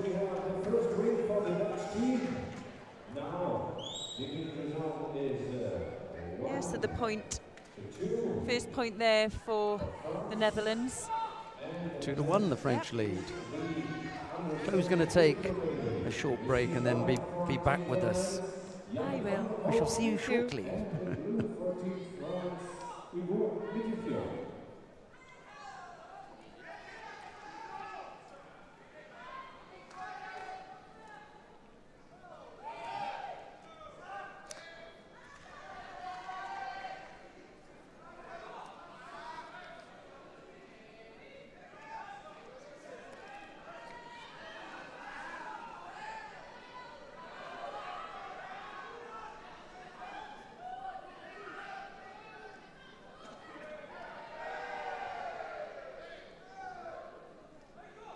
On the mat now for the Netherlands, Yannick van der Kolk, and for France, Hugo Metifio.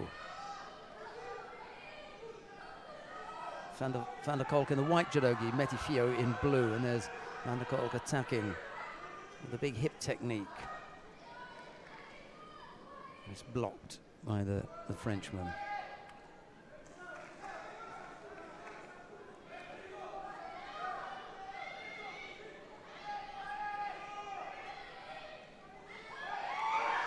Uchimata that actually puts van der Kolk on his head, not deliberately, obviously, but big left Uchimata here. Well, he was going to get Hans Okamake anyway for attempting to spin on his head.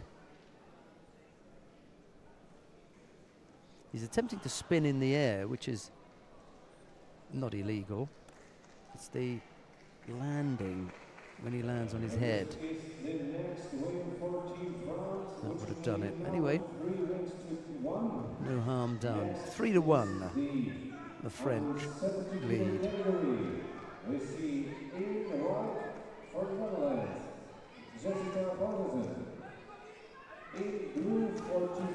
There was a contest earlier on when Jessica Gorison didn't compete. Why was that, I wonder? Anyway, she's on the mat now. And she faces Candice Le Breton. Gorison in the white judogi, Le Breton in blue.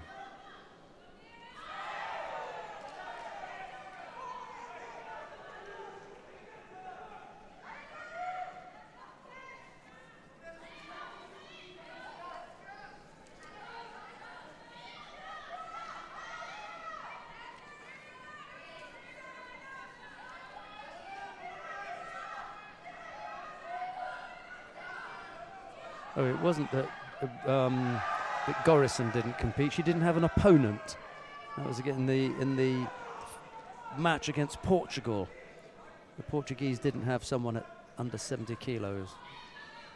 That's why we didn't see Gorison come out. She came out for the lineup, but there was obviously no one for her to fight.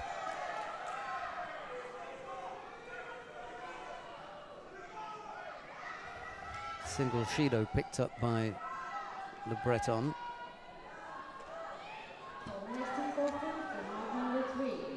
And we've had the first minute.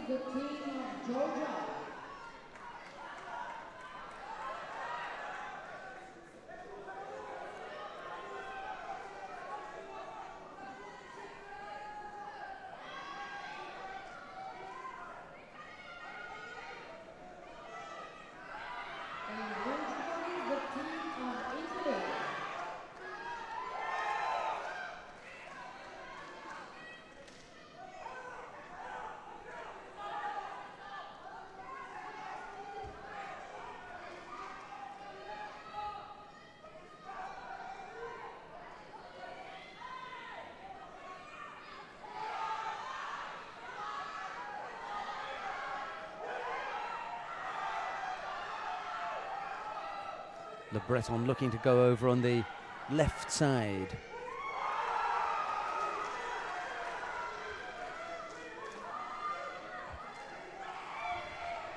Now she comes up with a score.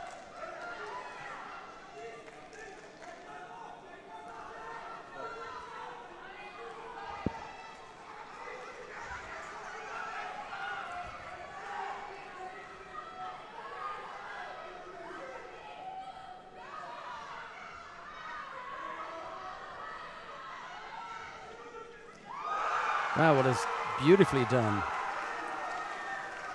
Ladies and gentlemen, the line of the teams. In white, the team of Georgia, and in blue, the team of Koji Italy. Gake from Candice Le Breton bringing down Jessica Gorison for Ippon.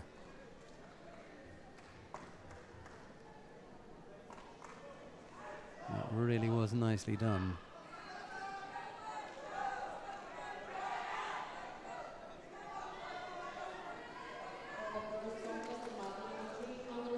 France lead 3-1.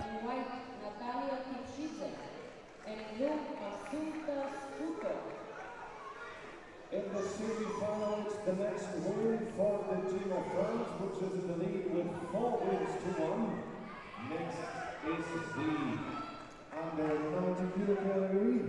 We see white from Netherlands, Lorena Vos, and On the mat now for the Netherlands, Raymond de Vos. And for France, Alexius Mathieu.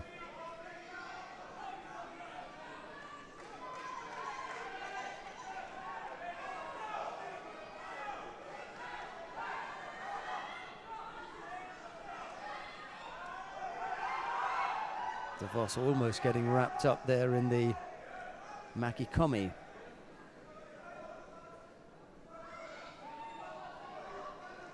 Guilty of grabbing hold of the trouser, picks up a Shido.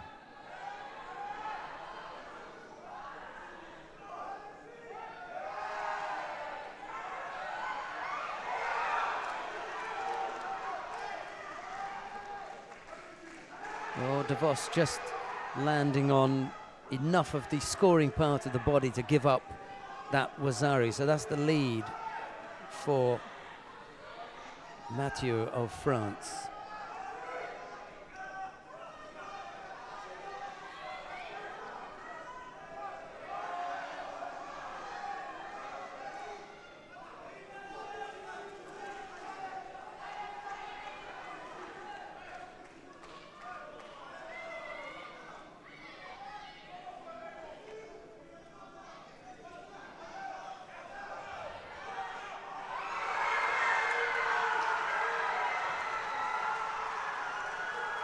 And Alexis Mathieu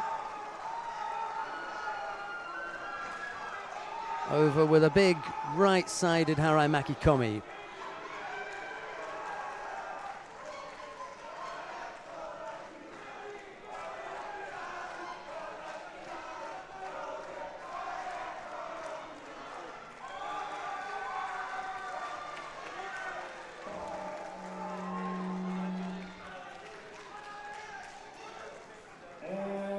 this decides this semi-final. So, With the fifth and deciding win. So that makes it 5-1 to the French. They go into the final.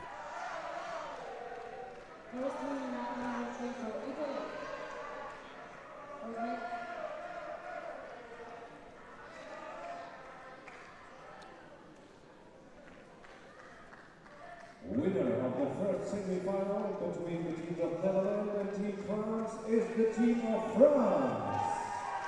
Moving to the final.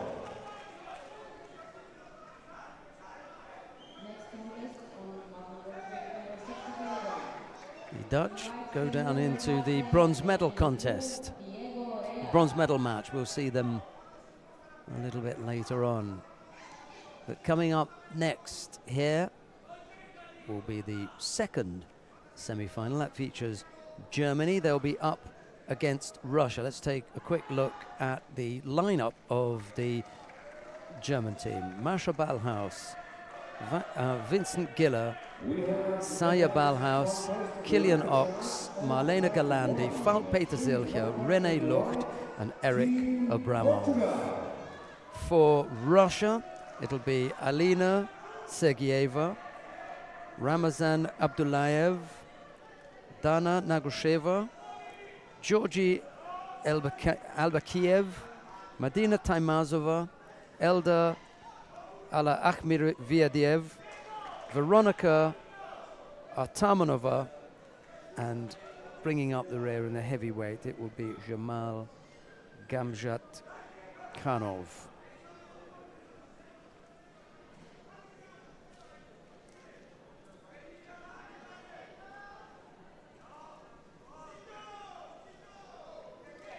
Two teams are just being heralded to the mat now. They have to wait for the Portuguese and Belarusian teams to go down to mat 3, and then we'll have the Germans and Russians on mat 2. There goes the Portuguese flag being brought in by one of the little volunteers.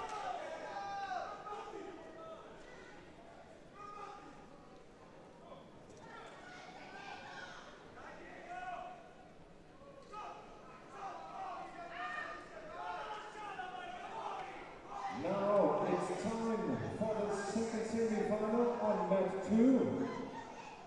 Please welcome in the white judogi, Team Germany.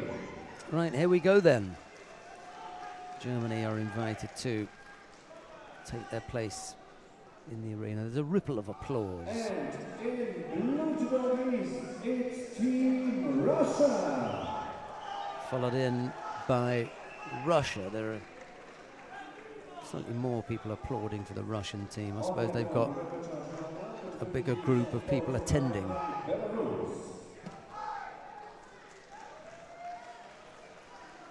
And on mat 2 now, the second semi-final. The lineup between the teams of Germany in white and Russia in blue judogis.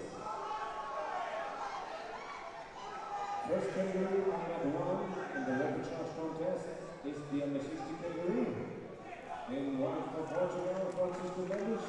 In blue for Belarus. Right, well, here we go with the opening contest in the match between Mascha Ballhaus and Alina Sergeyeva. Well, between Germany and Russia anyway, the opening contest in this match.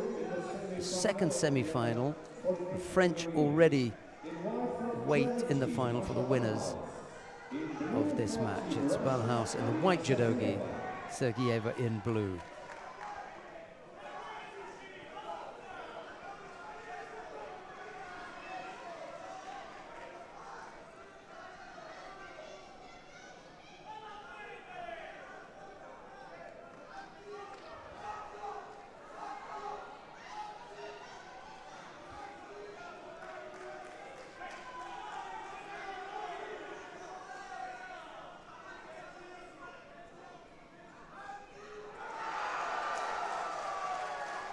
And that's a huge ippon there by Alina Sergeyeva, throwing Mascha Ballhaus. Ballhaus overstretching with the Tani Otoshi and getting caught with A beautiful counter. Uchimata is the counter. Over she goes. Match 2, first win for Team Russia. Russia lead 1-0. Next is the under 62 category. We see white for Germany, Vincent Giller, and blue for Team Russia, Ramazan Abdullayev. On the mat now for Germany, Vincent Giller in the white judogis up against Ramazan Abdullayev in blue.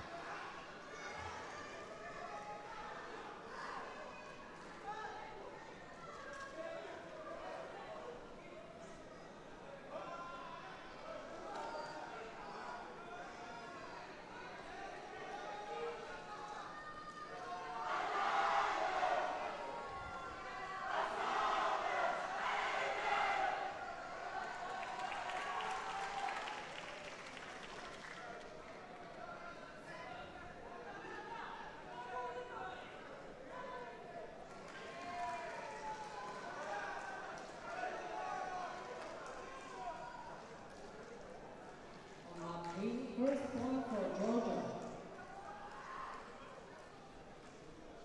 For the next contest on mat number 3 on the 57 kilogram women. Eteri Liparteliani in white, and in blue judogi Federica Luciano.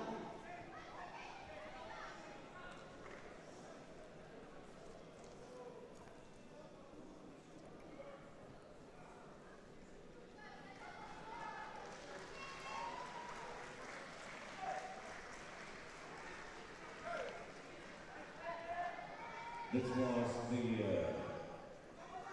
win for Belarus on number 1. Next is the under 57 kilo category.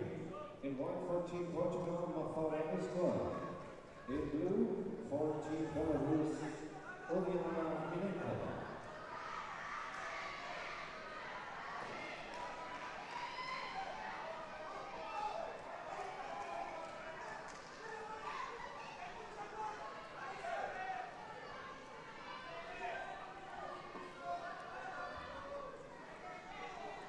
No scorers yet, but there's a nice effort from Abdullayev, and he comes up with Rosari working on the arm here, and the German managing to escape from that.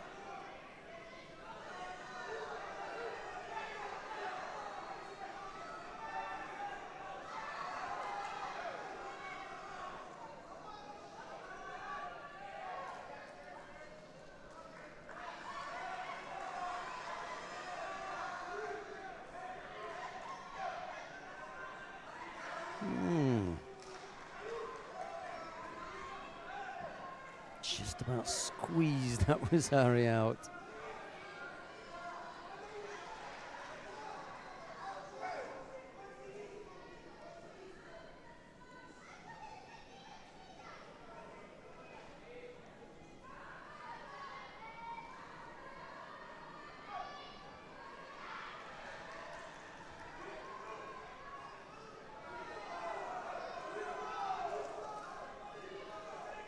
I think they're going to have a rethink of the rules regarding people standing up or having to sit down. I think as far as the coaches are concerned, I understand that. Have the coaches sitting down, but it's difficult to keep the players under control. They're a little bit too enthusiastic, and you're going to find them on their feet quite often.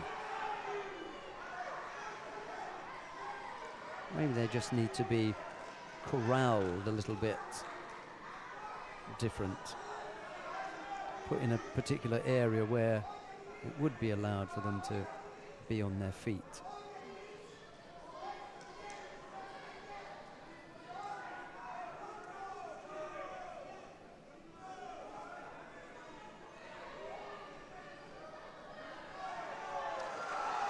Couldn't get off that one. Ramazan Abdullayev throws Vincent Giller with left Uchimata for Ippon.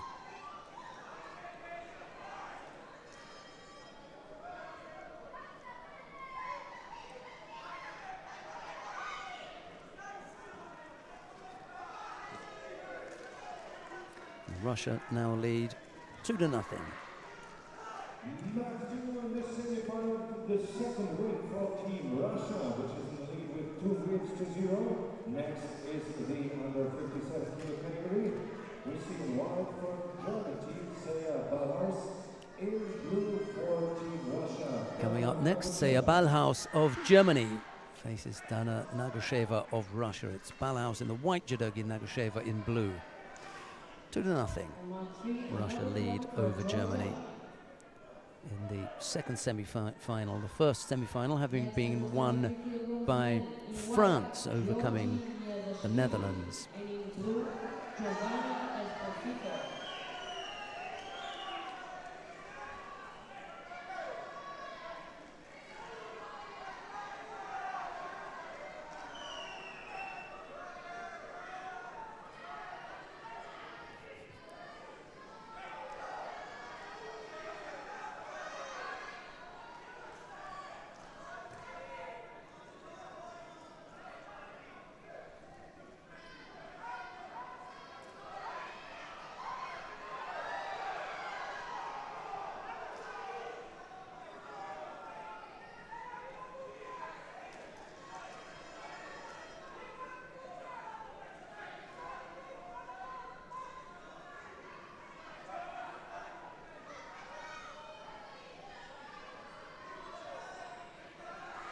Uchimata effort from Nagusheva is blocked by Ballhaus.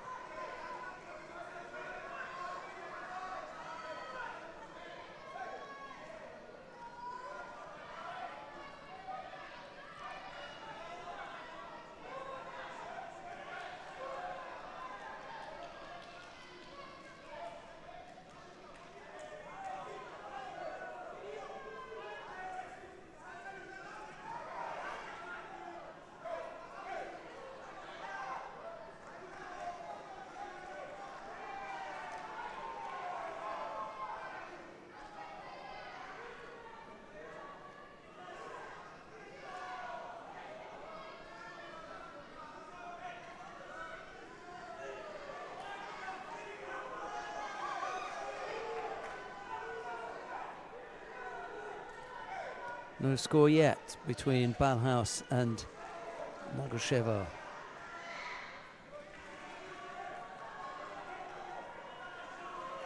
.220 left to go.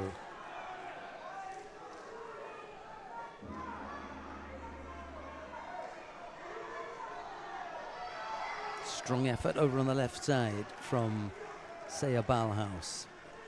Nagusheva manages to block that, and there's an opportunity for her to attack in Newaza.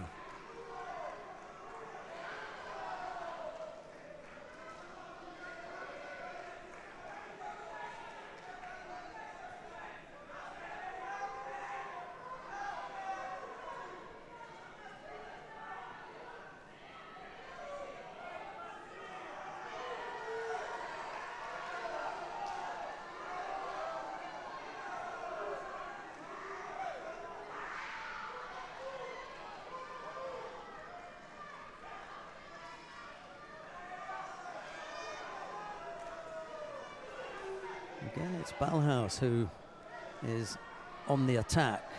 Nagusheva has got to be careful she doesn't fall off the pace here and pick up a penalty. We've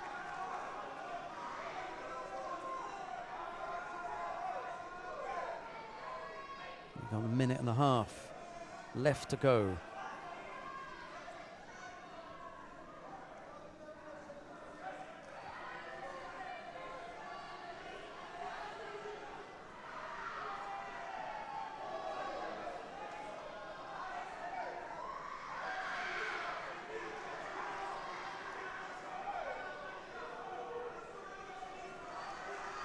Uchimata again from Nagusheva, and this time Ballhaus has the score given against her.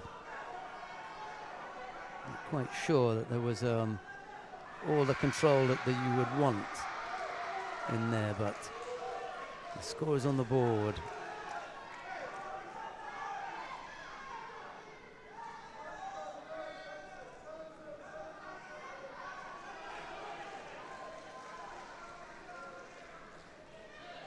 Yeah, There you go.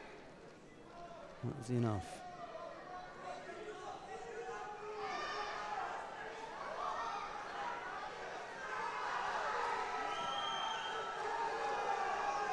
Well, they're boos from the Russian supporters because they feel that that technique should have been allowed.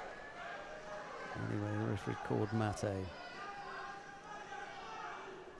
little over half a minute left to go.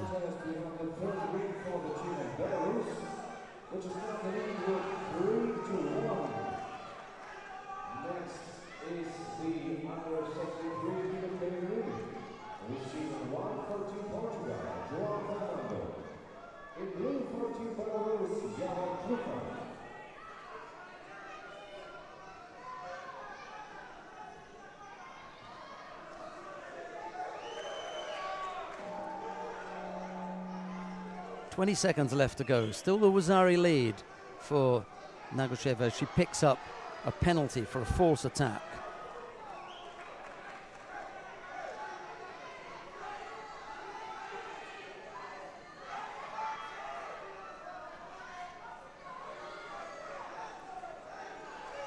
She may pick up another penalty here for overly defensive posture. Yep, she does. Few seconds left. Just got to hold Balaus out now.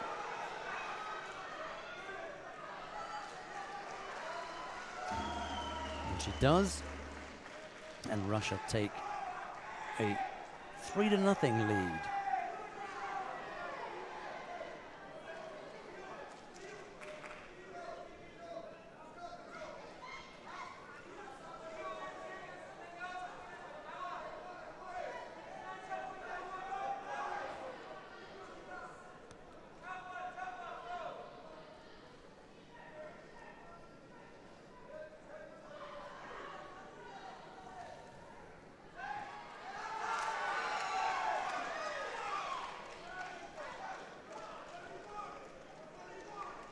Match semi-final, the third win for the Russian team, which is winning now at 3-0.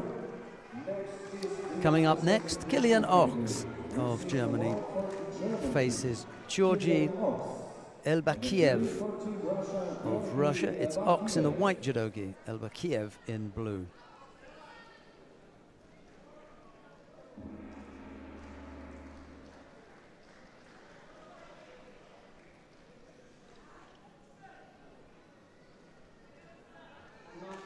Second point for Italy. Next in match 3 in your 70 kilograms for women, with white Mariana Chanturia and blue Alice Belandi.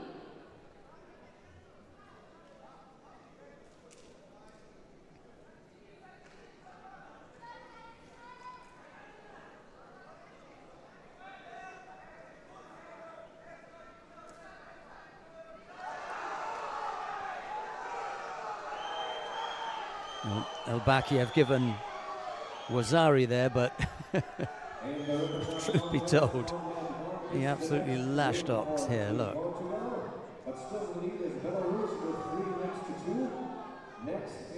Spun him off his head, down onto his side. As far as the landing is concerned, yes, that was Wazari, that was the right score. So Elbakiev leads by Wazari with a little over 2.5 minutes left to go. Chloe Cowan has returned, and you come back just in time to see Russia dishing it out a little bit, if truth be told, to the Germans. They lead 3-0.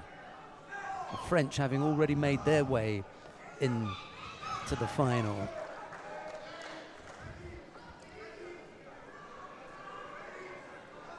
And that's Alicia Belende. Sorting out Chanteria down on mat number 3. Yeah.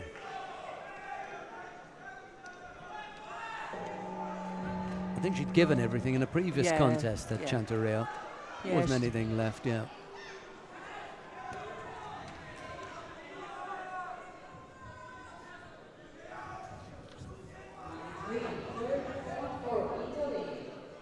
But great thing for the Georgians, though, because she's still a junior. They're so young. Yeah. Plenty of time to develop. Anyway, Elbakiev leads here with a little under 2 minutes left to go. 3-0. The Russians lead in the match. So the Germans staring down the proverbial barrel here. Oh. He's done him again, but he hasn't landed him. No. I mean, as I've said many times, if you're in the club, you know you've just been lashed. But Yeah. we're talking about a proper landing for scoring purposes, and he doesn't land him. It's a complete overthrow, in fact. Throws him onto his head, and then he continues to turn him, and he ends up on his knees, so no score for that. You see it here. There's no part, no scoring part of the body that comes into contact with the tatami. Ox as well, he's very relaxed when he goes over, which gives him the opportunity to just land on his knees. Well, nice little switch back there as well. It's like being in a washing machine. Going round like that, isn't it?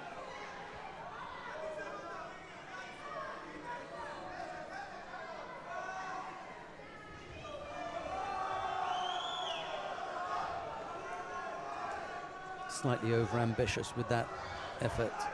Ox, I didn't think he was ever going to catch Elbakiev with that. But you've got to give it a go. Got to try. There's some real tough contests on at the moment and coming up.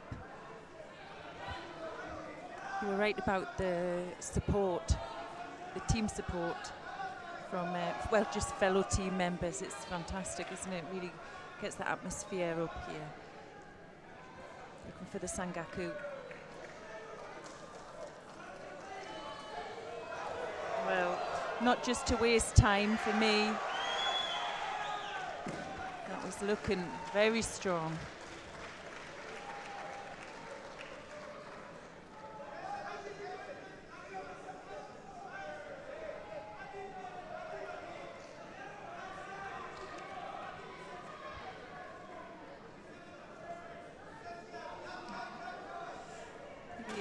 Just struggling there. I think maybe felt that can be very painful. Let's have a look at that again. Let's see if we can see that again.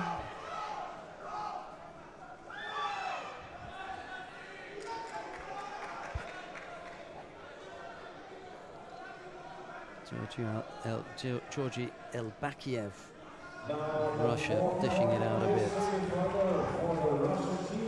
4-0. This is getting ugly here. Yeah, it could be a whitewash.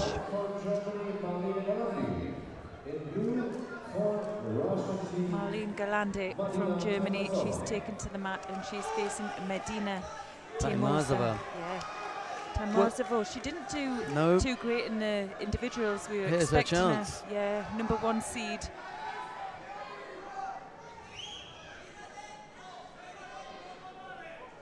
Won't want to mess it up here. And she could save her teammates with 2 contests. Neither of the heavyweights would have to compete if Taimazova could come up with something here. Look at the position of her leg there. Just to avoid going over backwards. I think my back would have broken. You'd have to get your leg up there first. Galandi inadvertently advertising a particular brand of protective shin guards. It's a bit better now. It's unusual that you can get away with wearing a red. I'm surprised you're allowed to do that, and I'm even surprised when I see coloured strapping tape. Yeah. I think I don't know how we get away with that, but there's no rules on it, so it's fine. Galandi's having a real battle here, but she's Me looking stronger at the moment, looking for the shimmy waza. Just loses her balance there. You know whether you've got it on or not, and I think the majority of the time, a lot of young athletes, it isn't across the jaw. But the thing is, if you can keep them in that position, even if it isn't across the jaw and you apply pressure, it's so painful, you can get a submission. Oh, well, there you go. You won't have to worry about the submission. Interesting. I'm interested in this call. Look at this. Watch. Ippon Osaikomi. It's becoming the norm, isn't it?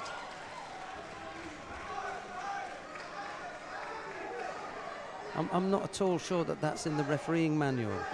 Ippon Osaikomi.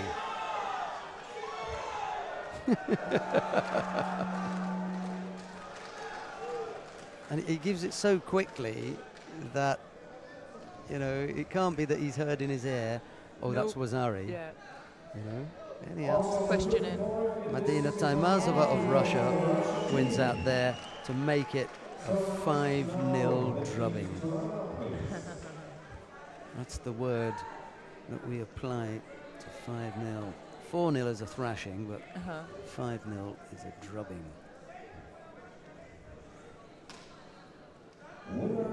Sergeyeva, Abdullayev, Nagusheva, and Bakiev and Taimazova did the damage. She actually saved, because it's three, there are three others there, 5, 6, 7, 8. She saved her team 3 contests. Which could come in really handy, because for the final they're going to be a little bit fresher. Right, let's go down to mat number 3. Have a look at what's happening in the repechage contest on mat number 3 between Georgia and Italy.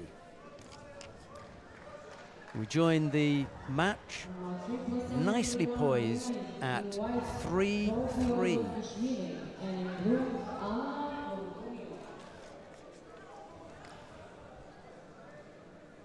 And coming onto the mat now, the heavyweight Sofia Somkishvili of Georgia faces Anna Fortunio of Italy. Somkishvili in the white judogi, Fortunio in blue.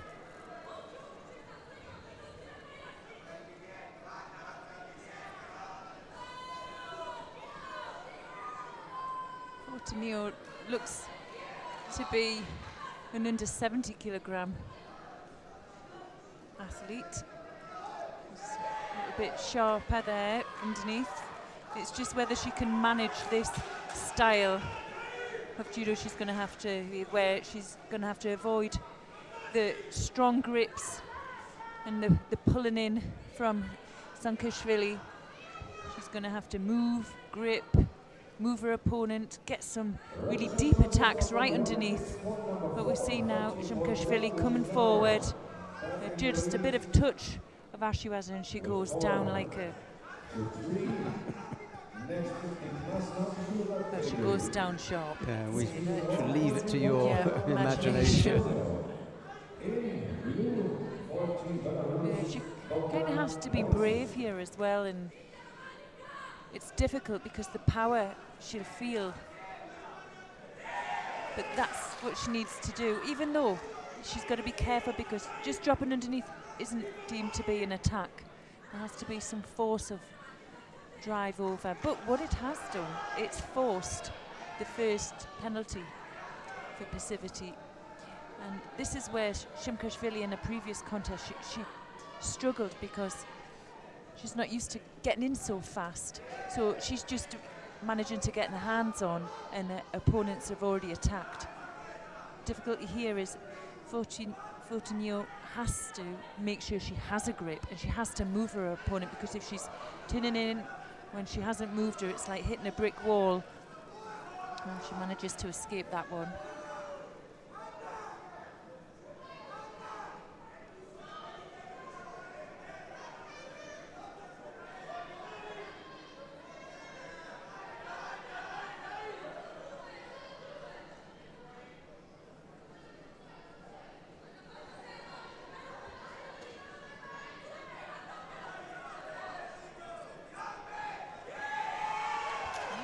Nice little touch there with the Ouchi. maybe didn't have the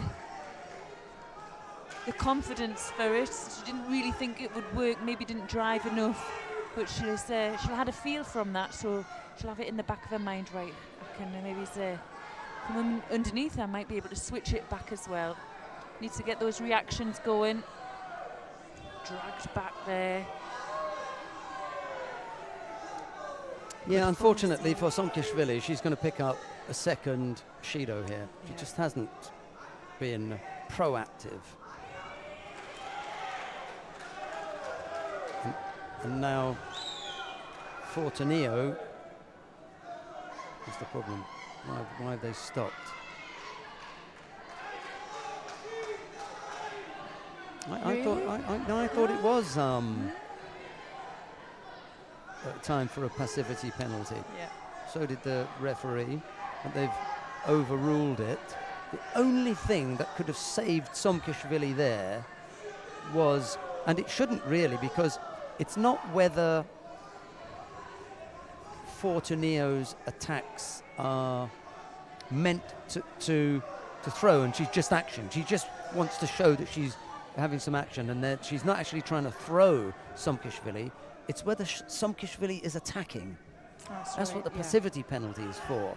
Now, the only way that they could look at it is, are the tactics employed by Fortunio in just throwing in attack after attack after attack, that's really just an action. It's not a genuine attempt to throw. Are they thwarting Somkishvili's attempts to attack? Yeah. So maybe they've just given her a little bit more leeway. Because we've seen that with a couple of times, you know, when the fighters realize that if they just keep active and stop the other person from attacking, they're not actually trying to throw the other person, they're just trying to stop them from attacking, that their opponent will draw a penalty. It's all tactics, eh? Yeah. Yep. Yes, yes. Yes.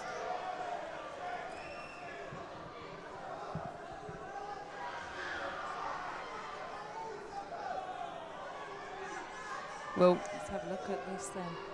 As she drops and well, you can see as well, she actually uses her right foot to prop against her opponent there, and then winds around. Yep. And well, there is a foot in there. Is in an excellent position as well to see where the landing was. So she must have been on her side. The only thing they could be doing now is maybe having a look just to check the landing. He looks confident.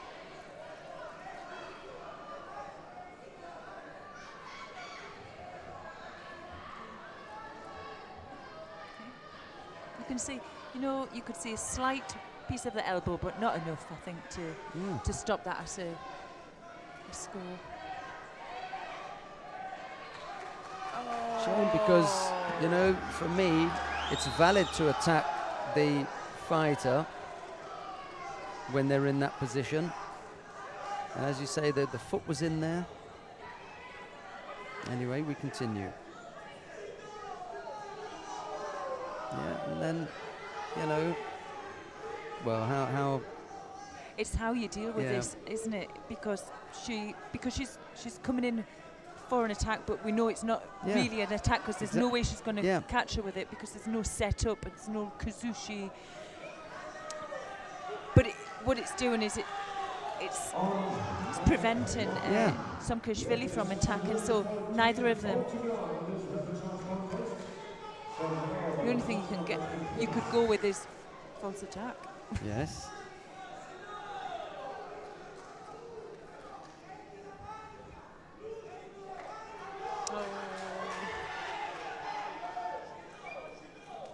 I agree with that, yeah. Poor fella. Yeah. He's getting a million messages, isn't he, the referee? Just like Olivier de Roses earlier on.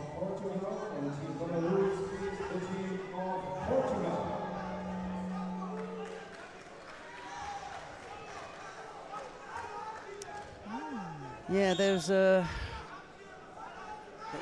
feel that you get in the contest for what a fighter is doing And you know when you look at the clock and there's 40 seconds left and they're just throwing in attack after attack after attack with very little chance of doing anything other than unsettling their opponent. There's no real attempt to throw. Yeah. And now she gets a false attack. Yeah, and look at the Italian coach, no complaints. No, because as she was walking back there, he was showing her what to do, and he was giving her direction with her hands. You must move with the hands, he was showing. So that's what she needs to do, use that lapel to break her opponent's balance off there. But again, just dropping under without that movement. Dragging back.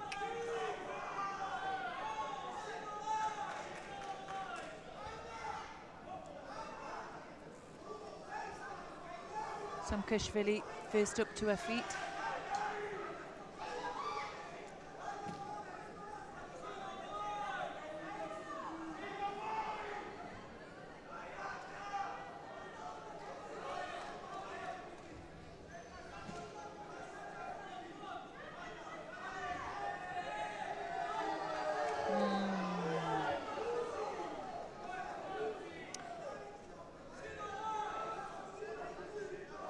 Well, that was close to a false attack. Gets away with it that time, I think.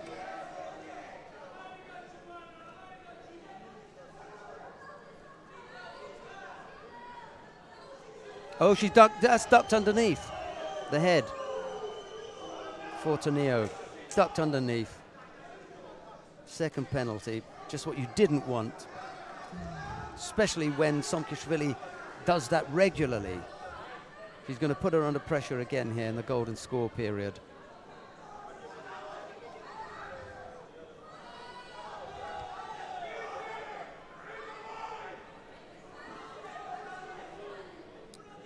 Well, instead of pushing it, I'd like to see Somkashvili as well, though. If she moved off with her feet first before she did anything, she moved to the side or she circled her opponent, opponent would have to move with her, and there she's going to break up the movement, and that would help her initiate the first attack. And that's the trouble she's getting, because she's so static. To initiate an attack, it's so difficult from a still position, and then obviously her opponents are getting in before her. All she has to do is move off with the initial foot. Nice Kuchi attempt, and again Kuchi attempt, but that was real. That was just a drop to the knees. She wants to get away from Somkashvili. So would I. So would I. Especially after 7 minutes, or 6 minutes anyway. You Arm know, over the bit top. of a movement off that lapel would be yeah, great. just something. Yeah. And then the right arm up the top. Yeah. There we go. But by the time she's got that arm over, there you go. And she breaks her balance that time, so yeah, better effort. It can be easily fixed, this can.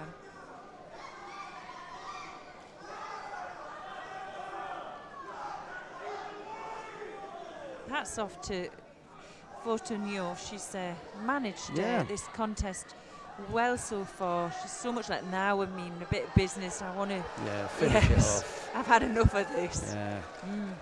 Well done. I've had enough of this. Yeah, there's the movement. There was the movement from the lapel, and then it creates the opening for her. Yes, that's what we wanted to see. Well, she's put her teammates ahead in a better position, 4-3.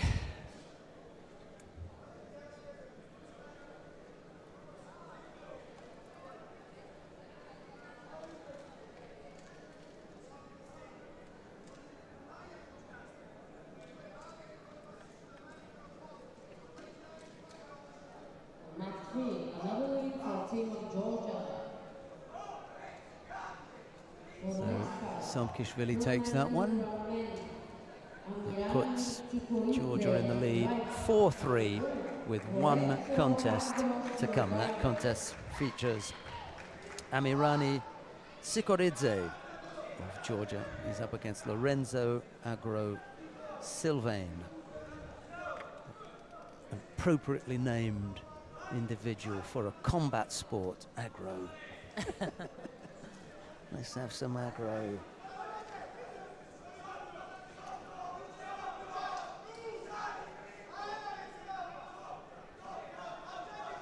Well, Lorenzo shocked someone in the previous round, threw them for Ippon, just like... Who was it? Absolute shocker. I can't remember who it was. Whoever they faced in their previous match. They had Greece, but before that, It was they before had that. Russia. Is it Russia? Before that, then Turkey. Yeah. Through, that's right, through the Turkish heavyweight for Ippon. Maki Komi. Yeah. Slowly worked, but effectively done, and now a chance for the Oshiro, but he gives it up. So Wazari the lead for Sikoridze with a little over 3 minutes left to go.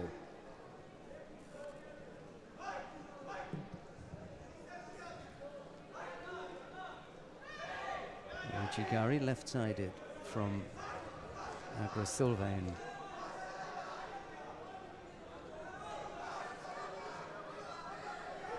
Yeah, too big, too strong. And Sikoridze brings Agro-Sylvain crashing to the tatami there with that huge left Osodogari. It was right in the end, sorry. It's a right-sided effort. Climbs into it, doesn't he? Yeah. Lipatiliani won, but Chanturia lost. Sompishvili won. Kipshidze lost as well, Natalia Kipshidze. I think it was Niazashvili. He may have lost out as well. Right, so 5-3 was the eventual score. The Georgians will compete for a bronze medal. It's, the teams are so mixed as well, not just obviously with male and female athletes, but you know, sometimes you come into these team competitions and some athletes just really shine through, and I think there's one player in the Georgian team who I've thought he's been one of them who he's won all of his fights. He's come out not expected to win all of his fights as well, but there's just something about him, and that's Lasha Bakuri. The previous contest on paper, he just really brought it up, and it's sometimes there's a pressure there in a team competition, and sometimes some athletes just really rise to it, and I think he's one of those type of athletes.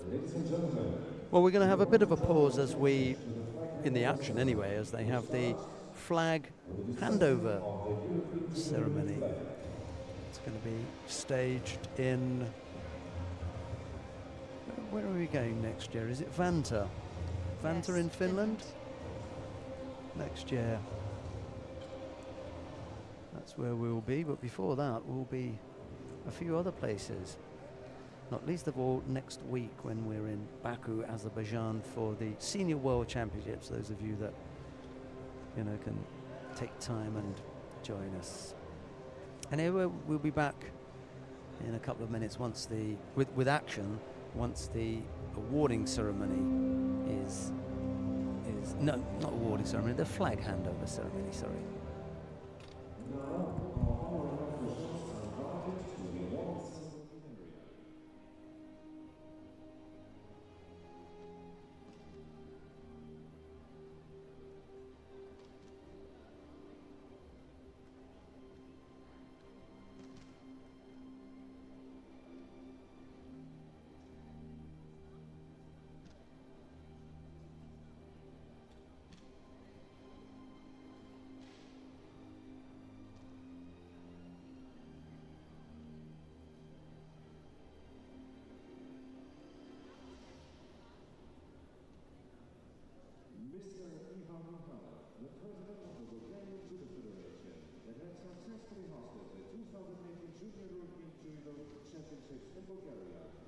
Next on the EJU flag, to Mr. Sergei Sofia, President of the European Judo Union. Mr. Sergei now hands over the EJU flag to Mr. Marko Larsson, President of the Finnish Judo Association, the host of the 2019 Junior European Judo Championships, which will be held in Vantaa. We will see you in Finland, dear friends.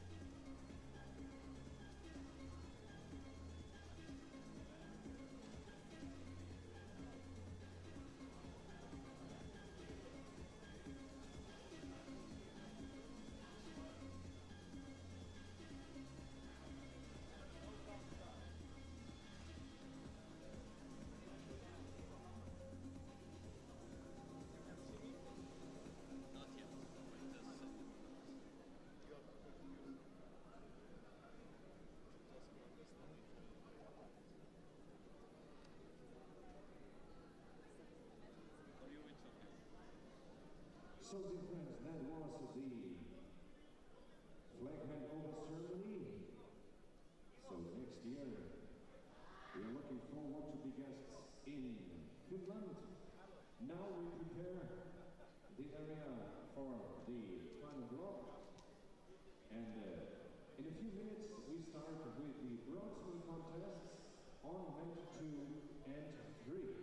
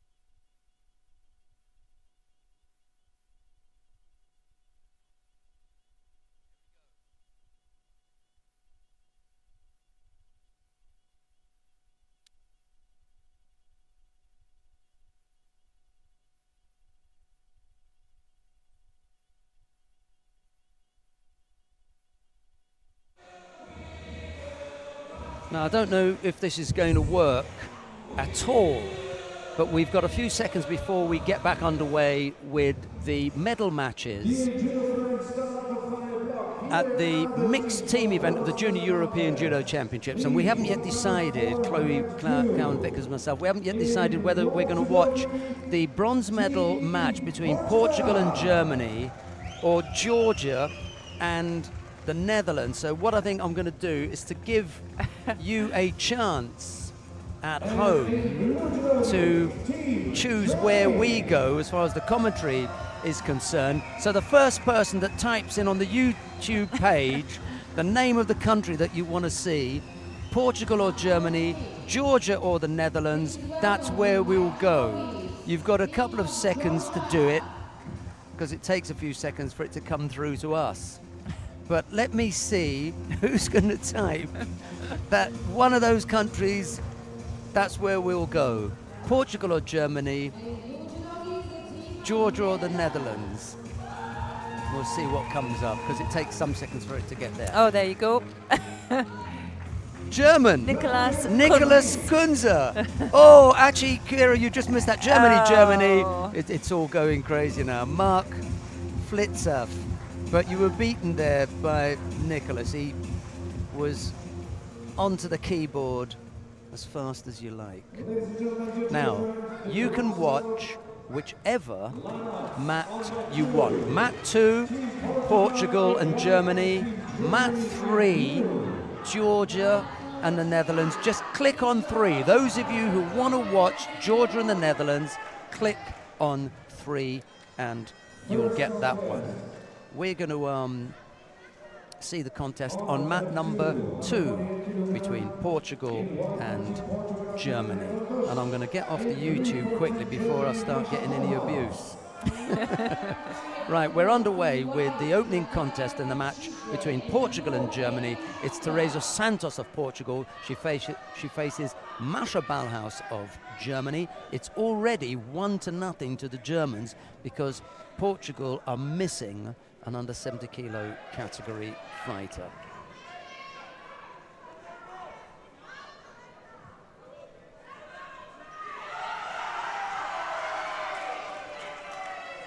Ballhaus there, Uchigari, and well, I'm not sure why that wasn't scored. Looking for the Sangaku turn, looks strong there.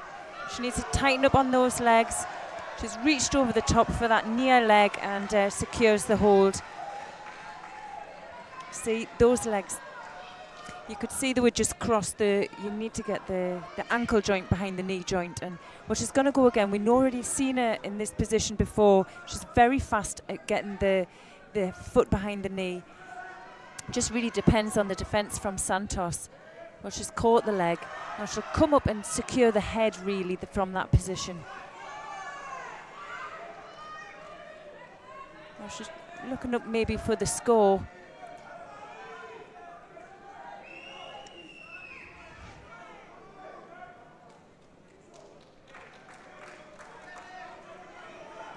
Oh, yes. See, like he comes off the opposite side.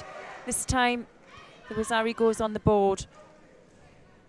She looks comfortable down there.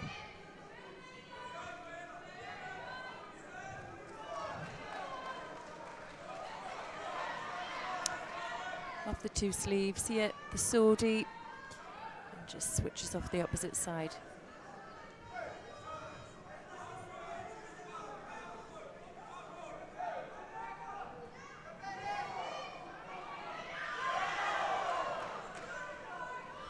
She's quick on that sleeve grip, and then she's tightening around the head there. Well, a good effort there from Santos, just breaking up that attack.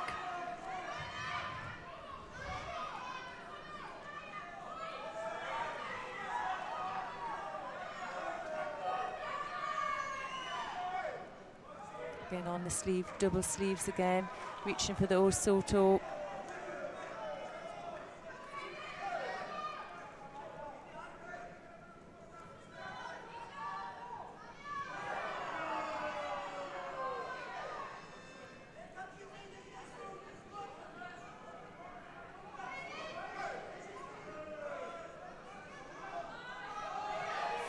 Well, that might have happened the first time. We couldn't see it in the angle, but you could see there when she rotated, she just managed to get her elbow in front, manages to stay in the contest just over the minute mark. They may want to have a little look at that, but I'm okay with if they say no score here.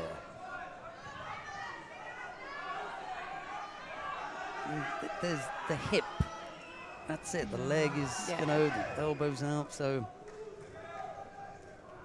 tend to go with no score, which is what the referee thought as well.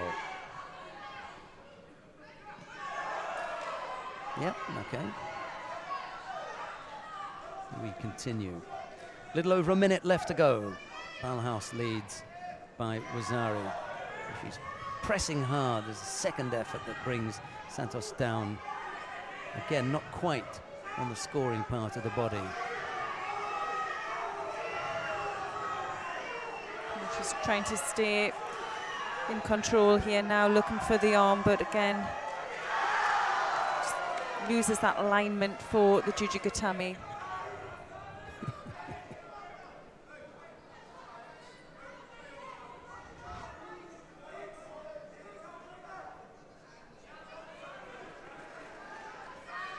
Santos picks up a second penalty. Single lone supporter in the crowd attempts to wave it off, but no one took any notice of him.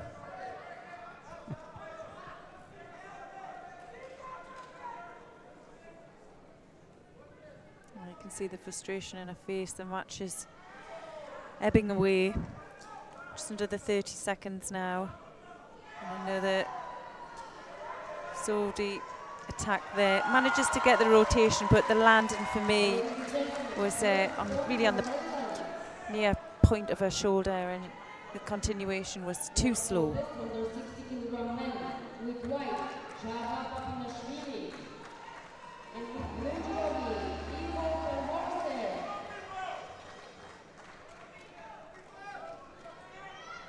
So the first point is a win from Marsha Ballhaus. Goes to Germany. Yep, 1-0. Take my Panorama Hotel pen.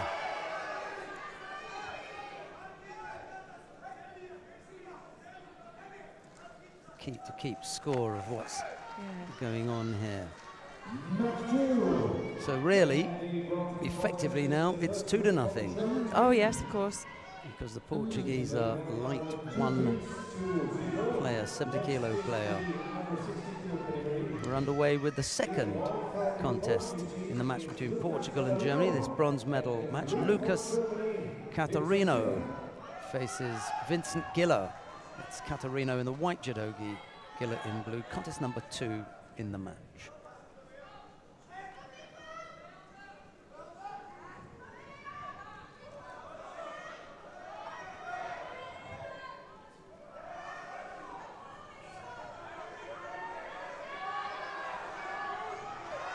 Whoa.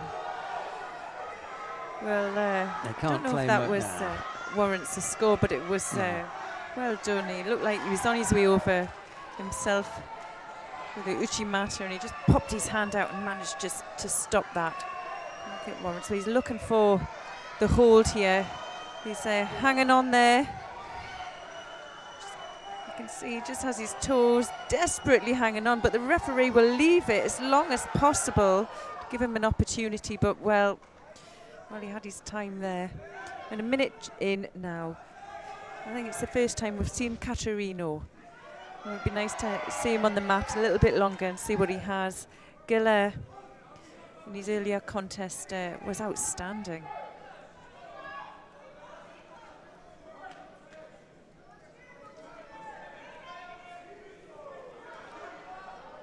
Sutemi was her attempt there. Giller straight in, doesn't control with the legs, just kind of uses the legs in just to rotate his opponent over, but a bit of a waste.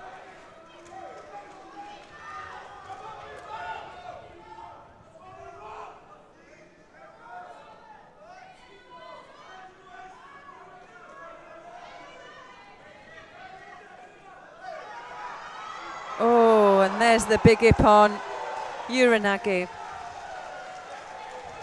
Here you see Caterino hunting for the harai, comes in too high, and well, Giller uses his own leg here. You can see as he comes in, uses that Georgian left style. leg, yeah, to lift and drive his opponent over. It's not quite the. It's not quite the Harborelli lift. The Harborelli No. lift would have been the right leg. Yes. But and then there's an ooh from the crowd as they play it on the big screen and the landing goes up. You hear the crowd ooh, with the landing. Well, they've won 2 in a row. They were already 1 up because there wasn't a set. Well, there isn't a 70-kilo fight, and Marlena Galandi won't have to go up against anyone. So it's effectively 3-0 as Mafalda Ezekiel makes her way to the mat to face Saya Balhaus. Balhaus Mark II now on the mat. Ezekiel in the white judogi, Balhaus in blue. The Germans leading 3-0. Ezekiel was quick there to get out of that Sangaku situation.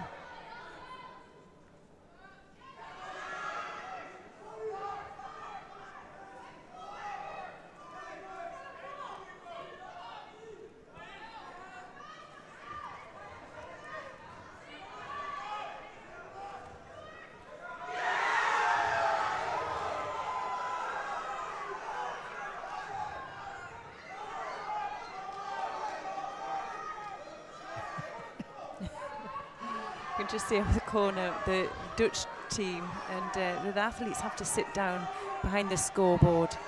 The Dutch team are standing refereeing the fight from where they are, but they're smiling and laughing as they go.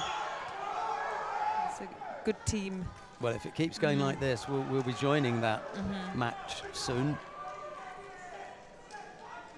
As Germany lead here 3-0, a win in this contest will make it 4, and they'll need 1 to close out the match. Could be a drubbing in place here. We've already seen 1. Actually, Germany were on the receiving end of a 5-0 drubbing from the Russians. It could be their turn to dish one out.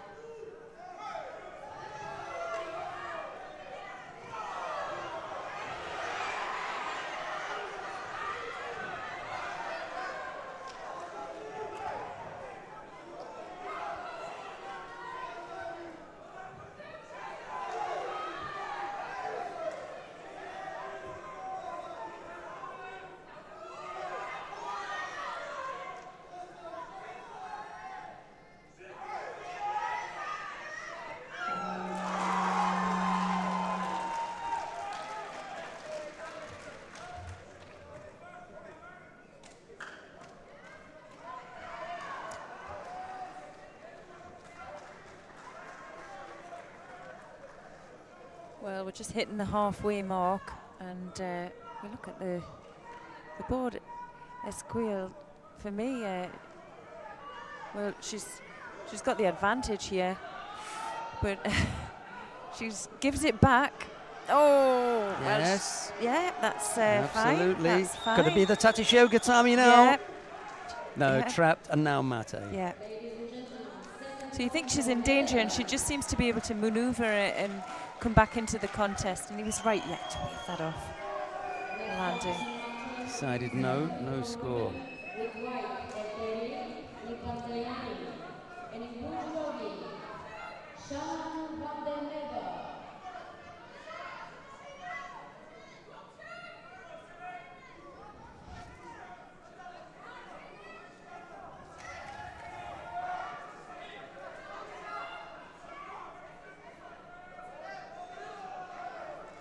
That's a good attack there.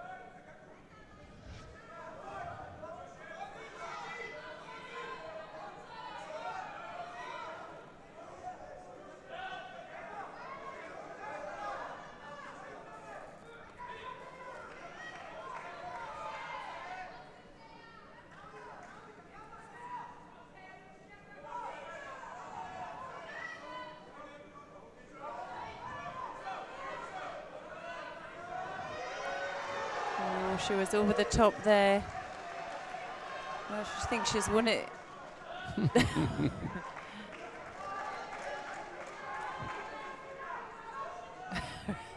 Coach has just done a calm down.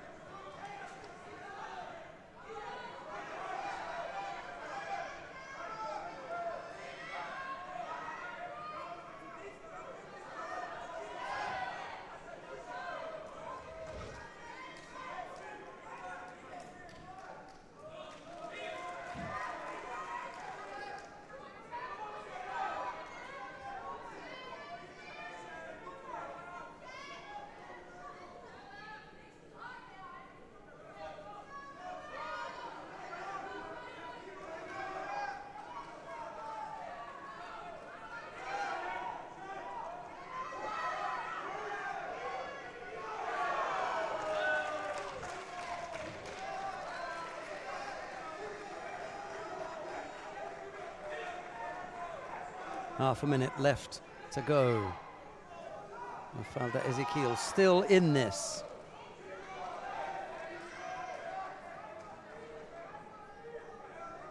But Portugal really in some difficulty here. 3-0 down.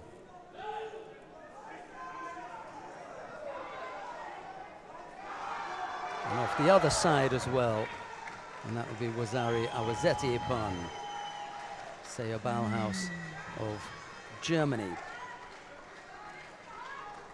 Putting the Germans ahead 4-0 now.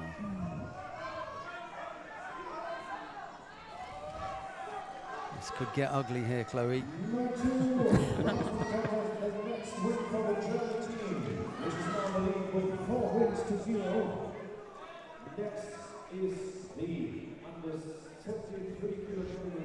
Our next contest we see João Fernando from Portugal. He's in white. He's based in Killen Ox in blue for Germany.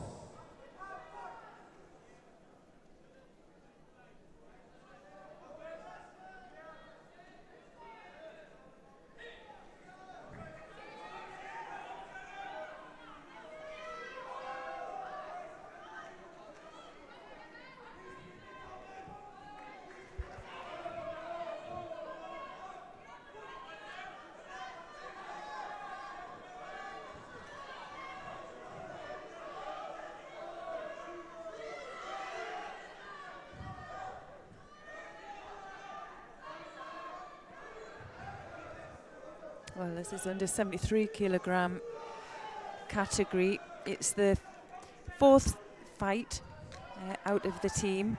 To remember that Portugal are down 1 member, so this will be the deciding fight. Germany can win this one, they'll take the bronze medal, and well, if João Fernando can get the win, he'll keep his team in for a chance.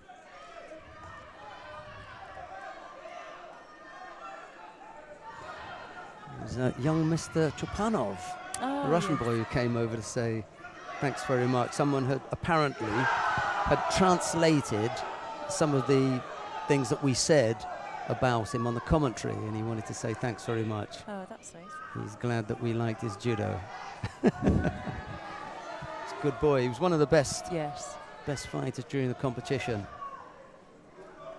Chupanov comes from Dagestan. Caucasus, coached by Kamil Magomedov. Oh, really? Yes, my coach. He said. Right. Well, this could be it then. Could wrap it up here, Mr. Ox. Save your teammates any further work and save the Portuguese any further punishment. Well, he's struggling here. He's not getting his own way. Okay, Fernando breaking up a lot of the action, and well, Ox picking up his 2nd penalty there.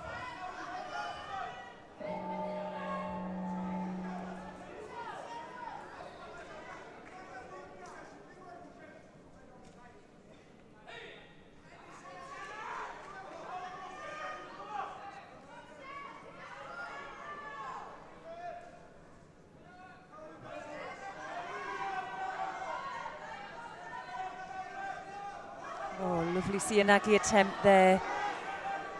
Well, it did take him on his side. He came off the reverse, whether there was enough rotation onto the side. I think they may check that one. Joao Fernando is just going to keep things going for a little bit longer here. No, whether he didn't have the control, he kind of went over himself, didn't he? Well, they've kept that on the board. This is what we were talking about yesterday with what used to be Wazari and what passes for Wazari now. Yeah. But whether that, for me, the initial thoughts were, oh, he's landed on his side, that's the Wazari. But when you looked at it again, I thought he lost control and he actually fell after that technique. And I think if there's a controlled roll after a technique, that's okay. But if you've fallen after a technique, it's not controlled, so it's not your technique. Yeah.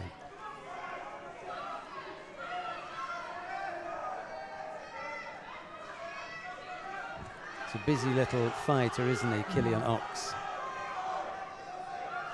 He's got a minute to pull this score back.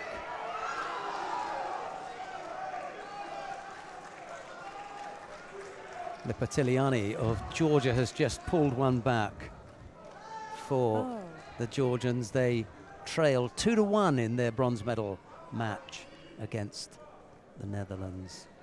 Lipatiliani has won every contest in the team event.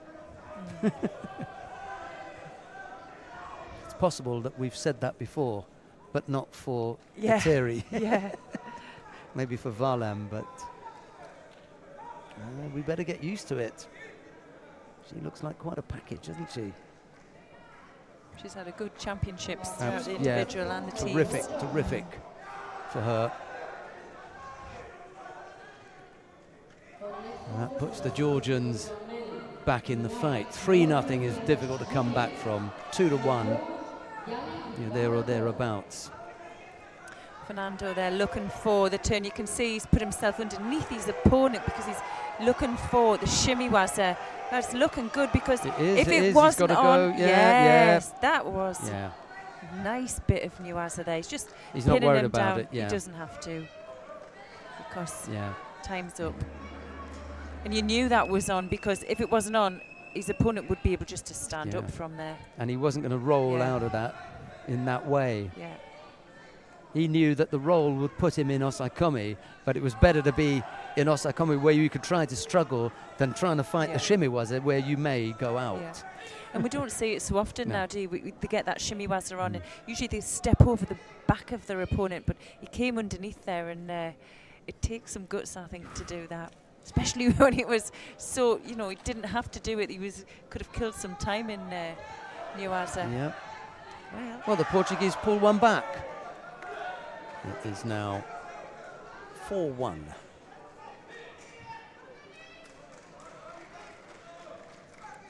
However, I suspect that this is just rather prolonging the agony. Marlena Galandi does not have to go out, so we're going to go straight to Miguel Alves and Falk Peter Silka.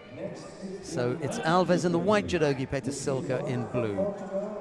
And Peter Silka could end it right here. I suspect that that's what's going to happen.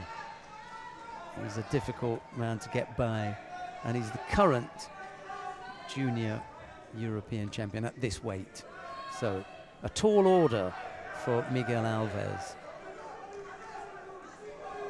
Alves there, just checking his shin out. He might want to talk to Marlena Galandi and borrow those shin guards. Yeah. Well, I don't know. I think he fell under the strength of Peter Silka there, and as he got up, I'll give my shin a bit of a rub and so I can get away with that Shido. Know all the tricks, right? Yeah. We've got left versus left here.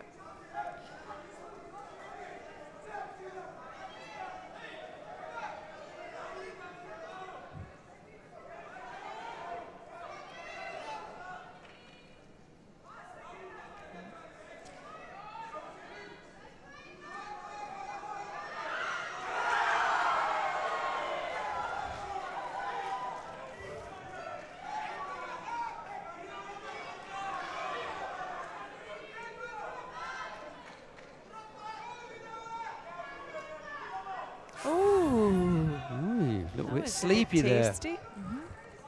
Oh, there's almost caught him napping, didn't he?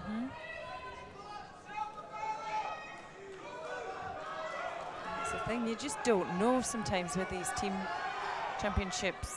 Sometimes on paper you think, oh, they're easily going to do it, and then something will happen and confidence will go in the team.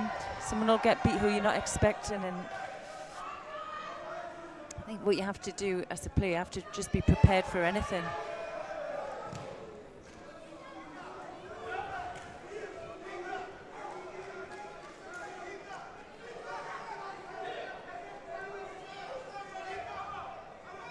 Up to the halfway mark. Oh! Almost threatened him with a Koso Tagaki there.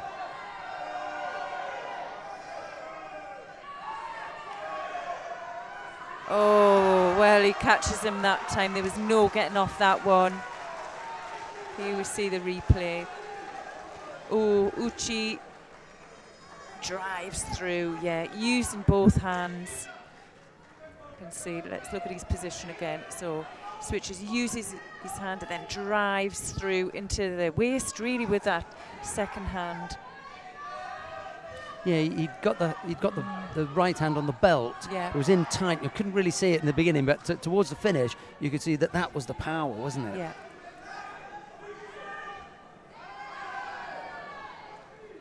Five 5-1. Eventual winners, the German team. First of the medals. No need for Patrizia Sampaio. That would have been nice. Would have been nice. Christina Faber.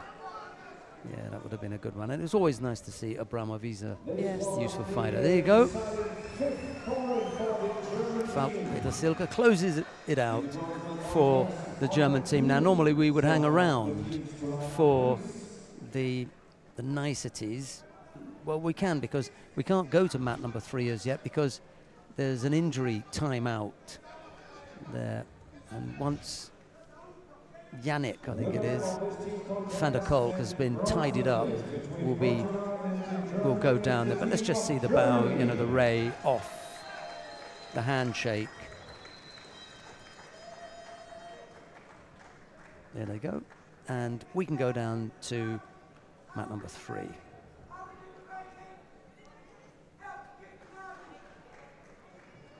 A few photographs being taken on mat number 2, but the winning team, Carlos Ferreira, our EJU photographer, was just, you know, taking a few snapshots. But there go the German team in the blue judogi, just leaving on the left-hand side of your screen. We're waiting for Yannick van der Kolk to return to the mat. He's just having, I think he got a bump to the nose, and they're just trying to stop whatever little blood may have been, you know, seeping from a little bit of a nick. That's been done now, and Mr.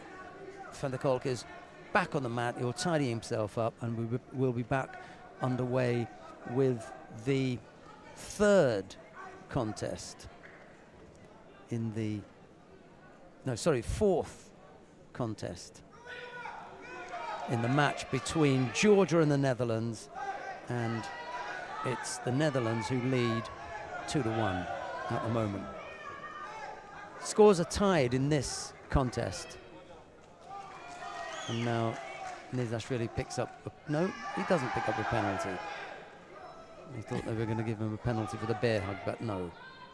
Few seconds left, time enough for one big attack from either of them. Well, Nizashvili just needs one hand on, and well, he manages to escape that one and nearly turn the tables on van der Kolk. See, he's just putting one hand round. You can't penalise him for one, even if that one hand is a bear hug hand. Yeah. There's no one-handed bear hug, you know, but there's the feeling that when the other hand goes on, that he's committed an offence. That's terrific. Oh, he just gets off that. The elbow was down, and the knees. He was sharp there, really fast. Well, we've seen Nizashvili before and previous contests, and he can throw from one hand. Just seems to get that arm round the back and be able to pop the hip in. Looking for the shimmy waza. Well, it's across the jaw. got to just give that a little bit of a knock down, and instead of pulling it, keep pulling it, just relax it, nip it in.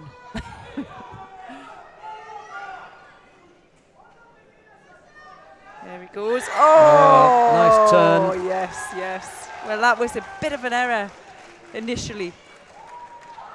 Let's have a look. He comes behind, he initiates that movement, and well received by Van der Kolk. Excellent.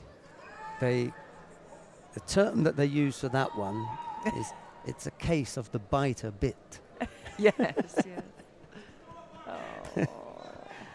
He ran the risk He did. and paid the price. 3-1 now, the Dutch lead. And now the Georgians have to look once more towards Mariam Chanturia to pull things back here. She'll be up against Margit de Voogd. It'll be Chanturia in the white judogi, de Voogd in blue. Let's see what happens here. In white, Maria Chanturia. And in blue, Margit de Voogd.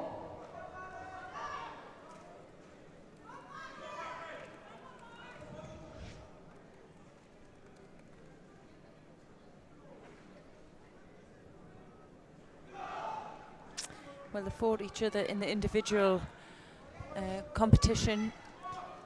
And, that was in the quarterfinal, and it was Van de Voogd who won that one.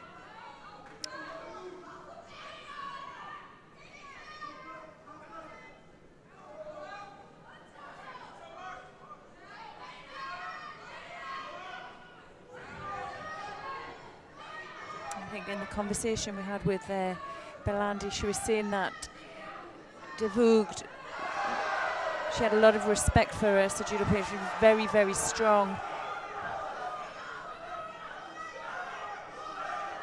I think she's going to get called for pushing down here. Chanturia couldn't stand up. It wasn't a question of her trying to hold her off, she just couldn't stand up.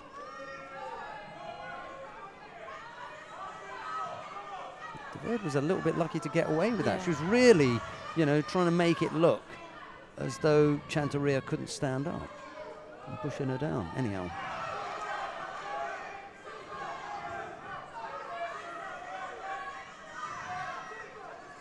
Looks so tired, Chanturia. Yeah, just stepped off the mat there. Out. Yeah.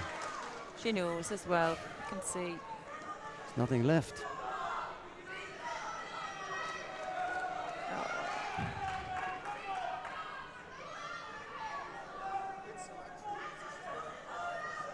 Really drained now.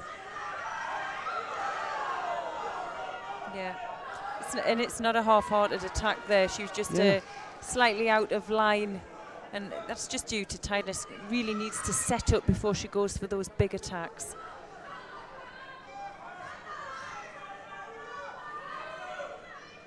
De Voogd just has the edge. She just looks that bit stronger, doesn't she? She's hopping about. See, straight up on her feet.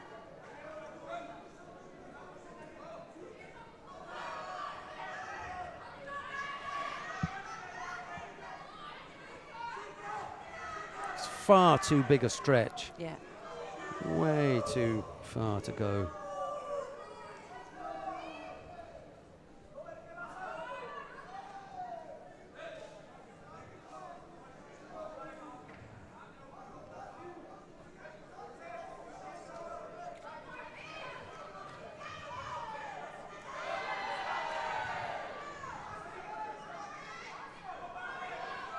Voogd picked up a penalty for passivity there. Chanturia having to dig really deep here. She's just going further and further bent over. And technically now looking really ragged. Wrong position. No chance of doing anything from there. Yeah, you just know if she'd had that bit of extra energy, she maybe would have tried to rotate, pull that sleeve in that little bit more. So tired.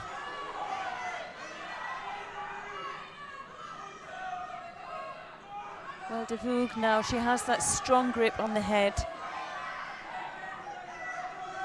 All she's done is no to attack. make anything from it. Yeah. It's a whole cycle gone with no attack. There's a lot of movement, Yes. you know, a lot of shape, and not a single attack.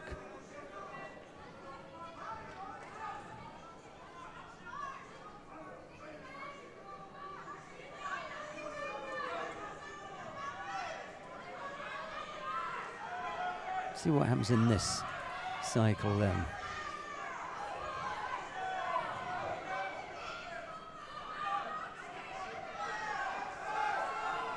She's struggling there.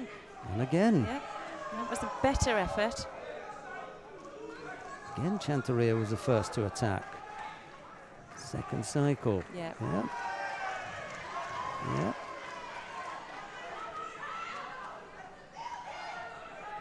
Has she got enough?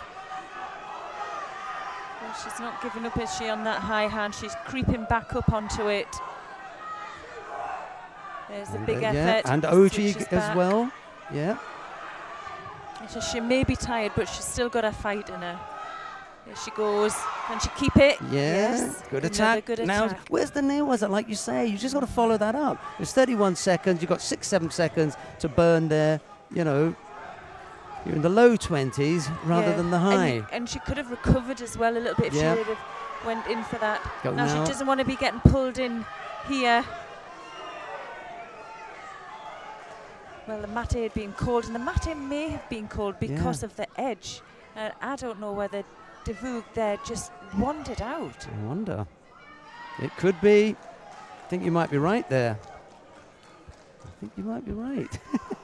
I shall go down and ask Frankie de Moore if he can provide you with your Continental Union badge, your B license. And join the ranks of the referees then. You first. Shut up. No, after you. No, after you. Oh, no, I insist. No, I insist.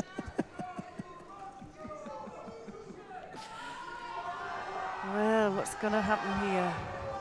Neil often says that. What's going to happen? Yay! That's going to happen! Chanteria had sufficient enough in the time. It was 18 seconds left. She really fought that well. She dug so deep. It was unattractive, but she came up with a win, and it's 3-2 now. Georgian still in it. Well, I was... Sorry, I'm just going to say quickly, you know, the Georgians have had 2 wins. Yeah. Both from the women. Oh, really? But, you know, here's Lasha. Lasha Bikori is on. Yeah. And, he's up against Raymond de Vos. Yes. And it's for me, big effort. He has really been outstanding in this competition. It's Bikari in the white judogi, de Vos in blue.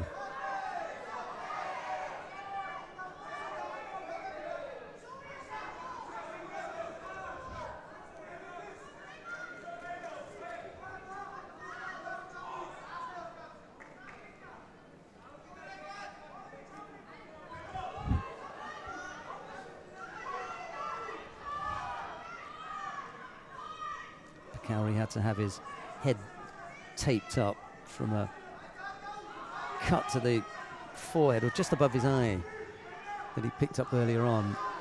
So it's only a small plaster, but there's a lot of strapping around there to keep it on. Not a bad effort from de Vos trying to take him away on the other side.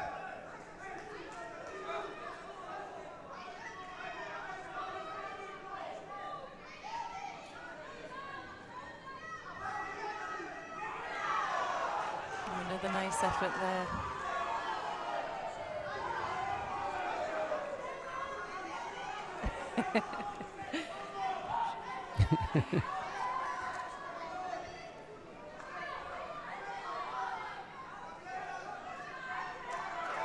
Passivity warning for Bikari.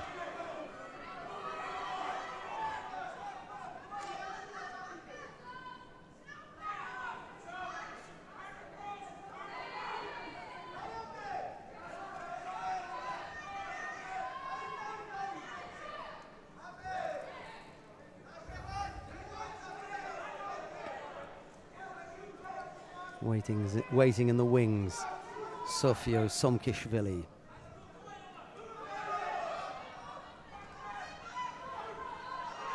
Oh. Well, both teams have fighters who appear to be, you know, going for it, running risks, taking a chance.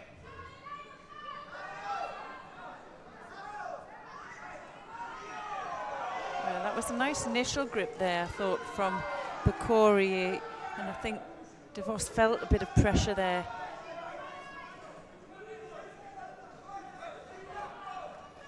Two minutes left to go.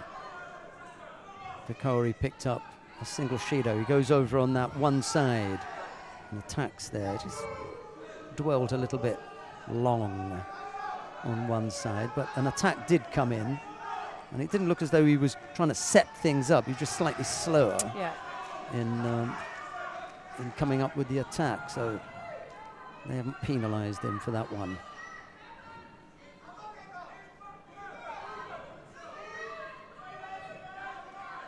Nizashvili looks crestfallen on the left-hand side as he watches on from the side. Oh, anyone could go here. Yeah. Oh, he brings him down onto his side and comes up with a score.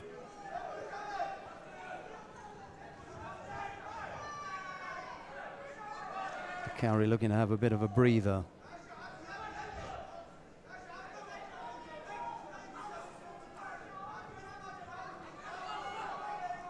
Yes, a little bit different when down on the elbow or out. When it's in, are you going to give that? Out, different, but in. So, minute 15 left to go. Pressure coming from DeVos. He's got to go left or right, but not backwards. A bit of a push there as well, wasn't there, from DeVos? When it goes to Bakori, I think he could have moved a bit, Bakori. He was a bit sloppy. Yeah. At the minute mark now, so let's see whether he can maintain this. Oh, a decent attack there. DeVos looks very powerful though, doesn't he? He doesn't want to waste his time in Nuaz. He needs to get this score back. He didn't have to give up that second Shido there. There were three options: left, right, or back. Why would you choose to go back?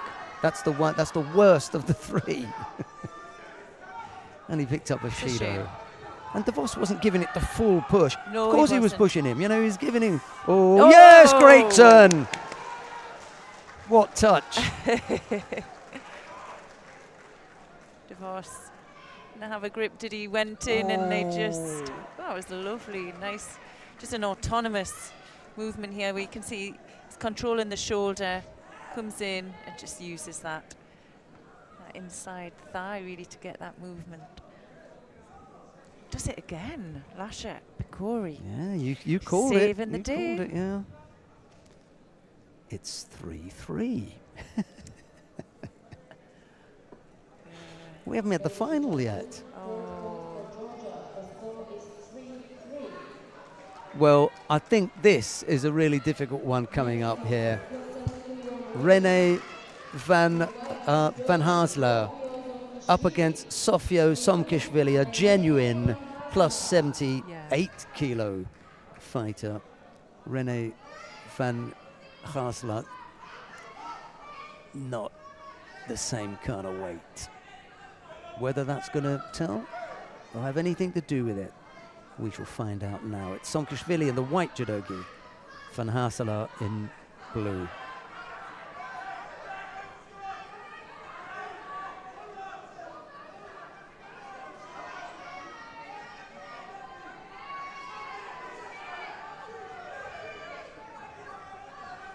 Yeah, well, Tanadze is right. You know, from the get-go, she's had the left arm just stuck into the chest of Somkishvili, not doing anything. It's meant to keep her out. But Somkishvili as well, she's got to go. Something. Yeah, she had a great opportunity there to finish it. She doesn't want to be on that mat for a long time. Yes, and I promise I won't say anything again. Tanadze. Oh yeah. Yeah, she's a little bit static, you know. She gets a good grip and then nothing comes from it. Foot tap here and there. Okay, a little Aragoshi maybe. Now she should really launch here. Get past that arm. Get your hip, your right hip right round. Okay, and because we saw that earlier, didn't we? Yeah. And it worked really well in a previous contest when she just did that initial movement.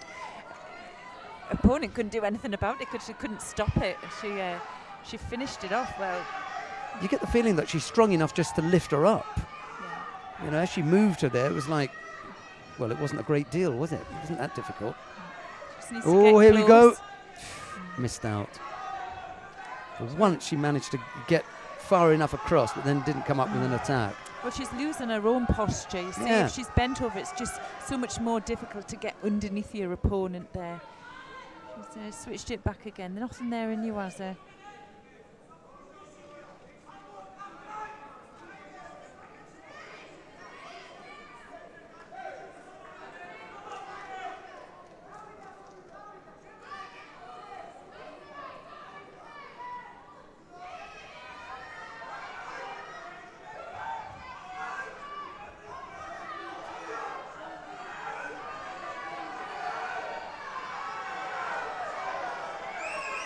Oh, the pressure is so much for both of them. Both teams are screaming at them to do something. It's very hard sometimes to do something when you're under that pressure. But it's the initial movement with the body that helps. That's not going to go down well. It's all right. She put in the attack. Yeah. Van Hazela pushed her off. Okay. It wasn't the strongest of attacks. But the Shido resulted in her attacking, so difficult to then penalise her for having attacked. Albeit a poor one. It was the right leg then, come on. She's lost her grip now. Yeah. Now if she's lost her grip, that's Van Haaselaar's chance. She needs to step it up, get that head up. Oh dear.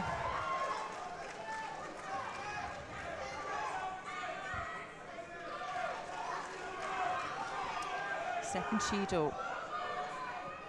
Cameraman's gone off the boil, I think. Here we are.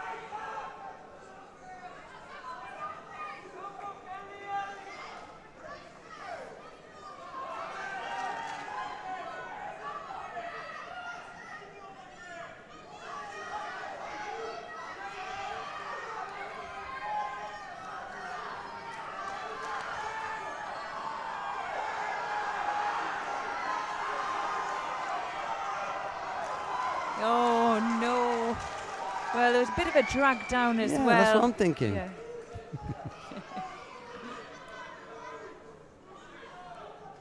Oh. Shouldn't do that. It's not going to help.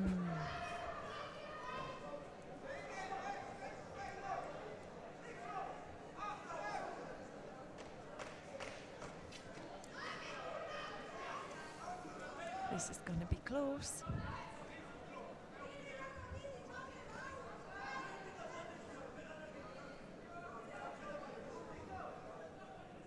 Yeah, she gets the Shido. Yep.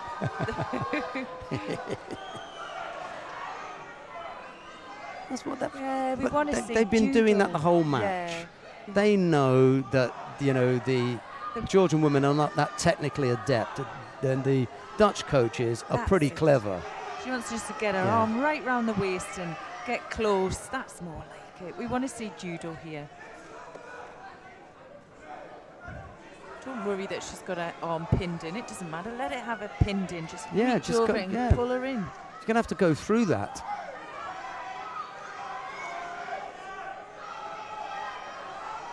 Let's not play at the tactical game. You don't need to do it. You've got enough Judo in you to... Dutch coaches have said, kill that right side. Yes. You get out there with your left arm and you leave it up there strong. She's not going to get past that. Make her look passive. Pull her down. You win it every time. Well, it's exactly the same situation as before, so what's going to happen this time? The same. Yes. Exactly. That is the tactic. That is the tactic. We just described what the tactic was. She went out and did it, and they're surprised that they got a Shido. So if she's going to take that grip inside, the best option for her would be to use that grip with movement and then see if she can try and take her opponent over. Now, Saakashvili just needs to keep her head up, and well, she's going to get a little bit of a breather here. She just needs to keep her head up, get that arm wrapped round her waist and get across. Saakashvili hasn't been able to work out what the problem is. So she hasn't got an answer because she doesn't know what the problem is.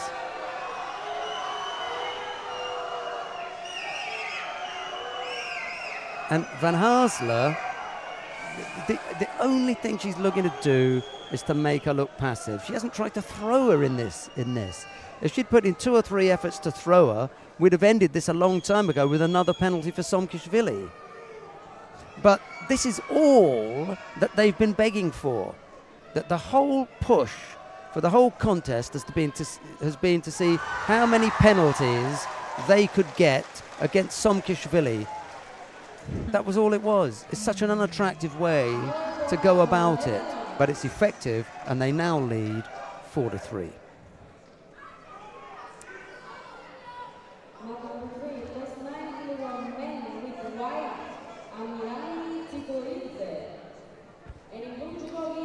Right, well, here we are. A big ask for Simeon Katharina. He takes on Amirani Tsikoridze. It's the Georgian in the white judogi, the Dutchman in blue.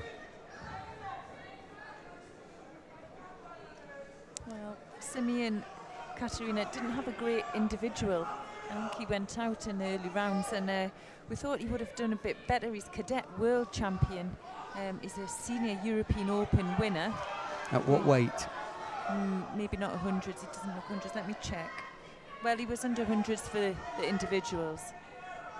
So just fighting up one weight, but that could be, 2.5 weights. Well, he can't. Come on.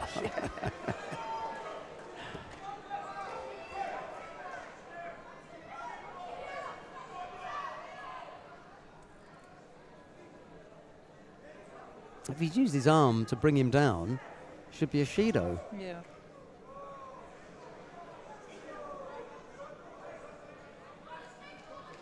Yeah, Judo, yeah.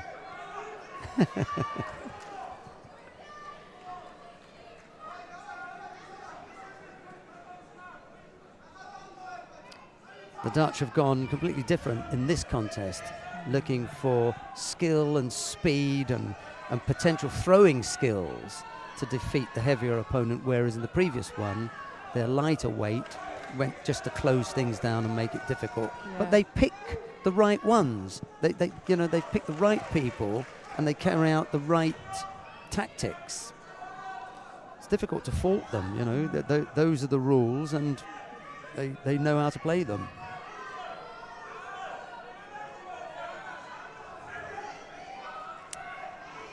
Something with some heavyweights really find it difficult to fight that, that if they're even 15 kilograms lighter, to have that little bit more movement. And what we're seeing from Katharina at the moment, he's using his inside lapel to use that movement. He's a bit sharper on the grip, he's sharper at initiating the movement, so he's surviving at the moment. Well, it wasn't the best from the Georgian. He let go, really.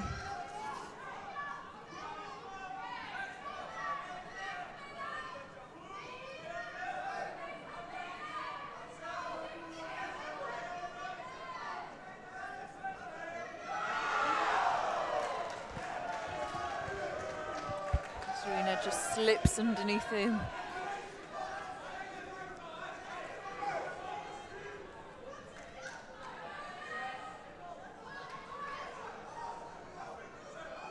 Well, I think the best thing that could happen here would be for Tsikoridze to tie things up, and then for Lipatiliani and Van der Mayberg to come out. Given that she's been their go-to fighter for the whole day, I think the worst thing would be for Sikoridze to tie things up and Somkishvili and Van Harlesen to come back out again. No.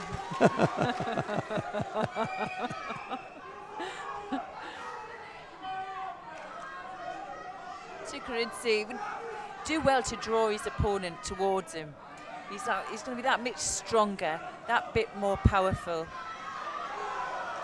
He's going to do this, you know, Yeah. Katarina. It won't need any decisions or an extra fight. I can't see Sikoridze breaking down Katarina's defense now. No, Katarina still looks pretty fresh out there. And he's got a good size, he's got reasonable movement. Well, that wasn't that great, but that's a little bit better. No, it's not there. Come on, guys.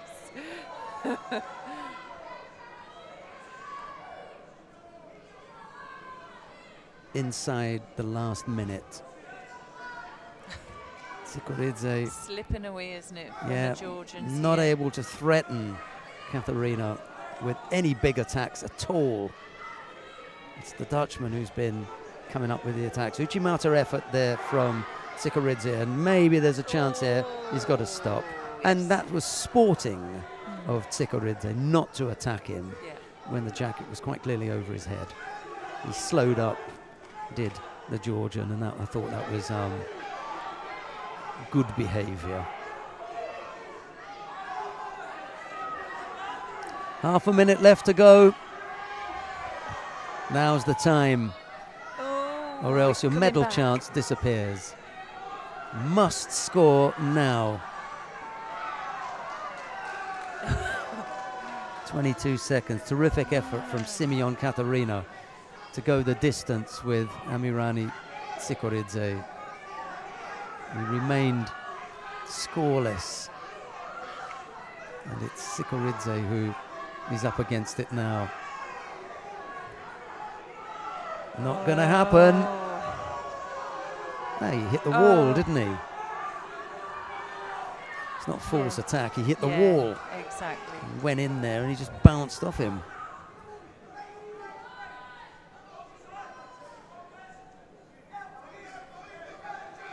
You could be watching the last few seconds of this, although there's no score, so it'd be golden score anyway. But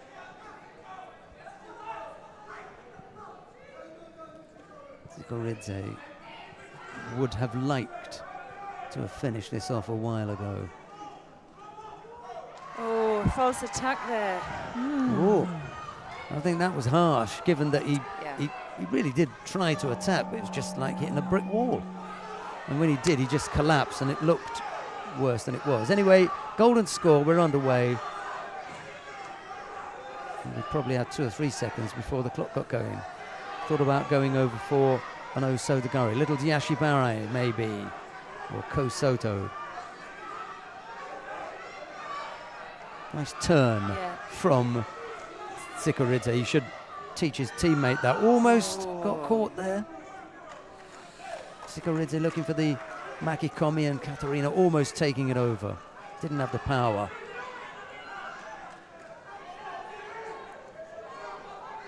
Well, the difference, you can see the difference here just with the weight category and the fitness levels. You can see Katarina recovering after each exchange a bit quicker. You do sometimes feel drunk on your feet if you can see the balance has gone a little bit here. He lost his posture. Big effort there from Katarina.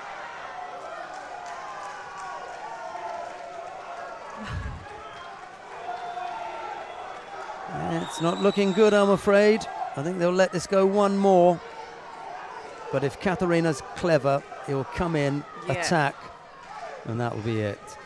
Can't afford for Sikoridze to come in with a good attack before he does. This is it now.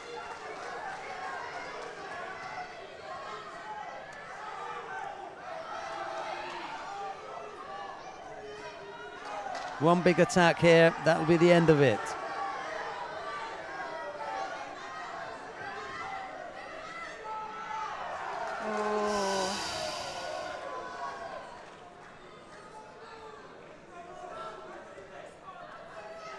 Tiscaridze doesn't do anything in this next exchange, it's going to be all over. And it might be done now. Yeah, you might be right. Oh no, they let it go.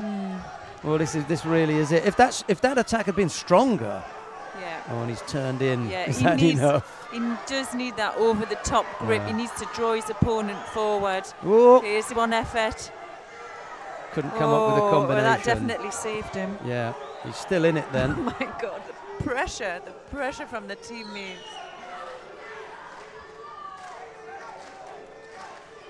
Can you imagine how the heart must be thumping? Yeah. How difficult it must be to draw oxygen in now, you know? Just, oh. Yeah.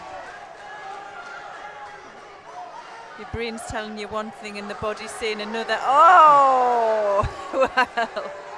But that was the best effort we've seen all contest from Tiscaridze. He's, Uchimata.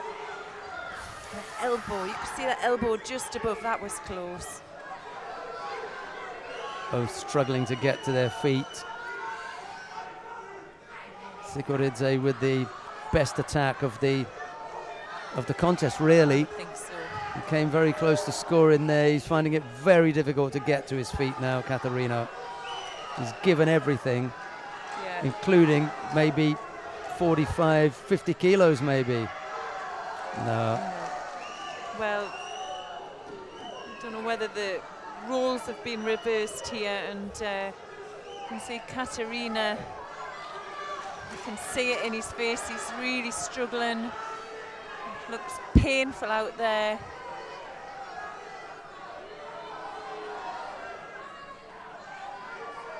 The only problem is that Tiscaridze hasn't got anything left in the tank. There's going to be one more exchange here. Come on, they can't get up. And all the time, Russia and France wait for the final. There we go again. Katarina may be inspired by the fact that he knows that Tiscaridze is on his last legs. And maybe he shouldn't have bothered with that one, because that really is so poor. You may be just drawing attention to yourself. It's difficult, isn't it, when both athletes are on 2 Judos each. Now, who would you go for here? I mean, that was a false attack. But if it's a false attack, you can't give a passivity out, can you? Because it's a false attack. No, for me, that was a false attack. He knows that he's got to try something. He puts that in. He doesn't come anywhere near close to throwing him. He just collapses at his feet. And 9 times out of 10, they give false attack. Poor old Olivier De Rose is having a bit of a smile. And now there's a blood injury. Just what we didn't need to keep the tension going. Shake it off, get your head sorted. You can do it. Yeah, it comes in at the right time, but I did think maybe there was a penalty coming there, and yeah, if Georgia were to win this one, we know that there's going to be another fight, isn't it, pulled out, so it's not all over. That's for right. the Netherlands. Yeah.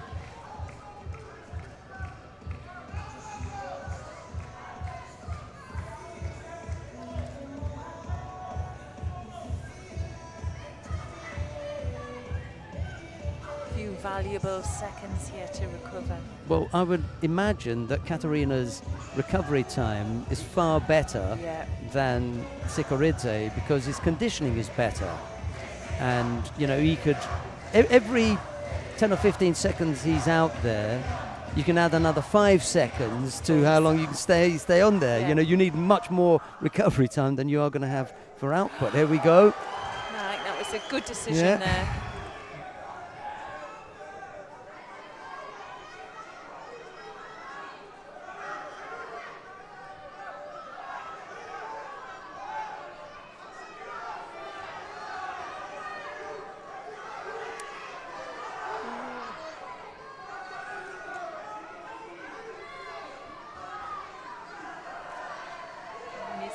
careful not to look to be pushing out of the area.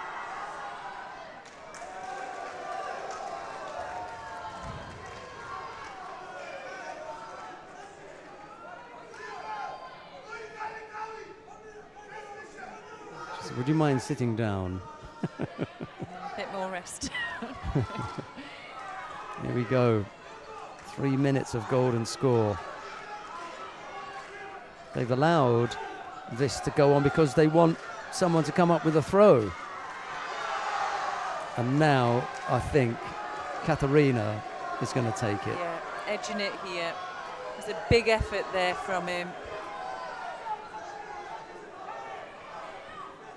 If it can go one more time, I think. He's just asking him just to tighten his belt up, not to dress, to redress. I thought it was just to tighten the belt up, which would mean, no, we're going.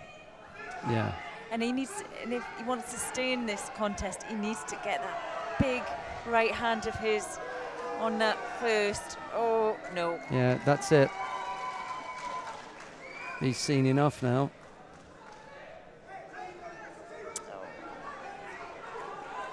And the coach knows that he's just given that away.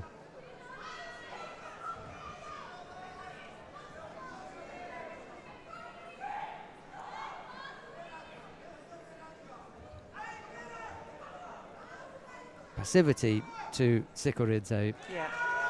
Yeah.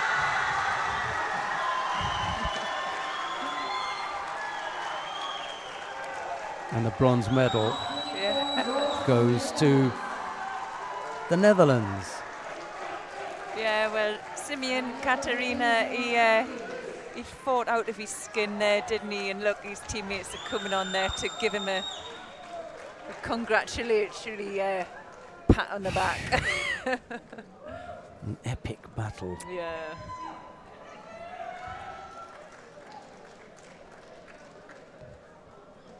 There's a few good wins in there from the Netherlands.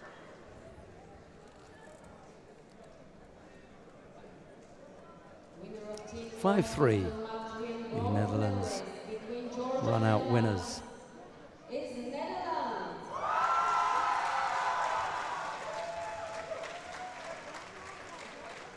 Yeah, disappointment for Georgia.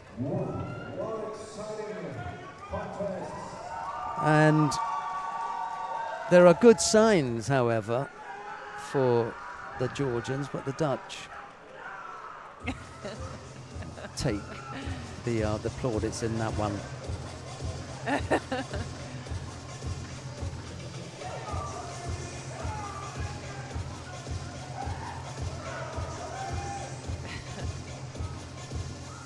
You know, it's the combination. Well, there's several things that go into making it work, and one of the things is being able to carry out the plan. And when your coaches do all of the studying and looking into what you should be doing, and they come up with a plan and you're able to carry it out, you've got a good chance of taking away the medal. It may not have been the most attractive of wins at times, but they did what they had to do, all within, you know, all within the rules. The Georgians had the same opportunity, but they don't have quite the same kind of preparatory history, especially when it comes to the women's program. Yes. And once or twice they missed out on a couple of things that could have given them the win, and they would have been in a different situation. Anyway, we'll be back with the final. In the meantime, I think we've got a few cams to go.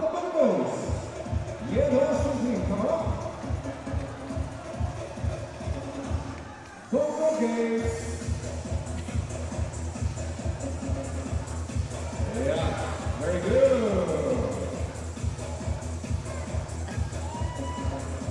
It's all smiles now, isn't it? Come on, guys. One more time.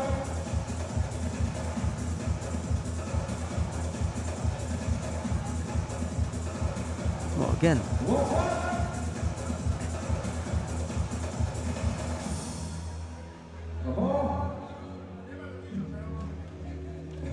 Very good.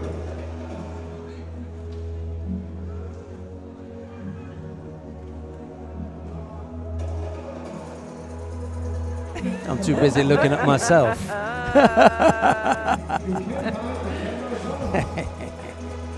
Got caught there.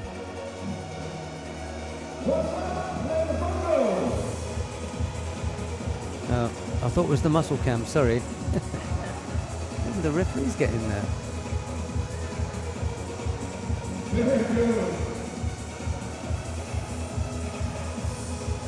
Yep. Come on, Rosa. Go for it.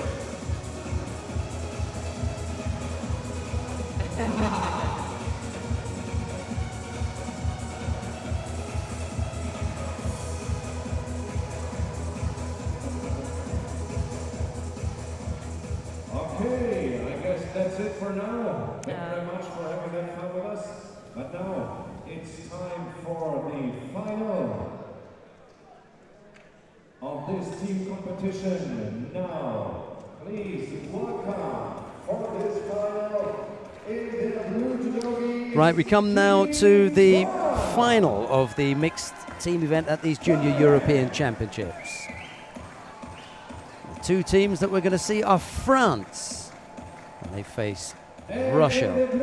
The lineup for France: Blondine Pont, Yonis Gueffon, Faiza Mokda, Hugo Metifio, Candice Le Breton, Alexis Mathieu, Laura Fusso, and Patti Mena Munzimbu. That's the French team. For Russia, it's Alina Sergeyeva, Ramazan Abdullayev, Dana Nagosheva, David Gamozov, Madina Tamazova, Eldar Alek Vediev, Veronika Artamanova, and Jamal Gamzatkanov. There you go. That's the lineup. The first contest Jamal Gamzatkanov. Right, first up is Blondine Pont in the white judogi, Alina Sergeyeva in blue. This should be a terrific little battle, this one. Sergeyeva spanked over the German fighter, I think, in their semi-final.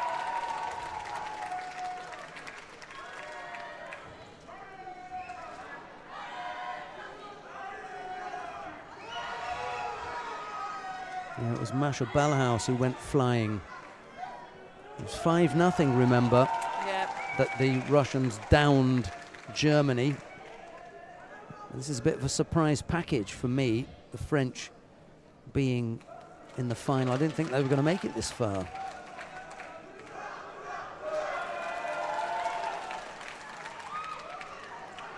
There's a strong effort there. Well, Sergeyeva looking for the Juji Gatami. To me, it looks quite strong. She's just pressure onto the arm.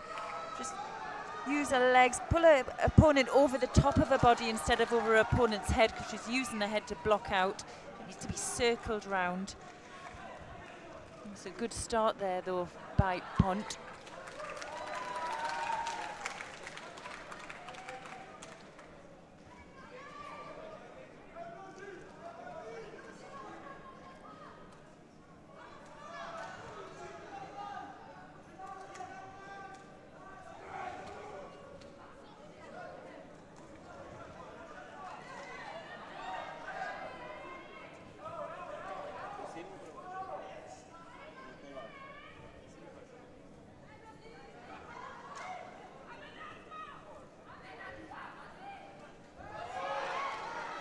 Big left-handed effort from Pont, nearly countered by Sergeyeva. Sergeyeva now looking to tie off that arm. Doesn't get the opportunity, but just straight onto the for the shimmy waza.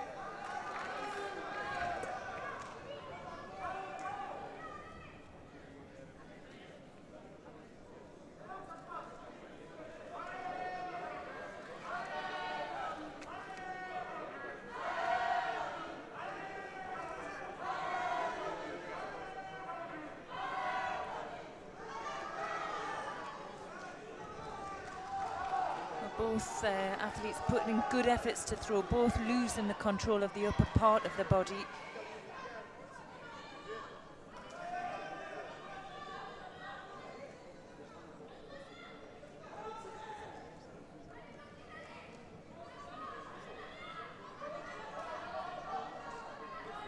position for Pont here. Uchimata. Yeah, lovely attack there. Well, Sofia did well not to get rotated over there. Straight on her back.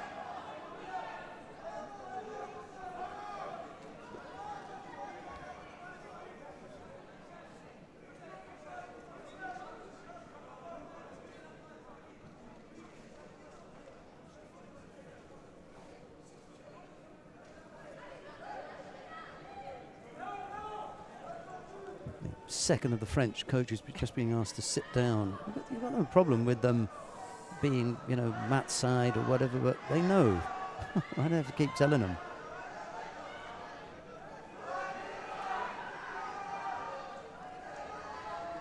It looked to me she was going to reverse that. Yes. But, well, right. she just, you either have to just go for it off the field, or you can't think too long about it, or else yeah, you'll get counted yourself. It's a strong grip there from Sofia, searching for the sleeve, just catches on to the lapel, but can she use that lapel down there? It's across the face in that position.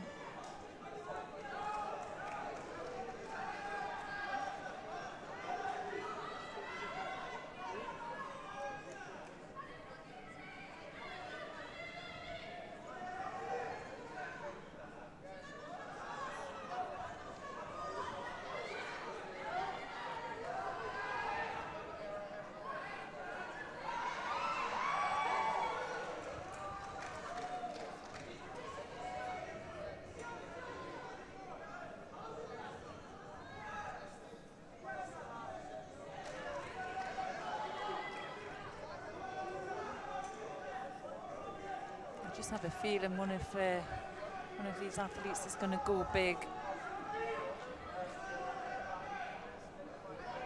Pont for me is edging a little bit more on the initial attack.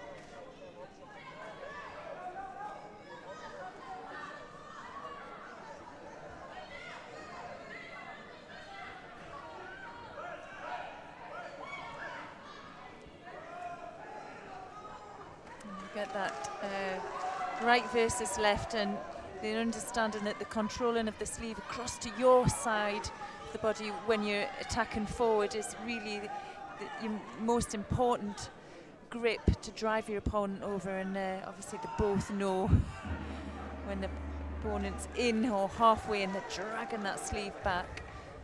We're going to go now into the golden score period.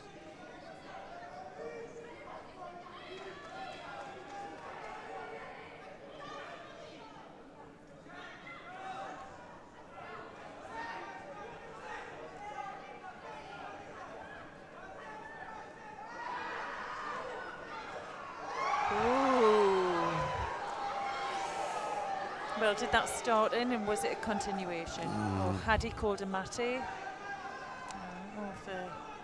can get a replay of that. No, it doesn't start. The technique that is countered started outside. Right. So that's done. Yeah.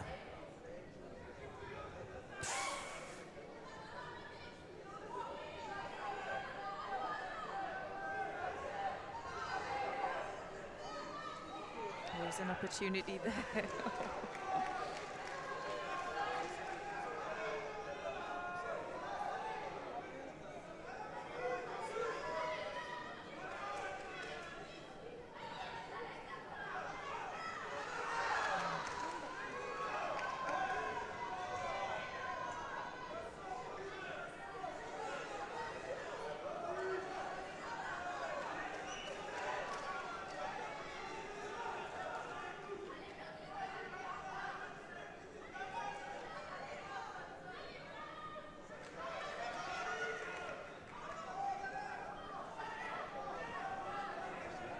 Both of these athletes can change direction as well.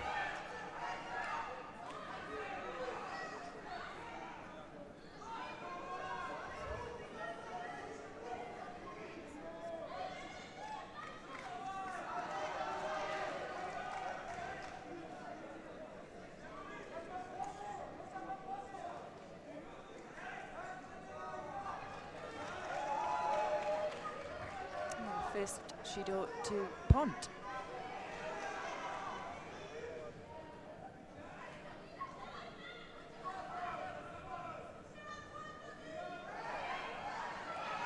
Left-sided effort. Wow. Strongest effort yet, I think.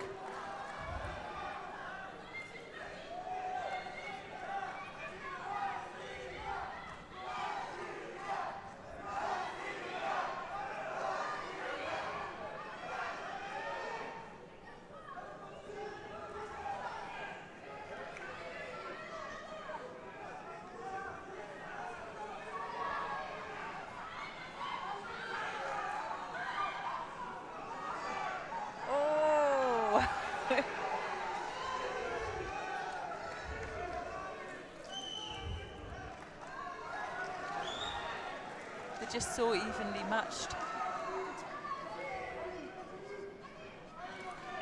It's just going to take a change of tempo, a fast burst.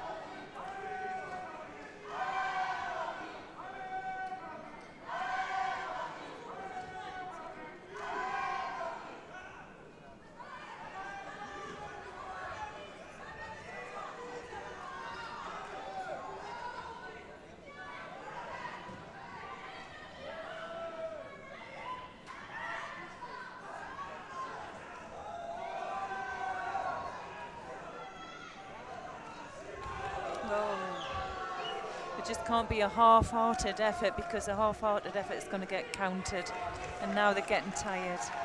We're nearly 3 minutes now into the golden score period, and just one penalty to Pont.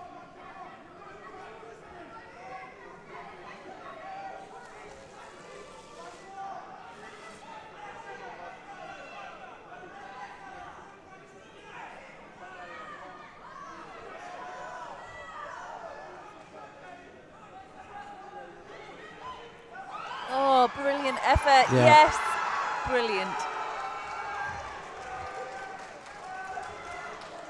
Well, she showed that a couple of times in the contest. It was either going to be a left hip on Sianagi or that left Osoto, and that commitment, that speed, and that real drive. A great start there for France.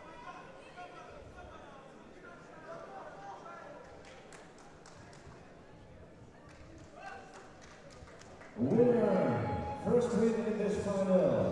So 1-0, Blondine Pont it is who gives the French team the lead. Alina Sergeyeva going over for that score. Okay, on the mat now, Yonis Gueffon of France faces Ramazan Abdullayev of Russia. It's Gueffon in the white judogi, Abdullayev in blue.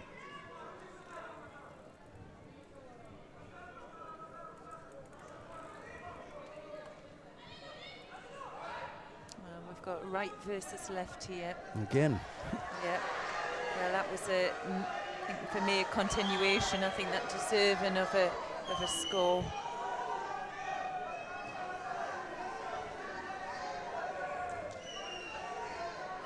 Uses his inside. Oh, sorry. He did. His initial landing was on his front.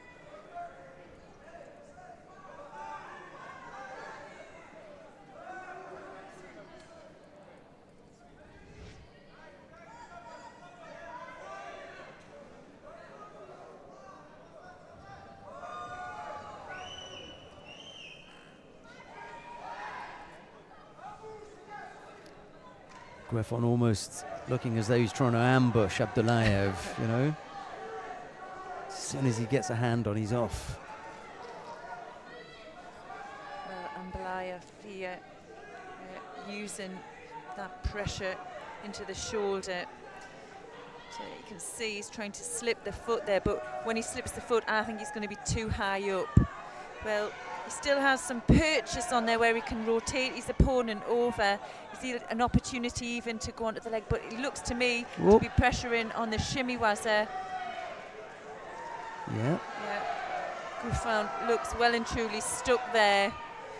Wow.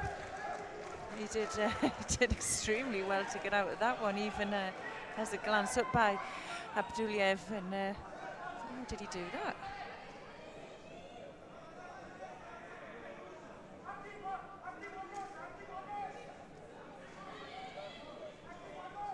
Oh, yeah. Well.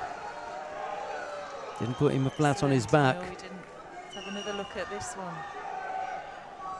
Initial step through, and then his left leg joined in. Oh, and he gets it. Caught him again. Yes, that's class.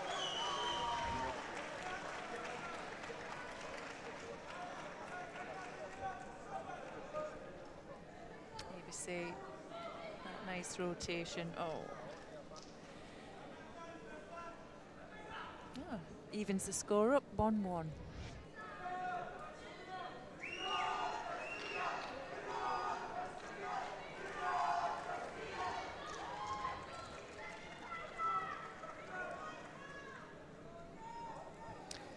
Coming up next, Faiza Mokhtar of France will go up against Dana Nagusheva of Russia. It's Mokhtar in the white judogi, Nagusheva in blue. In blue for Russia, Dana Nagusheva.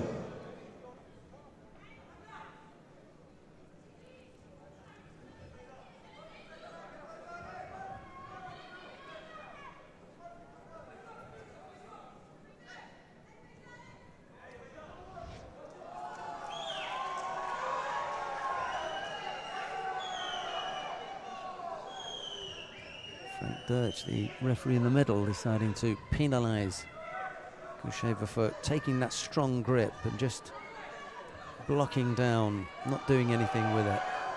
Negative gripping. Well, Mokhtar, winner of the under 52.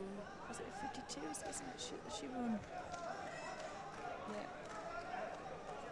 I'm just wondering what weight Nagusheva. I don't even know was she in the individuals. I can't remember.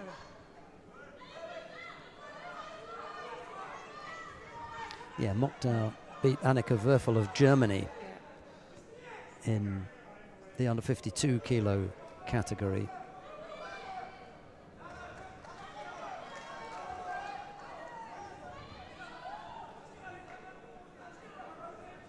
And Nagusheva didn't feature in the individual competition.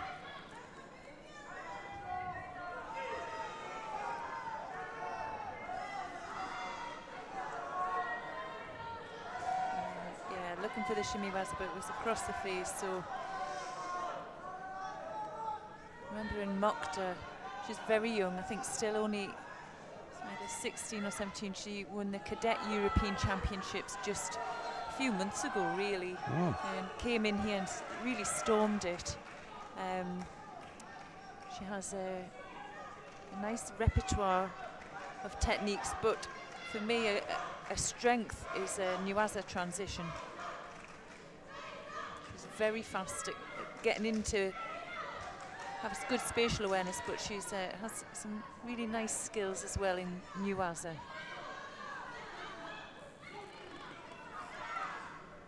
Strong grip there.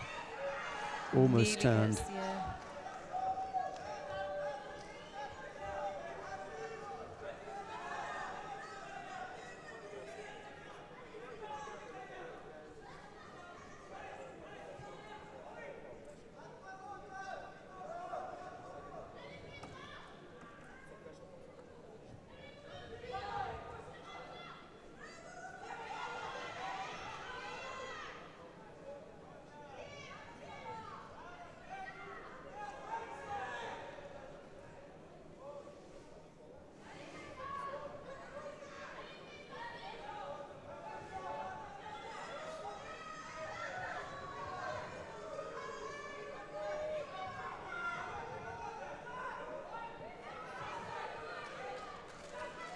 Put a few nice techniques together there.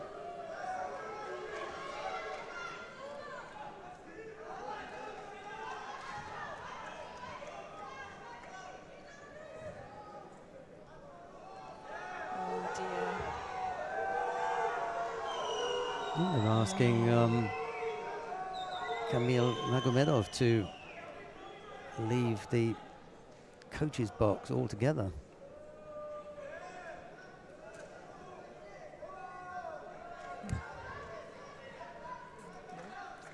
It's like a walk of shame, Yeah. isn't it? He's out.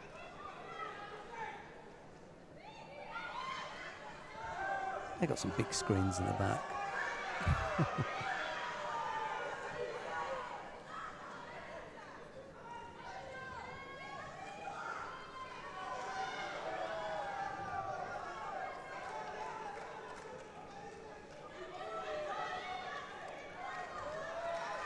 Magusheva picks up a second penalty here with a minute left to go.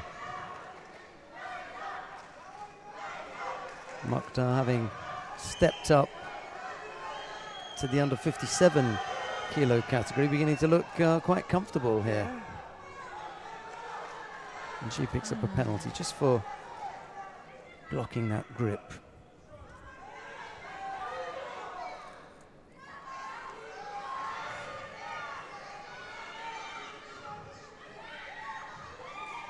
Oh, Yep. there we go.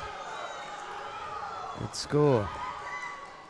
Now we might be able to see some of that transition work from her. Straight on the arm. She's still working it. You can see she's straightened it up. Well,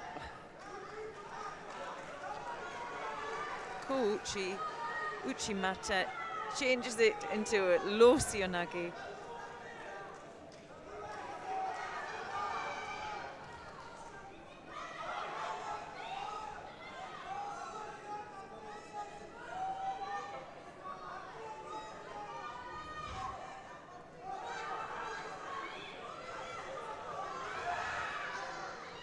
Desperate last lunge there from Nagusheva. That's it now. Faiza Mokhtar comes up with the win.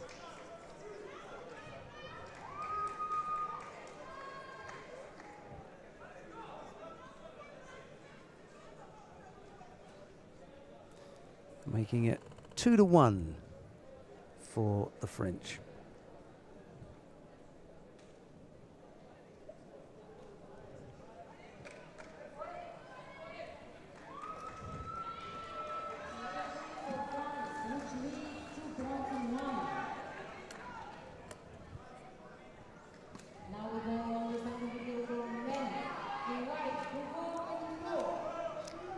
On the mat now, Hugo Metifio of France faces David Gamozov of Russia.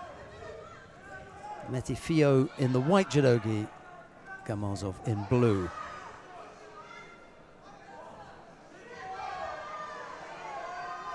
Well, Gamozov here just showing how fast he can switch into left and right sides.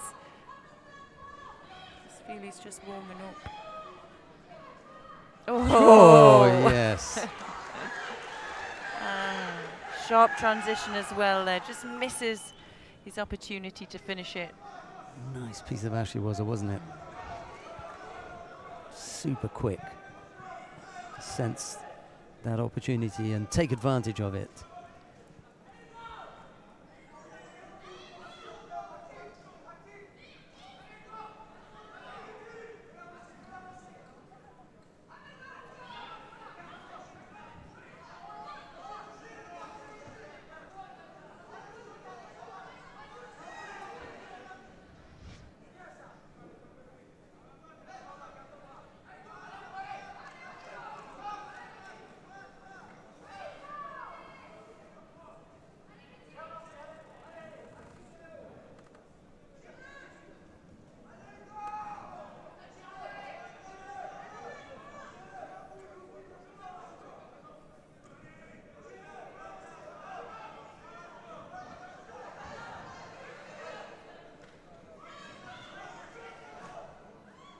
Uchimata attempt. I just have a feeling that Matafiot can't. He's looking for the sleeve grip, and he just can't keep his hands on him. He just can't get his grip.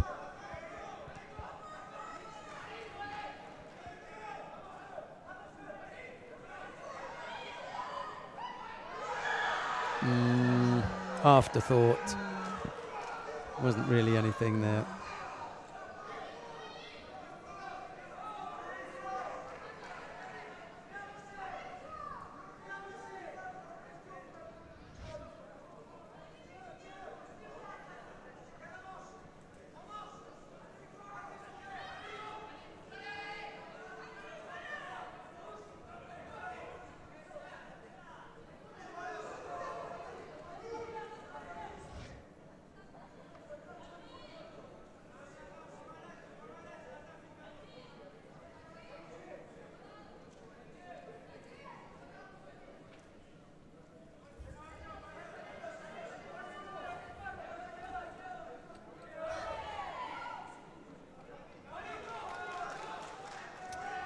Minute and a half to go here.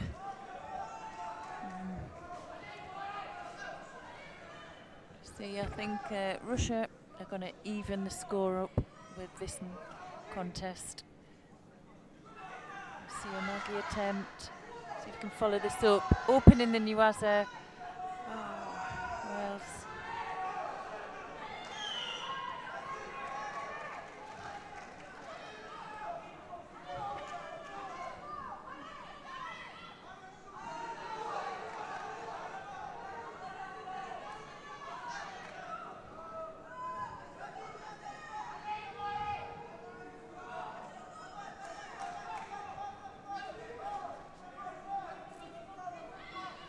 You could see by a minute to go how some players can get a bit complacent.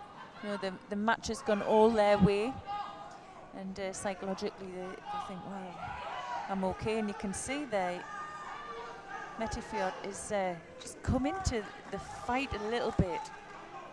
He's manages for the first time to keep his grip, but he did a nice sequence of attacks there.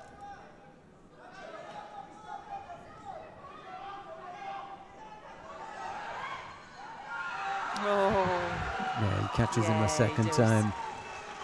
Not by design, but... No. You can see here, he came across it a little bit, well, he lost his grip and... found himself in the Makikomi position. He did, yeah. Oh, hang on. I'll have that. Oh, dear.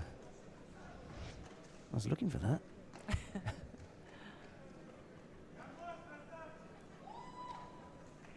So a second score right at the death, or on 40 seconds, whichever one you like. You know, but that normally signals the death. Was the score that gave Russia a second win, meaning that the score now is 2-2. Coming onto the mat now, Candice Le Breton faces Madina Taimazova. It's Le Breton in the white judogi, Taimazova in blue.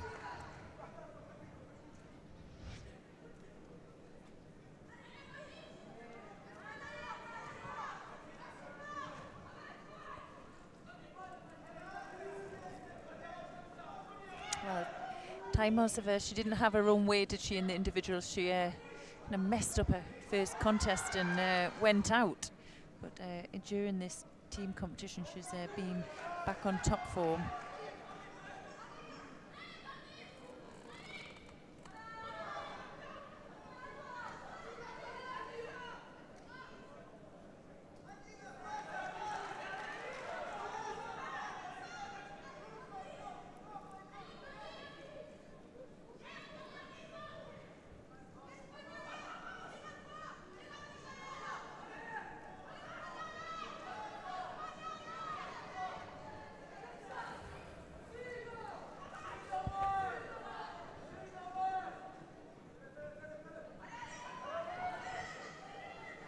Looking for the arm, Le Breton.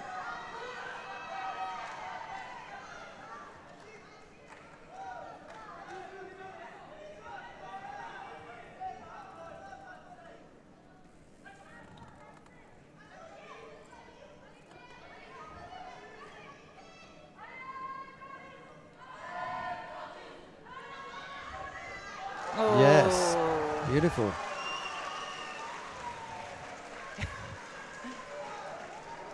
So yeah, goes over the top, legging at the same time, and just carries it on. Really just thrusts that leg into the air, doesn't she? See, she has the sleeve, she pulls the sleeve close. Nice finish.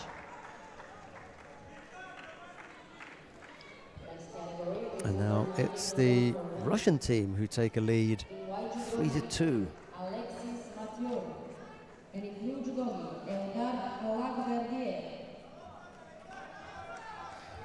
Coming on to the mat now, Alexis Mathieu of France faces Aida Alakverdiev of Russia. Mathieu in the white judogi, Alakverdiev in blue.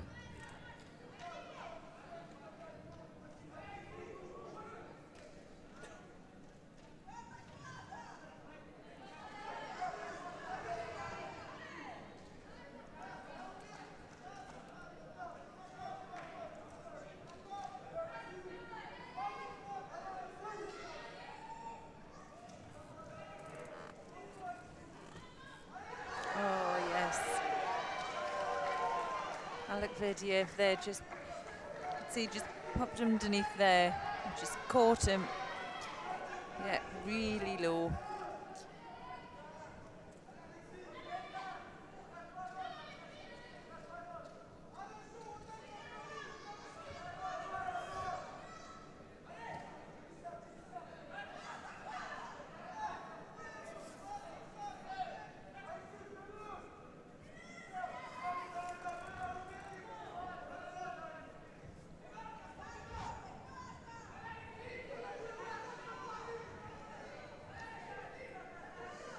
Tries again, this time well received there by Mathieu.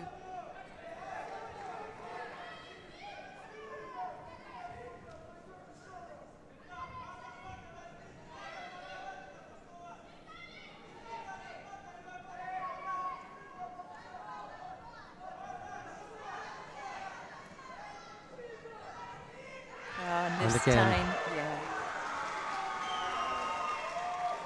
Well, it's wide open, he turns in left, opens up the space and finishes with a low Kataguruma. 3 in a row the Russians have taken now to put them 4-2 up.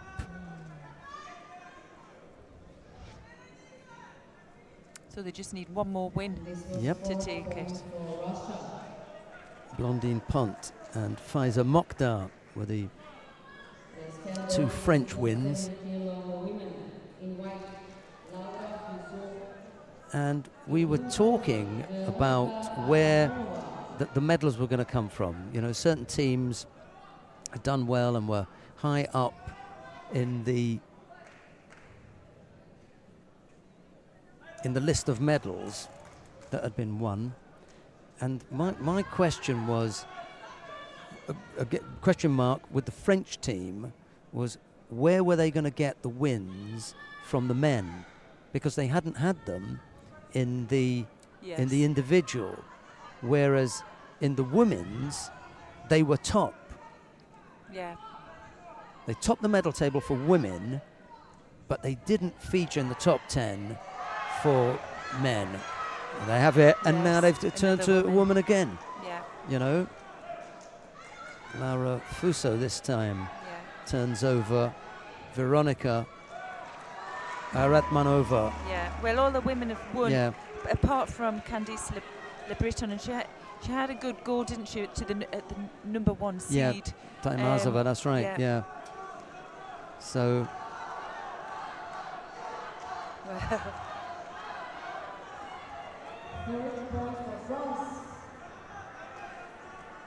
Well, their heavyweight's already made an upset, hasn't he, today?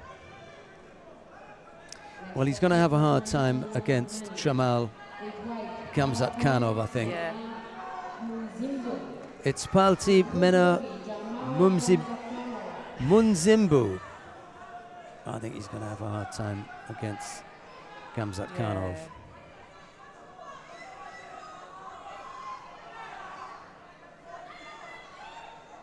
This to tie it for the French, or this to win it for the Russians.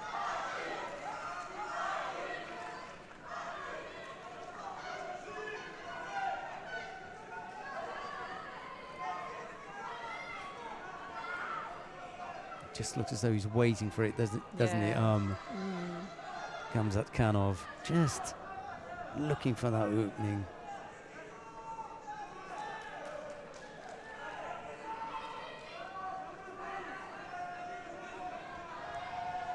Drawing him up there, that strong left hand.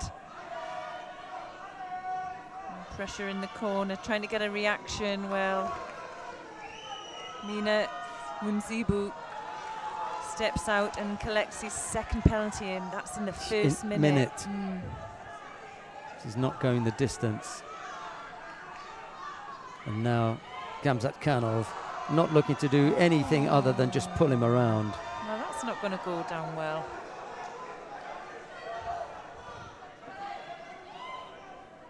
Why would you do that? You know, it's just...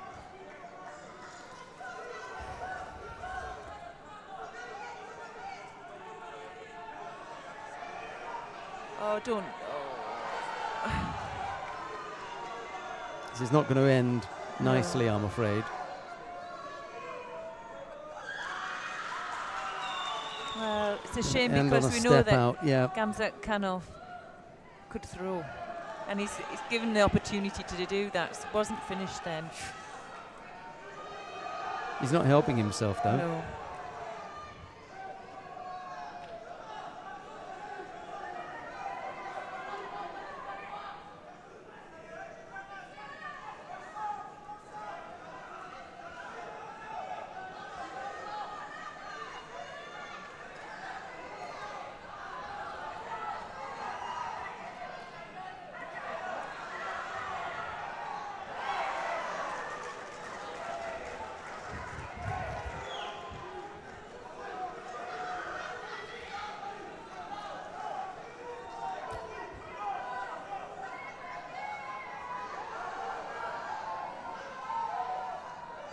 Shame that you just want him to fly in, don't you?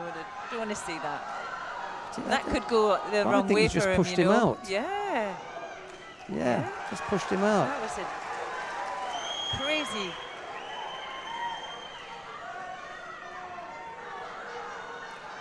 Unnecessary risk to run.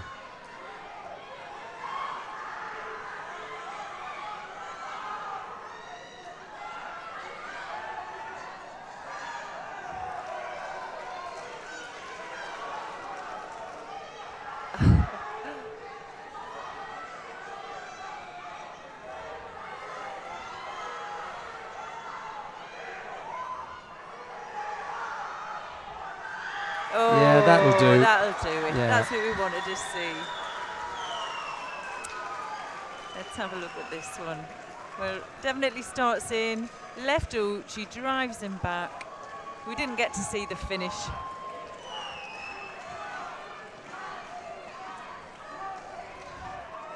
But it's a better ending, isn't it, to what could have been the last contest won by default. 5-3. The final score, Russia winning out over France. Well, no doubt a lot of you will be leaving us now. We're going to say bye-bye to you quickly. We're going to be on air for quite a while yet because we've got the medal presentations coming up. But we've got more judo for you beginning on Thursday in Baku when we've got the Senior World Championships. We'll have the draw on Wednesday. We'll do that live. That's the day before. But come Thursday, it'll all kick off again at the Senior World Championships in Baku. Meantime, Russia has been awarded the contest the match 5-3 over a spirited effort from the French. The 3 wins all coming from their women's team. And interestingly enough, when we began the day, we were talking about where that sort of thing could happen. That's why we didn't expect France to get that far, despite the fact that they ended up getting in the final. But the thing that interested me this morning was the pick of the Netherlands. You know, why did we expect the Netherlands to be up there when they finished 15th in the medal table. Well, the important thing was the 6 fifth places that they had. It gave them 7. They only had 1 medal, 1 silver medal, but they had 6 fifth place finishes, which suggested to me that they were there or thereabouts, you know.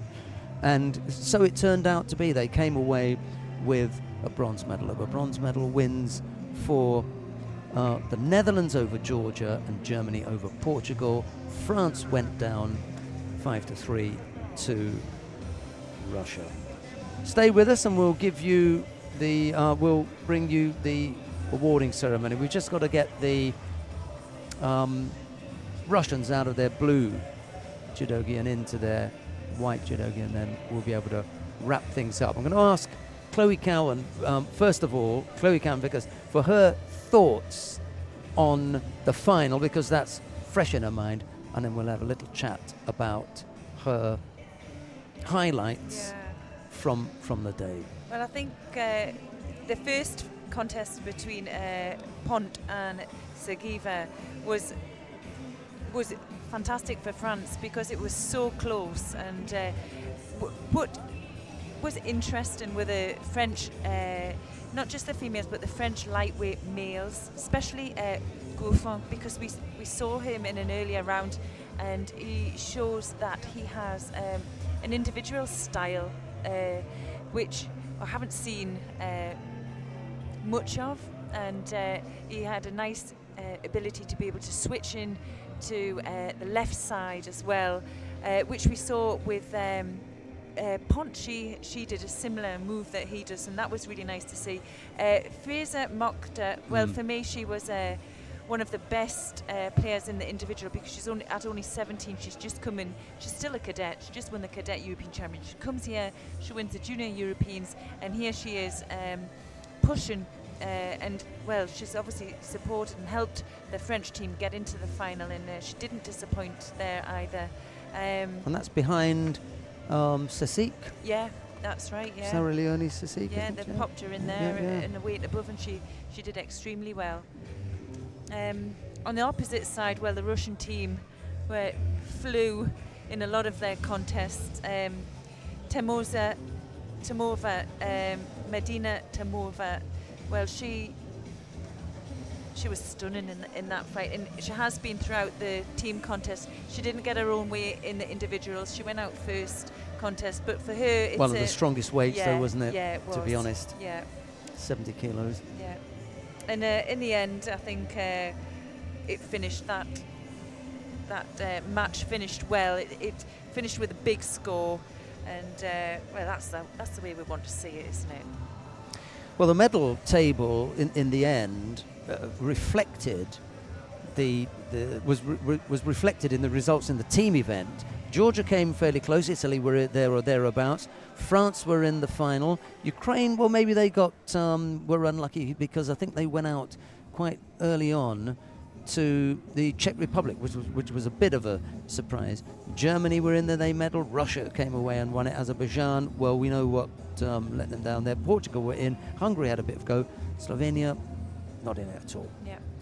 Right, okay, it looks as though we're going to have the Russians making their way down to the presentation area, but I haven't seen them come out of the warm-up area. They've gone back to get changed from blue judogi to white. That shouldn't take them that long, and then we will be involved in the medal presentation. What were your highlights this weekend? Well, I just mentioned the 70 kilo category there, and there were a number of fighters in there that impressed me. We saw, well, Balandi Galandi, you know, first of all, those two. We didn't get to see Taimazova, you know, as we had hoped. And there were a few others in there that were showing well, and I think that's going to be a strong weight. Those juniors are going to go up there and cause some problems next year.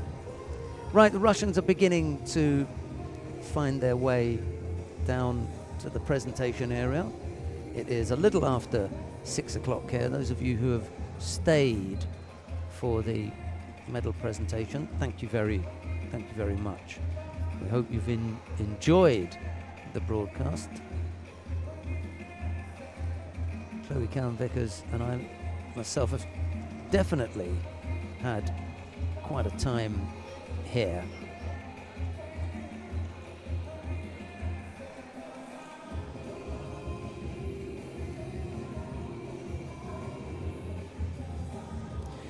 Yeah, there's a bit of a discussion about whether the Russians have got anyone at heavyweight, any really good heavyweight fighters, and they are looking around for a heavyweight fighter. I suppose Xenia Chibisova is maybe their go-to fighter. Of course, they've got, you know, a wealth of talent in the lower weights. Irina Dolgova is one of them.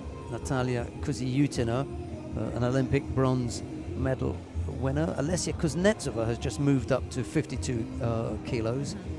She's a good talent.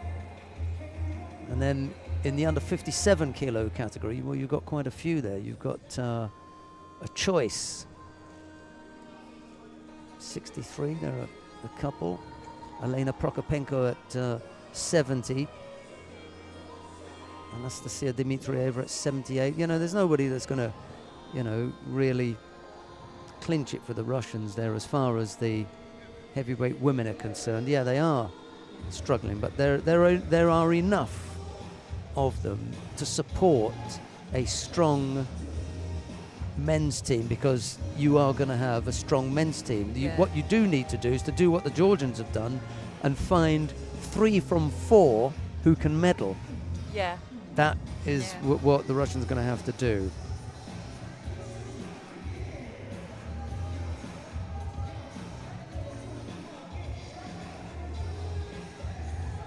Almost ready to get underway. Just taking a little bit longer. There's a bit of celebrating going on, I suppose. Pre-medal presentation celebration. They should save it for afterwards, but I suppose it's a little bit tricky, and they would have done well to get them all lined up and ready to go early. Ladies and gentlemen, the awarding ceremony for mixed teams. Let's have a look at the plus 78 kilo category and just see who it is that the Russians have put in there. No one. They haven't got an entry. They haven't sent. I don't think they do for 70s. I'm not sure if they do for under 78s either. So plus 78, they haven't got anyone, and I don't think they've put anyone in at plus 100 either, which is really odd. Anyway, the athletes are all lined up there now. Who have we got? We've got France and Russia. We should also have the Netherlands and Germany. I think they may have to do 2 rows, or else they're never all gonna fit.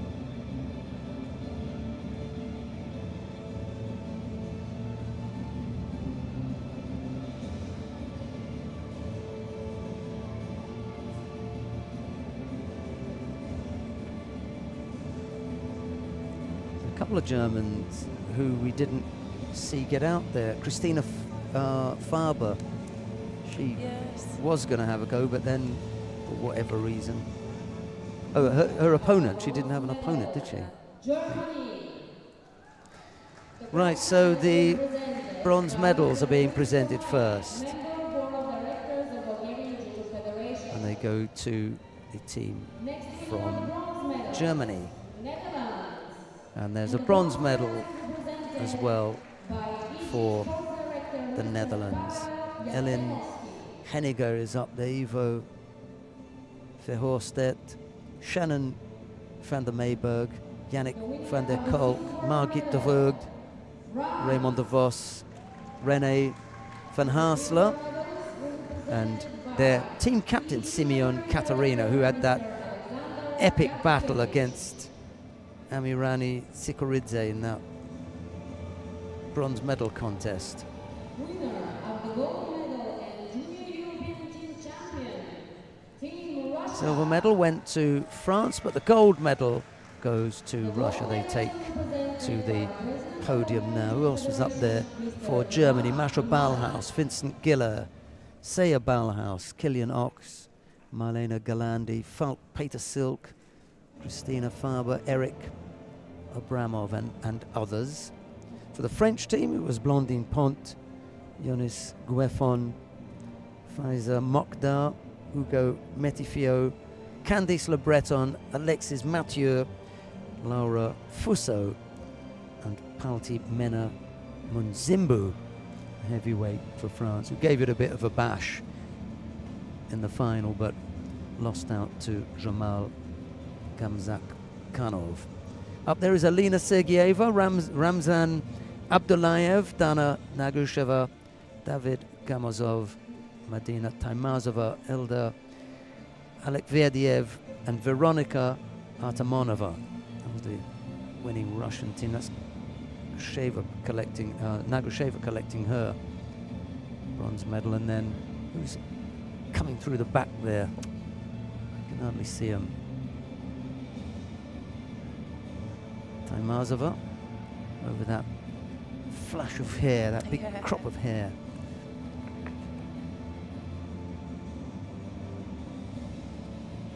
Abdullayev and a few others. Right, we are going to end with the Russian national anthem, so it's going to be a goodbye from all the EJU team. Ivan, you've been terrific, mate. Thank you so much for all your help, all of your, and Mr. Ferreira, Carlos Ferreira, I don't know if he's listening in, thanks to him. Also Mario Kurvavats for looking after the team. It's been an absolute pleasure to be sat alongside Chloe Cowan-Vickers for the last, just get him out of the way. Yeah, right, thanks. For the last few days, it really has. Chloe, I've really enjoyed that. It's been a terrific few days. I hope you've had a good time. Yeah, I've had a good time. Thanks for having us. It's well, what's been fantastic is we've been able to watch 4 days of what's been some superb judo, and it'd be so interesting to see a lot of these young athletes making their way through into the senior stages in the next few years as well. Well, we hope very much that those of you who have been watching at home will have an opportunity to see the upcoming Senior World Championships that are taking place in Baku, Azerbaijan next week. They begin on Thursday. The draw is on Wednesday if you're interested in watching that, but the competition begins on Thursday in Baku. We look forward to your company. Then the presentation of the trophy, I think, is about to be made by the EJU sport director Hervoya Lindy to the Russian team. I wonder who it is that they're going to push forward to collect it. I'm hoping very much that it'll be Madina Taimazova. Let's see where it goes. The French team are collecting that. Oh look, it's the youngster Faiza Mokdar who picked up the trophy. That was nice. Who's going to pick it up for the Russians? Taimazova, put your hands out. Okay. It'll be Anak Verdiev. He came up trumps, didn't he? Yeah. Top man. Celebrations for Russia. We hope you've enjoyed that. From Chloe Cowan-Vickers and myself, it's bye-bye from Sofia. Goodbye. And now the national anthem of Russia.